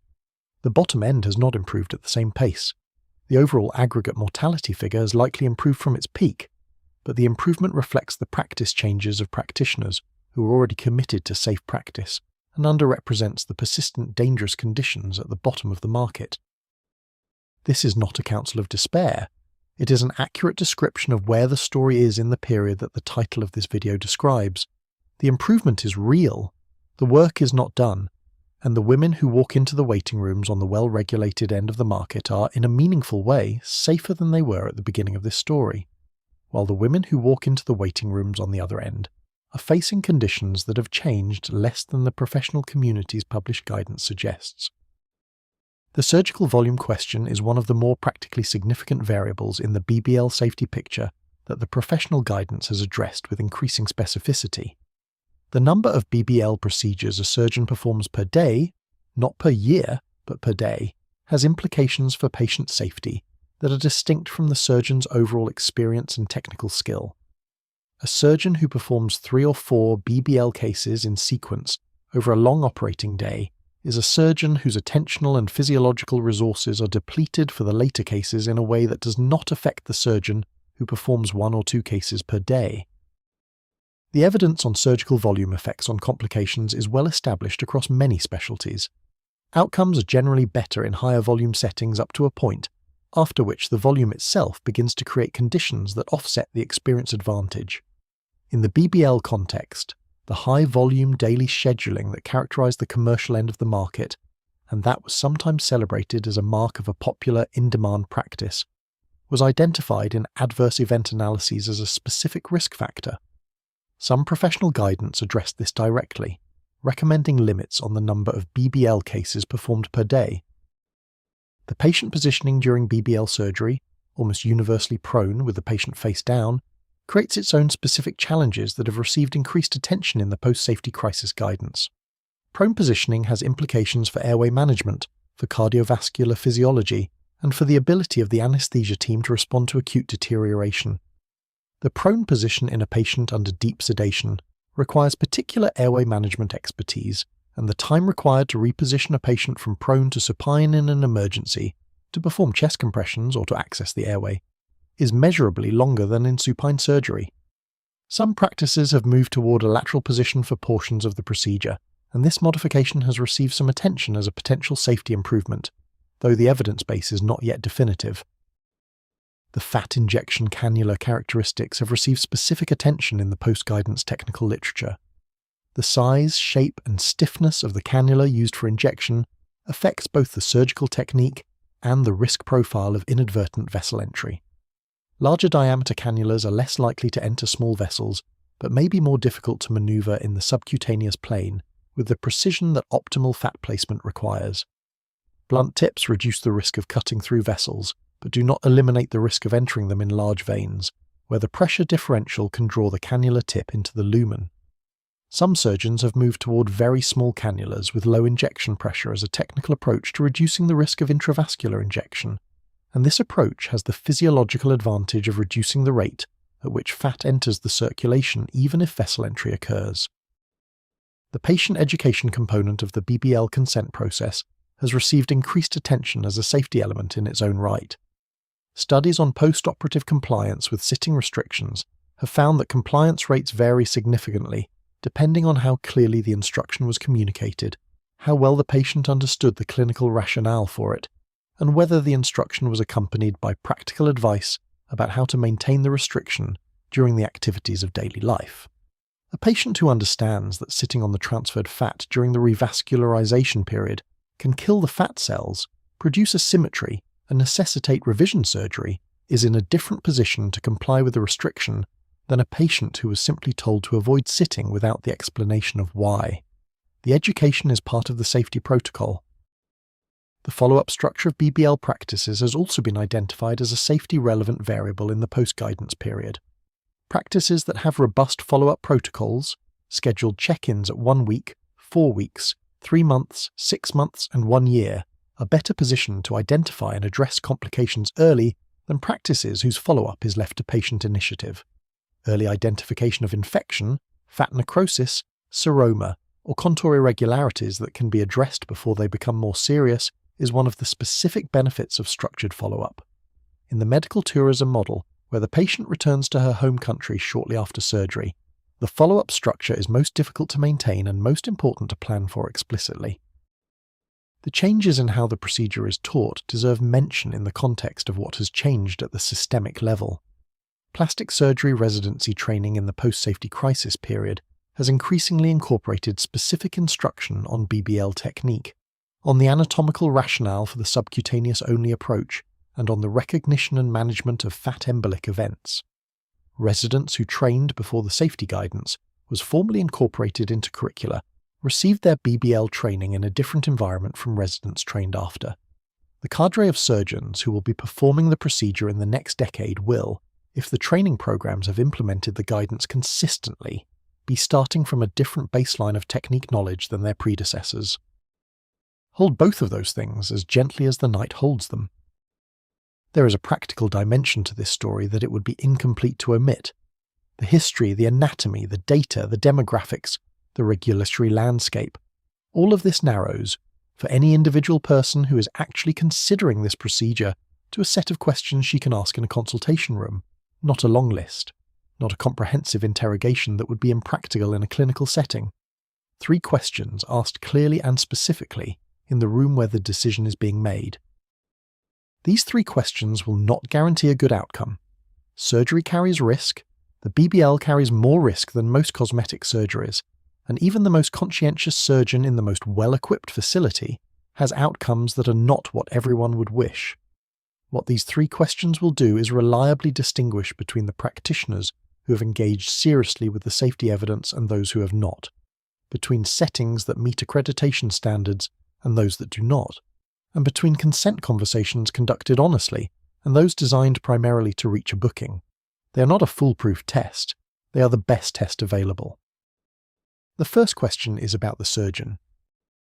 Are you board certified by the American Board of Plastic Surgery, and do you hold hospital staff privileges to perform this procedure? In the United States, board certification in plastic surgery from the American Board of Plastic Surgery, as distinct from the many organizations that have adopted similar-sounding names with substantially less rigorous credentialing standards, indicates that the surgeon has completed an accredited plastic surgery residency, has passed written and oral examinations administered by the board, and practices under a framework of continuing certification requirements that includes ongoing education and ethical standards. It is not a guarantee of competence in any specific procedure, but it is the baseline credential for someone who should be performing the BBL, and its absence is a serious red flag. The proliferation of alternative certifying bodies in the cosmetic surgery space is one of the more confusing features of the landscape from a patient's perspective. The American Board of Cosmetic Surgery, the American Board of Aesthetic Medicine, and various other organizations issue certificates that sound like the kind of board certification a patient should be looking for and are not the same credential. A surgeon whose website says Board Certified Cosmetic Surgeon may hold a certificate from one of these bodies and not from the American Board of Plastic Surgery. The specific name of the certifying board matters, and asking for it specifically, not are you board certified, but are you certified by the American Board of Plastic Surgery, is what gives the question its usefulness. Hospital staff privileges for a procedure indicate that a hospital has independently reviewed the surgeon's qualifications and determined that they are competent to perform that procedure. The hospital credentialing process is imperfect. It varies in rigor across institutions, and the privileges granted sometimes reflect relationships and referral patterns as well as purely clinical assessment, but it represents an external verification of qualifications that a surgeon's own marketing cannot provide. A surgeon who performs cosmetic procedures only in office-based settings and who has never applied for hospital privileges, or who has denied hospital privileges and has not disclosed this, cannot offer the patient any equivalent independent validation. In international markets, the equivalent credentialing should be sought. In the United Kingdom, membership of the British Association of Plastic, Reconstructive and Aesthetic Surgeons indicates accreditation in the specialty. In Turkey, the Turkish Society of Plastic, Reconstructive and Aesthetic Surgery provides equivalent credentialing. In Colombia, the Sociedad Colombiana de Cirugía Plástica y Estética certifies plastic surgeons who have completed accredited training. The specific names of these bodies differ. The principle, seek the nationally recognized specialty board and be suspicious of alternative titles that sound similar, is universal. The second question is about the setting. Is this facility accredited by a recognized accrediting body? And what is your emergency protocol if I have a serious complication during or immediately after the procedure? Accreditation of a surgical facility by the Joint Commission, the Accreditation Association for Ambulatory Healthcare, or the American Association for Accreditation of Ambulatory Surgery Facilities in the US, by equivalent bodies internationally, indicates that the facility has undergone external review and meets defined standards for equipment, staffing, infection control, emergency protocols, and quality management. Accreditation is voluntary in most markets and is not a universal standard.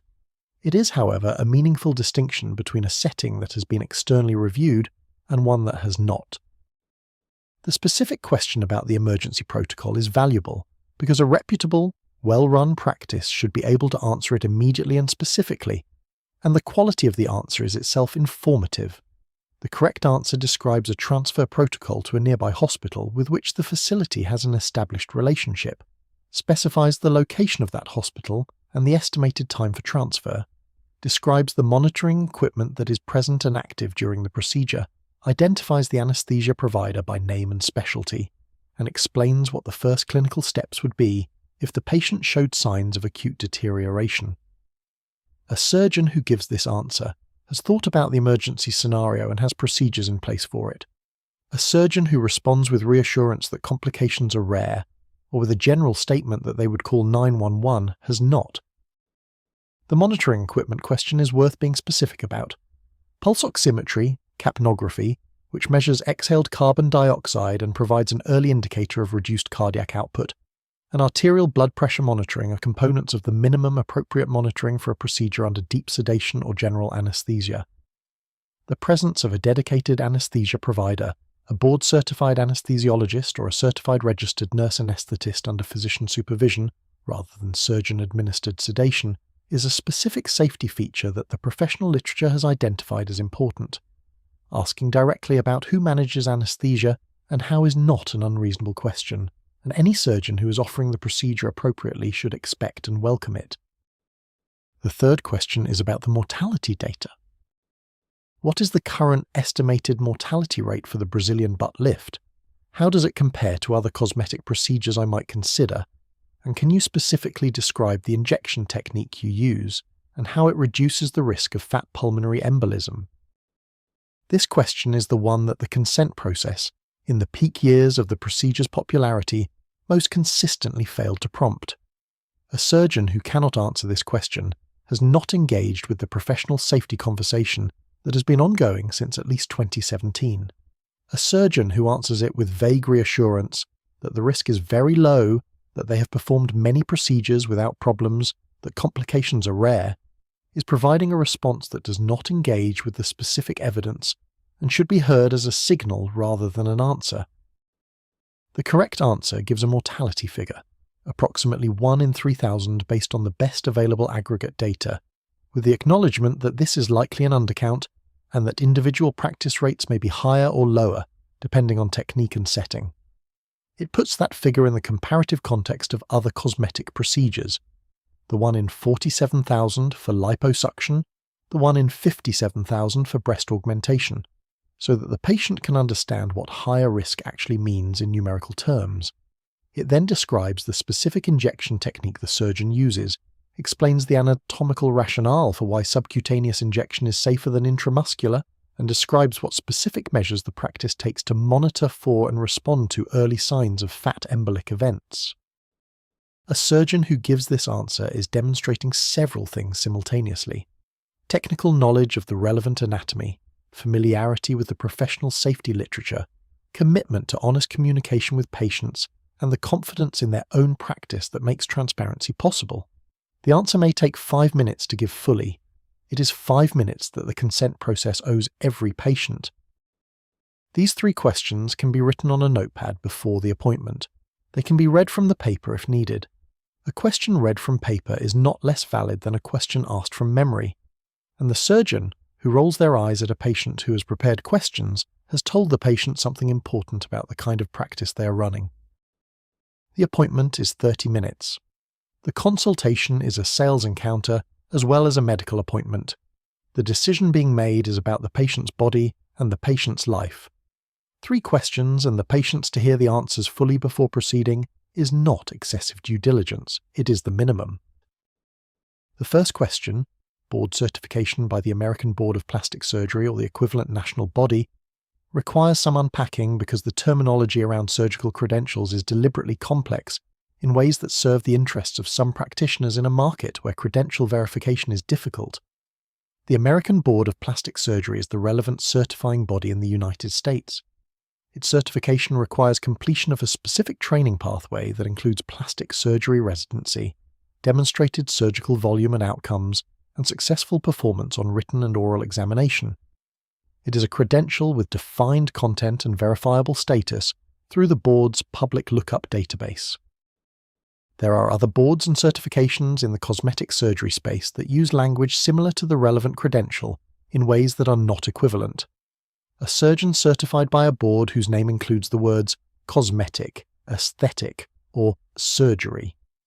But that is not the American Board of Plastic Surgery, or one of the other primary specialty boards with relevant training pathways, is carrying a credential that required a different and typically less extensive training pathway.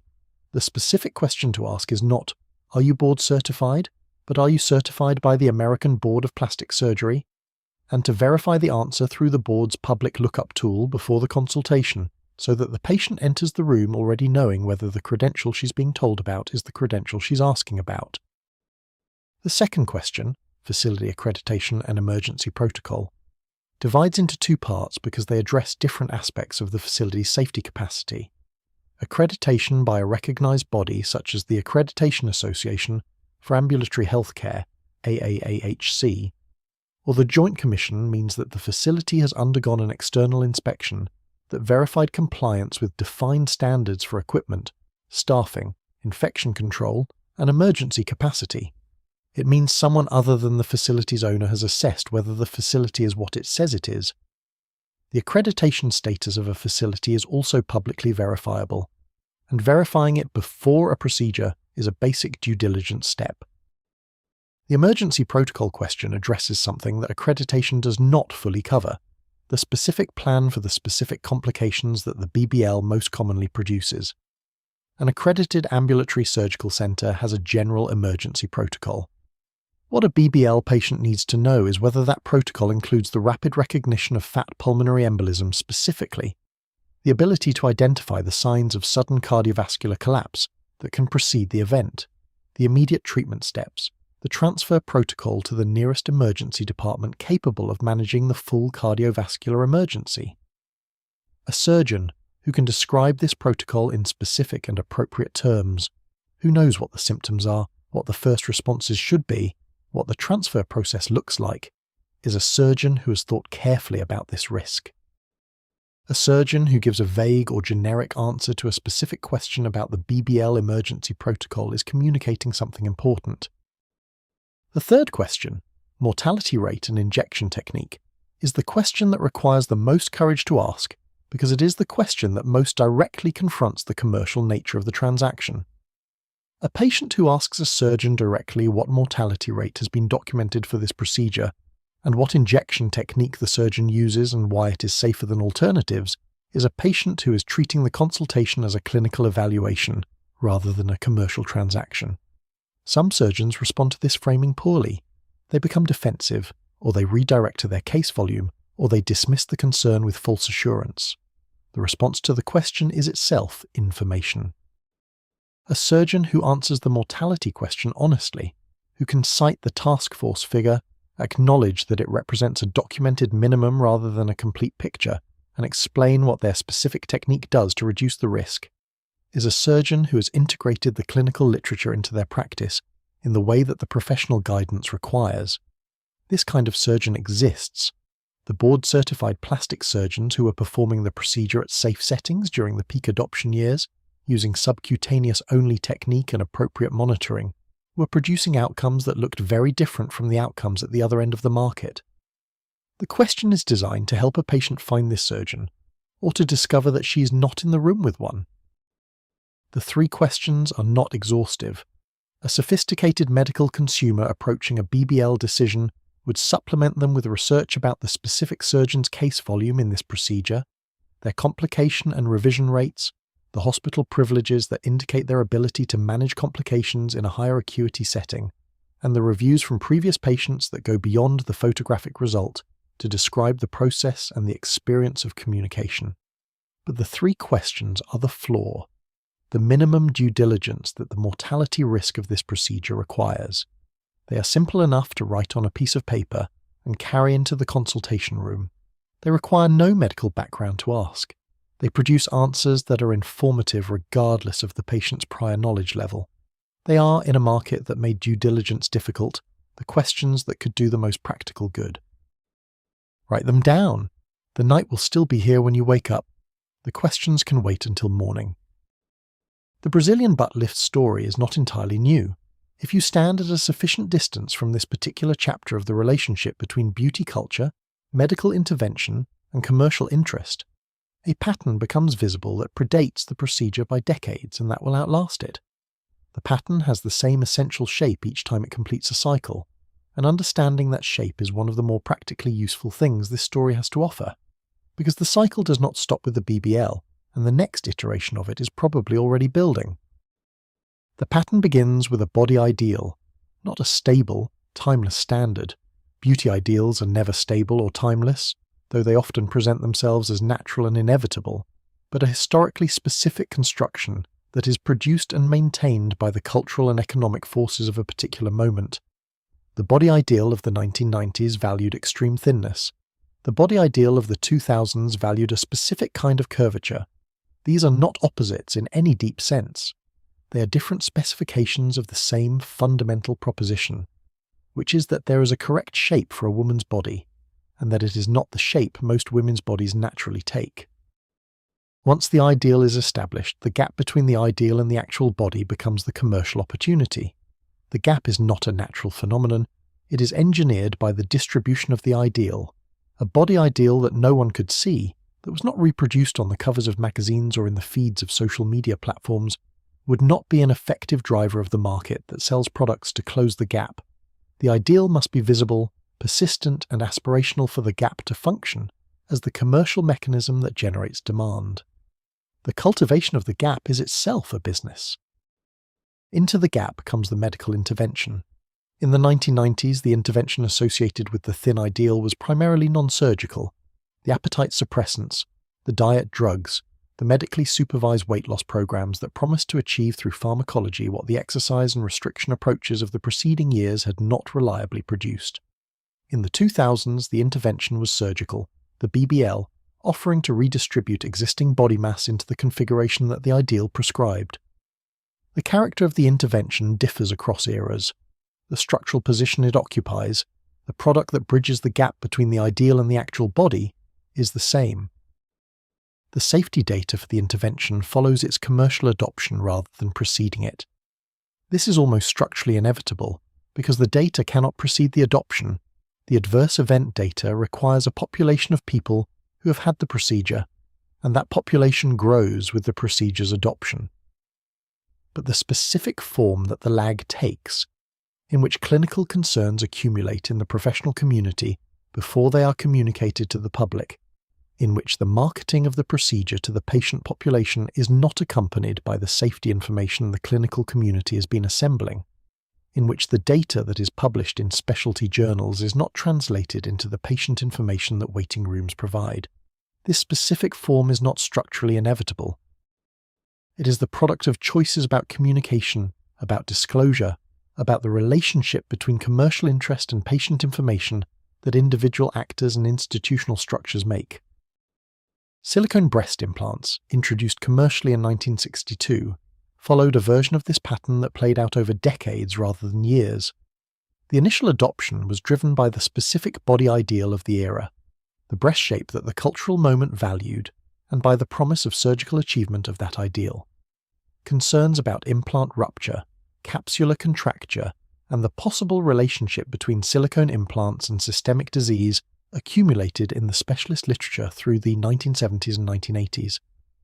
The FDA imposed a moratorium on the use of silicone gel-filled implants in 1992, restricting their use to clinical trials until the safety evidence could be more comprehensively evaluated.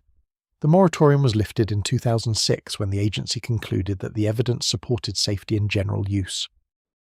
By that time, silicone implants had been in clinical use for more than 4 decades, had been implanted in millions of women, and had generated a regulatory and litigation history that illustrates both the difficulty of establishing safety evidence in the context of commercially adopted medical devices and the slowness with which that evidence makes its way into the standard of care.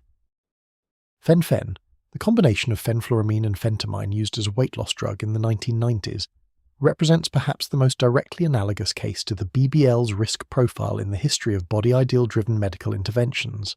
The drug combination was prescribed to an estimated 6 million Americans in the 1990s, driven by the decade's particular version of the thinness ideal and by the commercial interests of the pharmaceutical companies that produced and marketed the drugs. Concerns about cardiac valve abnormalities associated with fenfluramine use had appeared in the medical literature in the early 1990s. They were not initially communicated to patients or prescribers in a way that adequately represented their significance.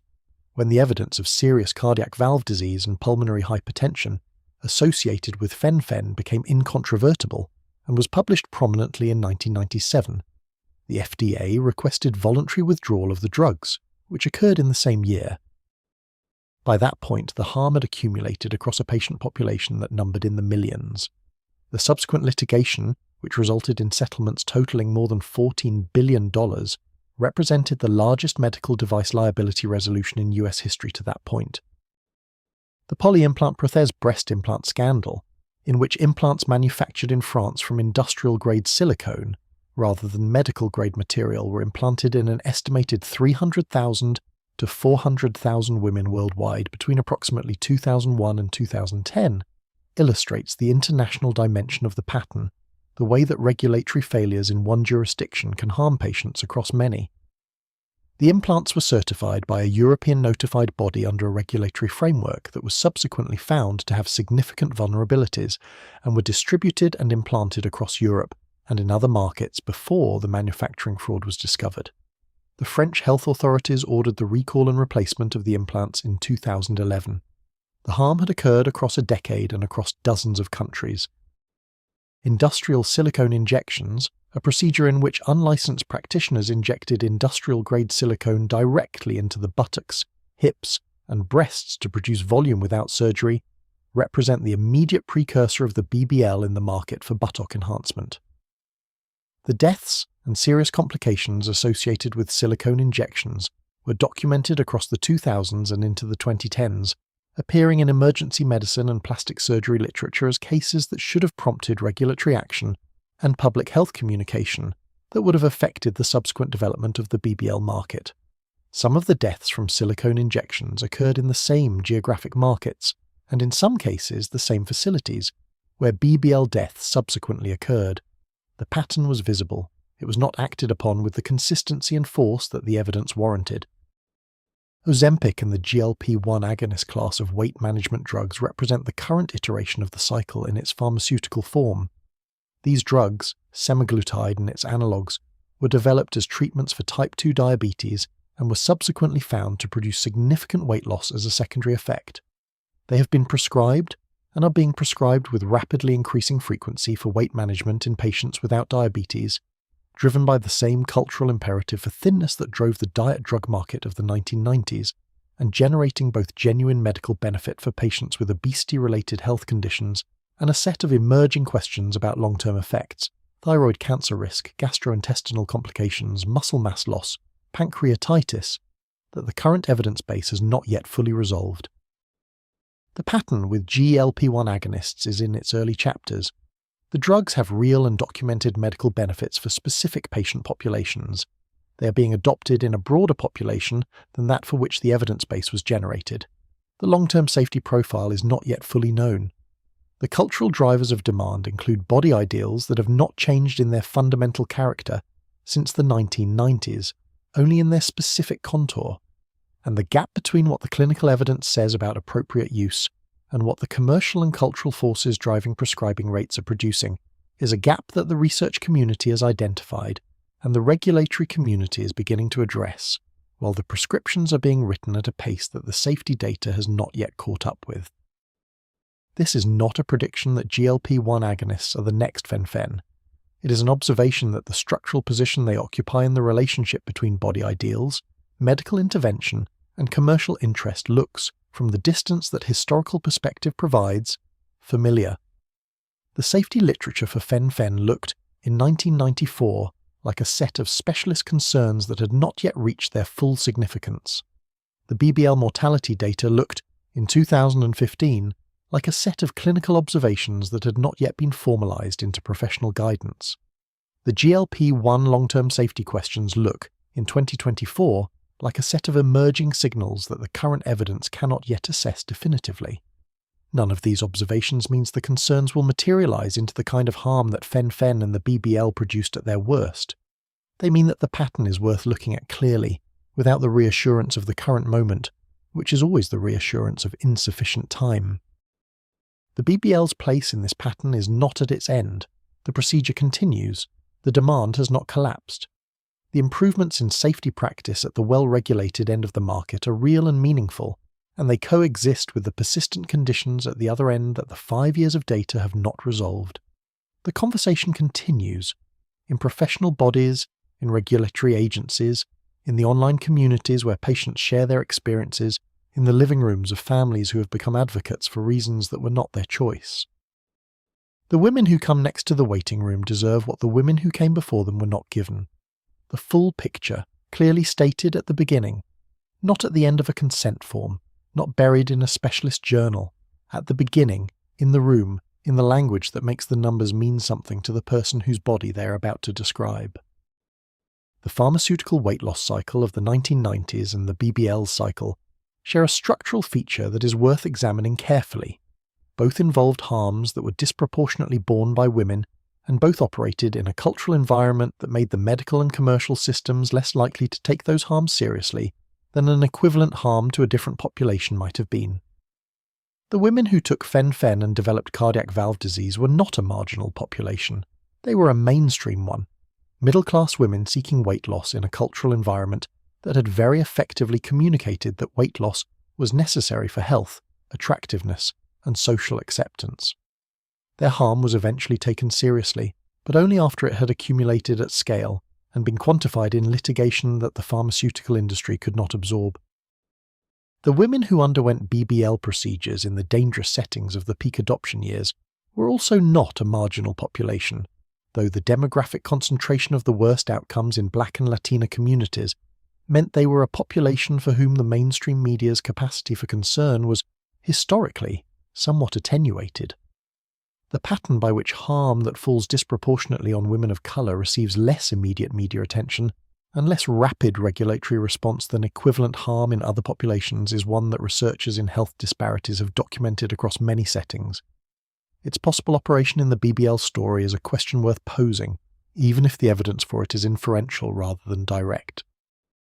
The breast implant-associated anaplastic large-cell lymphoma story, the cancer associated with certain textured breast implants, first described in 2011 and resulting in the FDA withdrawal request for a specific implant type in 2019, offers an instructive comparison to the BBL in terms of the timeline from first identification of risk to formal regulatory action. 8 years passed between the first published case series and the regulatory response, during which approximately 600 cases of the cancer were identified globally, including several deaths. The evidence accumulated. The professional organizations published guidance. The regulatory bodies deliberated. The implants continued to be used. The comparison to the BBL is instructive, not to minimize either harm but to illuminate the structural features that produced the timeline in both cases. The same elements are present.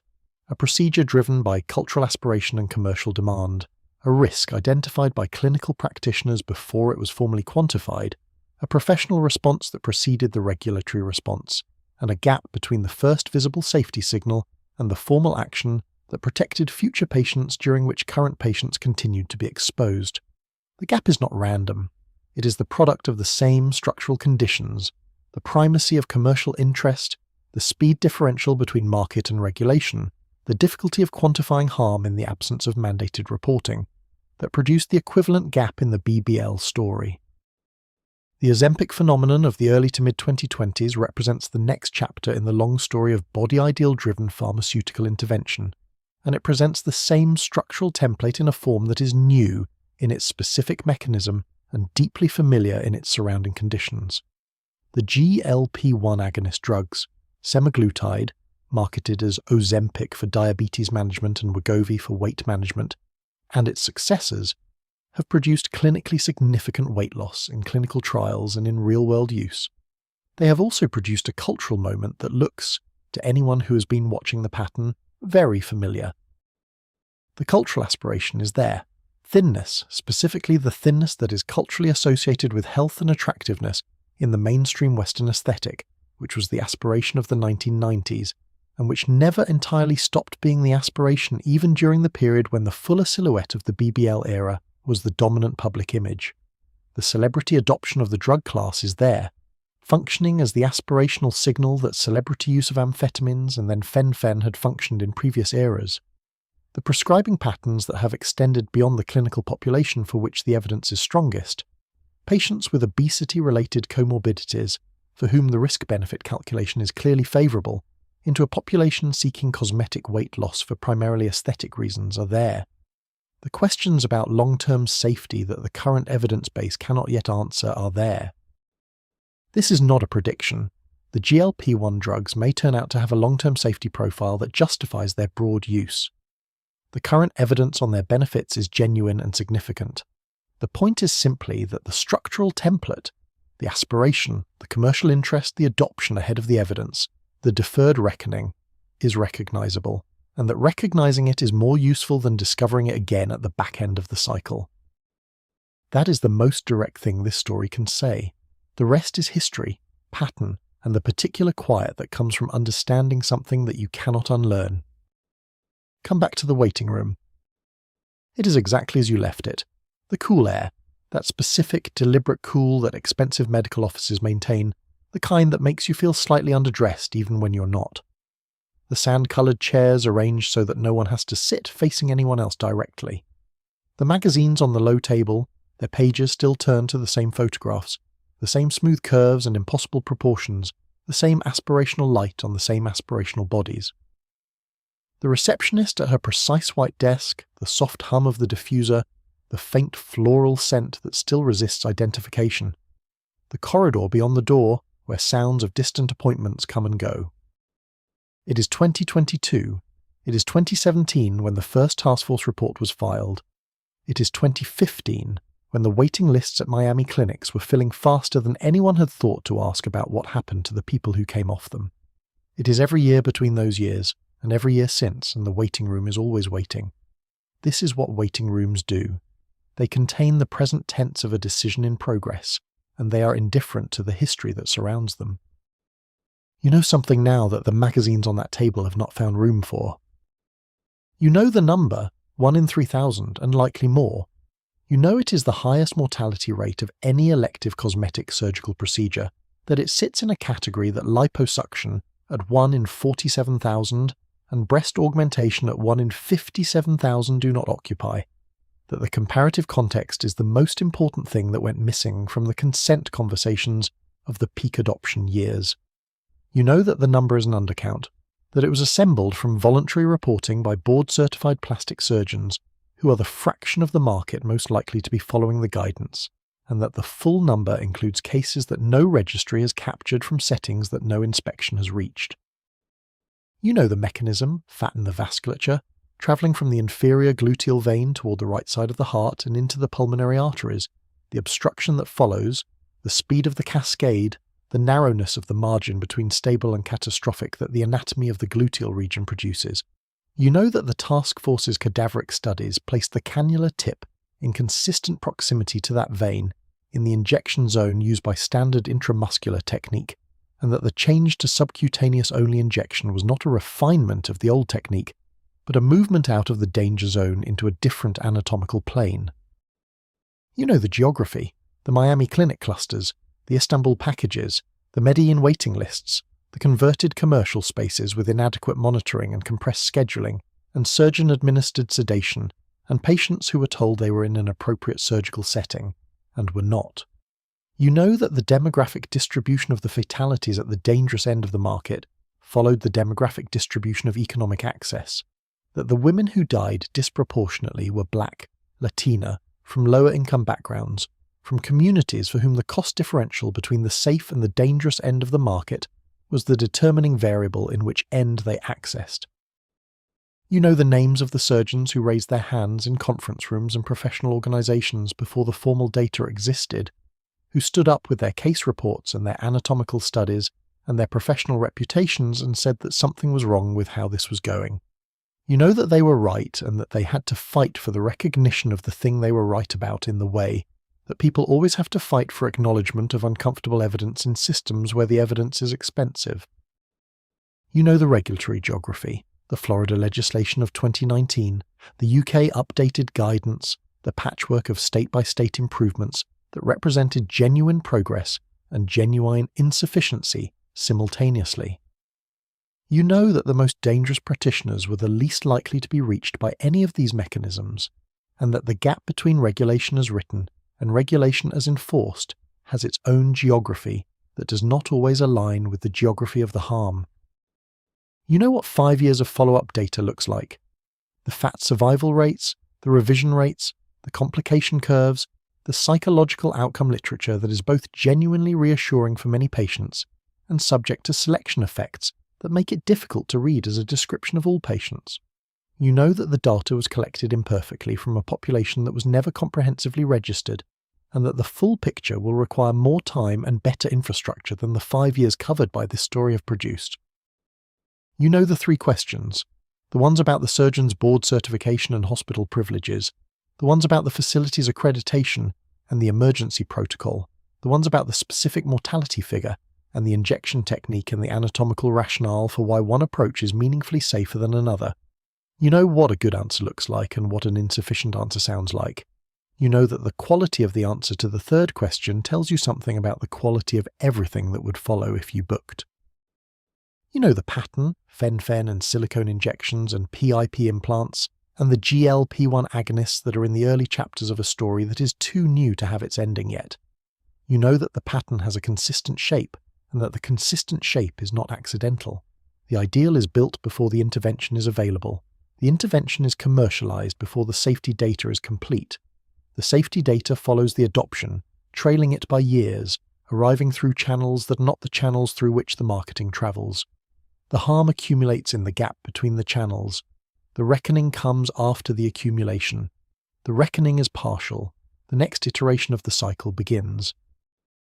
None of this knowledge changes the magazines on the table. The magazines will be there next month and next year, and the body ideal they carry will continue to do what body ideals do. Arrive in the peripheral vision of a woman looking at her own reflection and install the particular small dissatisfaction that someone somewhere has an economic interest in meeting. The magazines have always been there. They will continue to be there. The knowledge you now hold about what is on the other side of the corridor is independent of them. What the knowledge changes is what you would say in that corridor. What questions you would write down on a piece of paper and carry into the consultation room. What you would listen for in the answers and what you would hear in the spaces between them. What you would walk away from and what you would walk back to. The waiting room is a small place. The forces that fill it are not small. The knowledge that makes the small place navigable is not sufficient to change the forces. It is sufficient to navigate the room, which is the only thing it needs to be. The light is very low now. The air is the same cool that it has always been. The diffuser breathes something faintly floral into the room. You still cannot place the flower. Somewhere down the corridor a door opens very quietly and closes again. The magazines sit on the low table without urgency. The receptionist clicks something on her screen. The chairs are empty and comfortable in the particular shade of sand that someone chose because it conveys a specific kind of calm. Let everything go quiet now. The numbers will be there in the morning. The 3 questions will be there. The pattern will be there, and the surgeon's name you haven't looked up yet, and the accreditation status of the facility, and the specific language of the board certification question. All of it will be there in the full light of morning when the weight of knowing is easier to carry. For now, the cool air, the still room, the long unhurried dark that the night provides to everyone equally, regardless of what they know or don't know, regardless of what decision they are in the middle of making, regardless of what the morning will require of them. Let it come. Let the breath slow and the thoughts quiet and the knowing rest in the part of you that holds things without turning them over. You have enough. You know enough. The rest can wait. Sleep well. Thank you so much for watching. If you'd like to see more videos like this, please consider leaving a like and subscribing to the channel. It really helps us keep making more content. See you in the next one. The history of cosmetic surgery is not, at its foundation, a story about vanity or frivolity. It is a story about the human desire to have the outside match the inside. to inhabit a body that feels like an accurate expression of the self, or that allows for the navigation of social reality with less friction, or that removes a source of ongoing distress that is real regardless of whether its origin is biological or cultural. These are not small desires. They drive the decision to sit in a medical waiting room and consider a procedure that carries real risk, and they should be taken seriously before being judged. What the BBL story asks of us is not the judgment of the women who sat in those waiting rooms. It asks instead for a clearer-eyed examination of the conditions under which those women were making their decisions, the information environment they were navigating, the commercial machinery that had pre-sold the procedure before they arrived at the consultation, the regulatory landscape that should have ensured adequate consent and did not consistently do so, and the professional and market incentives that shaped what happened in the consultation room and what did not. The 5 years of data that this story covers do not close the case. They constitute a chapter in an ongoing history that will require more data, more transparency, and more regulatory will to complete. The procedures are still being performed, the waiting rooms are still full. The social media ideal has evolved but not disappeared, and the commercial ecosystem that connects the ideal to the procedure continues to function with the efficiency and scale that the digital advertising infrastructure makes possible. What has changed in the years covered by this story is that knowledge exists, the task force reports exist, the surgical technique guidance exists, the 3 questions exist in public, articulable and verifiable, the accreditation databases exist. The board certification lookup tools exist, the patient communities that have shared first-person risk information with each other, often more accurately than the formal consent process did, exist and continue to function. The gap between what a patient can know if she seeks the information deliberately and what the default information environment provides has narrowed, not because the commercial incentives have changed, but because the clinical community did its work and the regulatory community made some of it mandatory and the patient advocates made some of it visible. The gap still exists. Narrowing it further is the unfinished work. The waiting room, when you leave it in the morning, will look the same as it did tonight. The same chairs, the same air, the same magazines, the same aspirational light on the same aspirational bodies. The difference is what you carry out of it. The knowledge that was not on the table when you sat down. The 3 questions in your pocket. The understanding of what to verify and what to ask and what kind of answer to listen for. That is what 5 years of data and everything before it adds up to. Before you go, I'm curious. Do you think the cosmetic surgery industry has a responsibility to communicate risk data as prominently as it communicates the results? If you've ever sat in a medical waiting room for any kind of procedure, cosmetic or otherwise, and thought about what you weren't told before you got there, I'd love to hear about it in the comments. This is the kind of conversation that benefits from more voices, not fewer.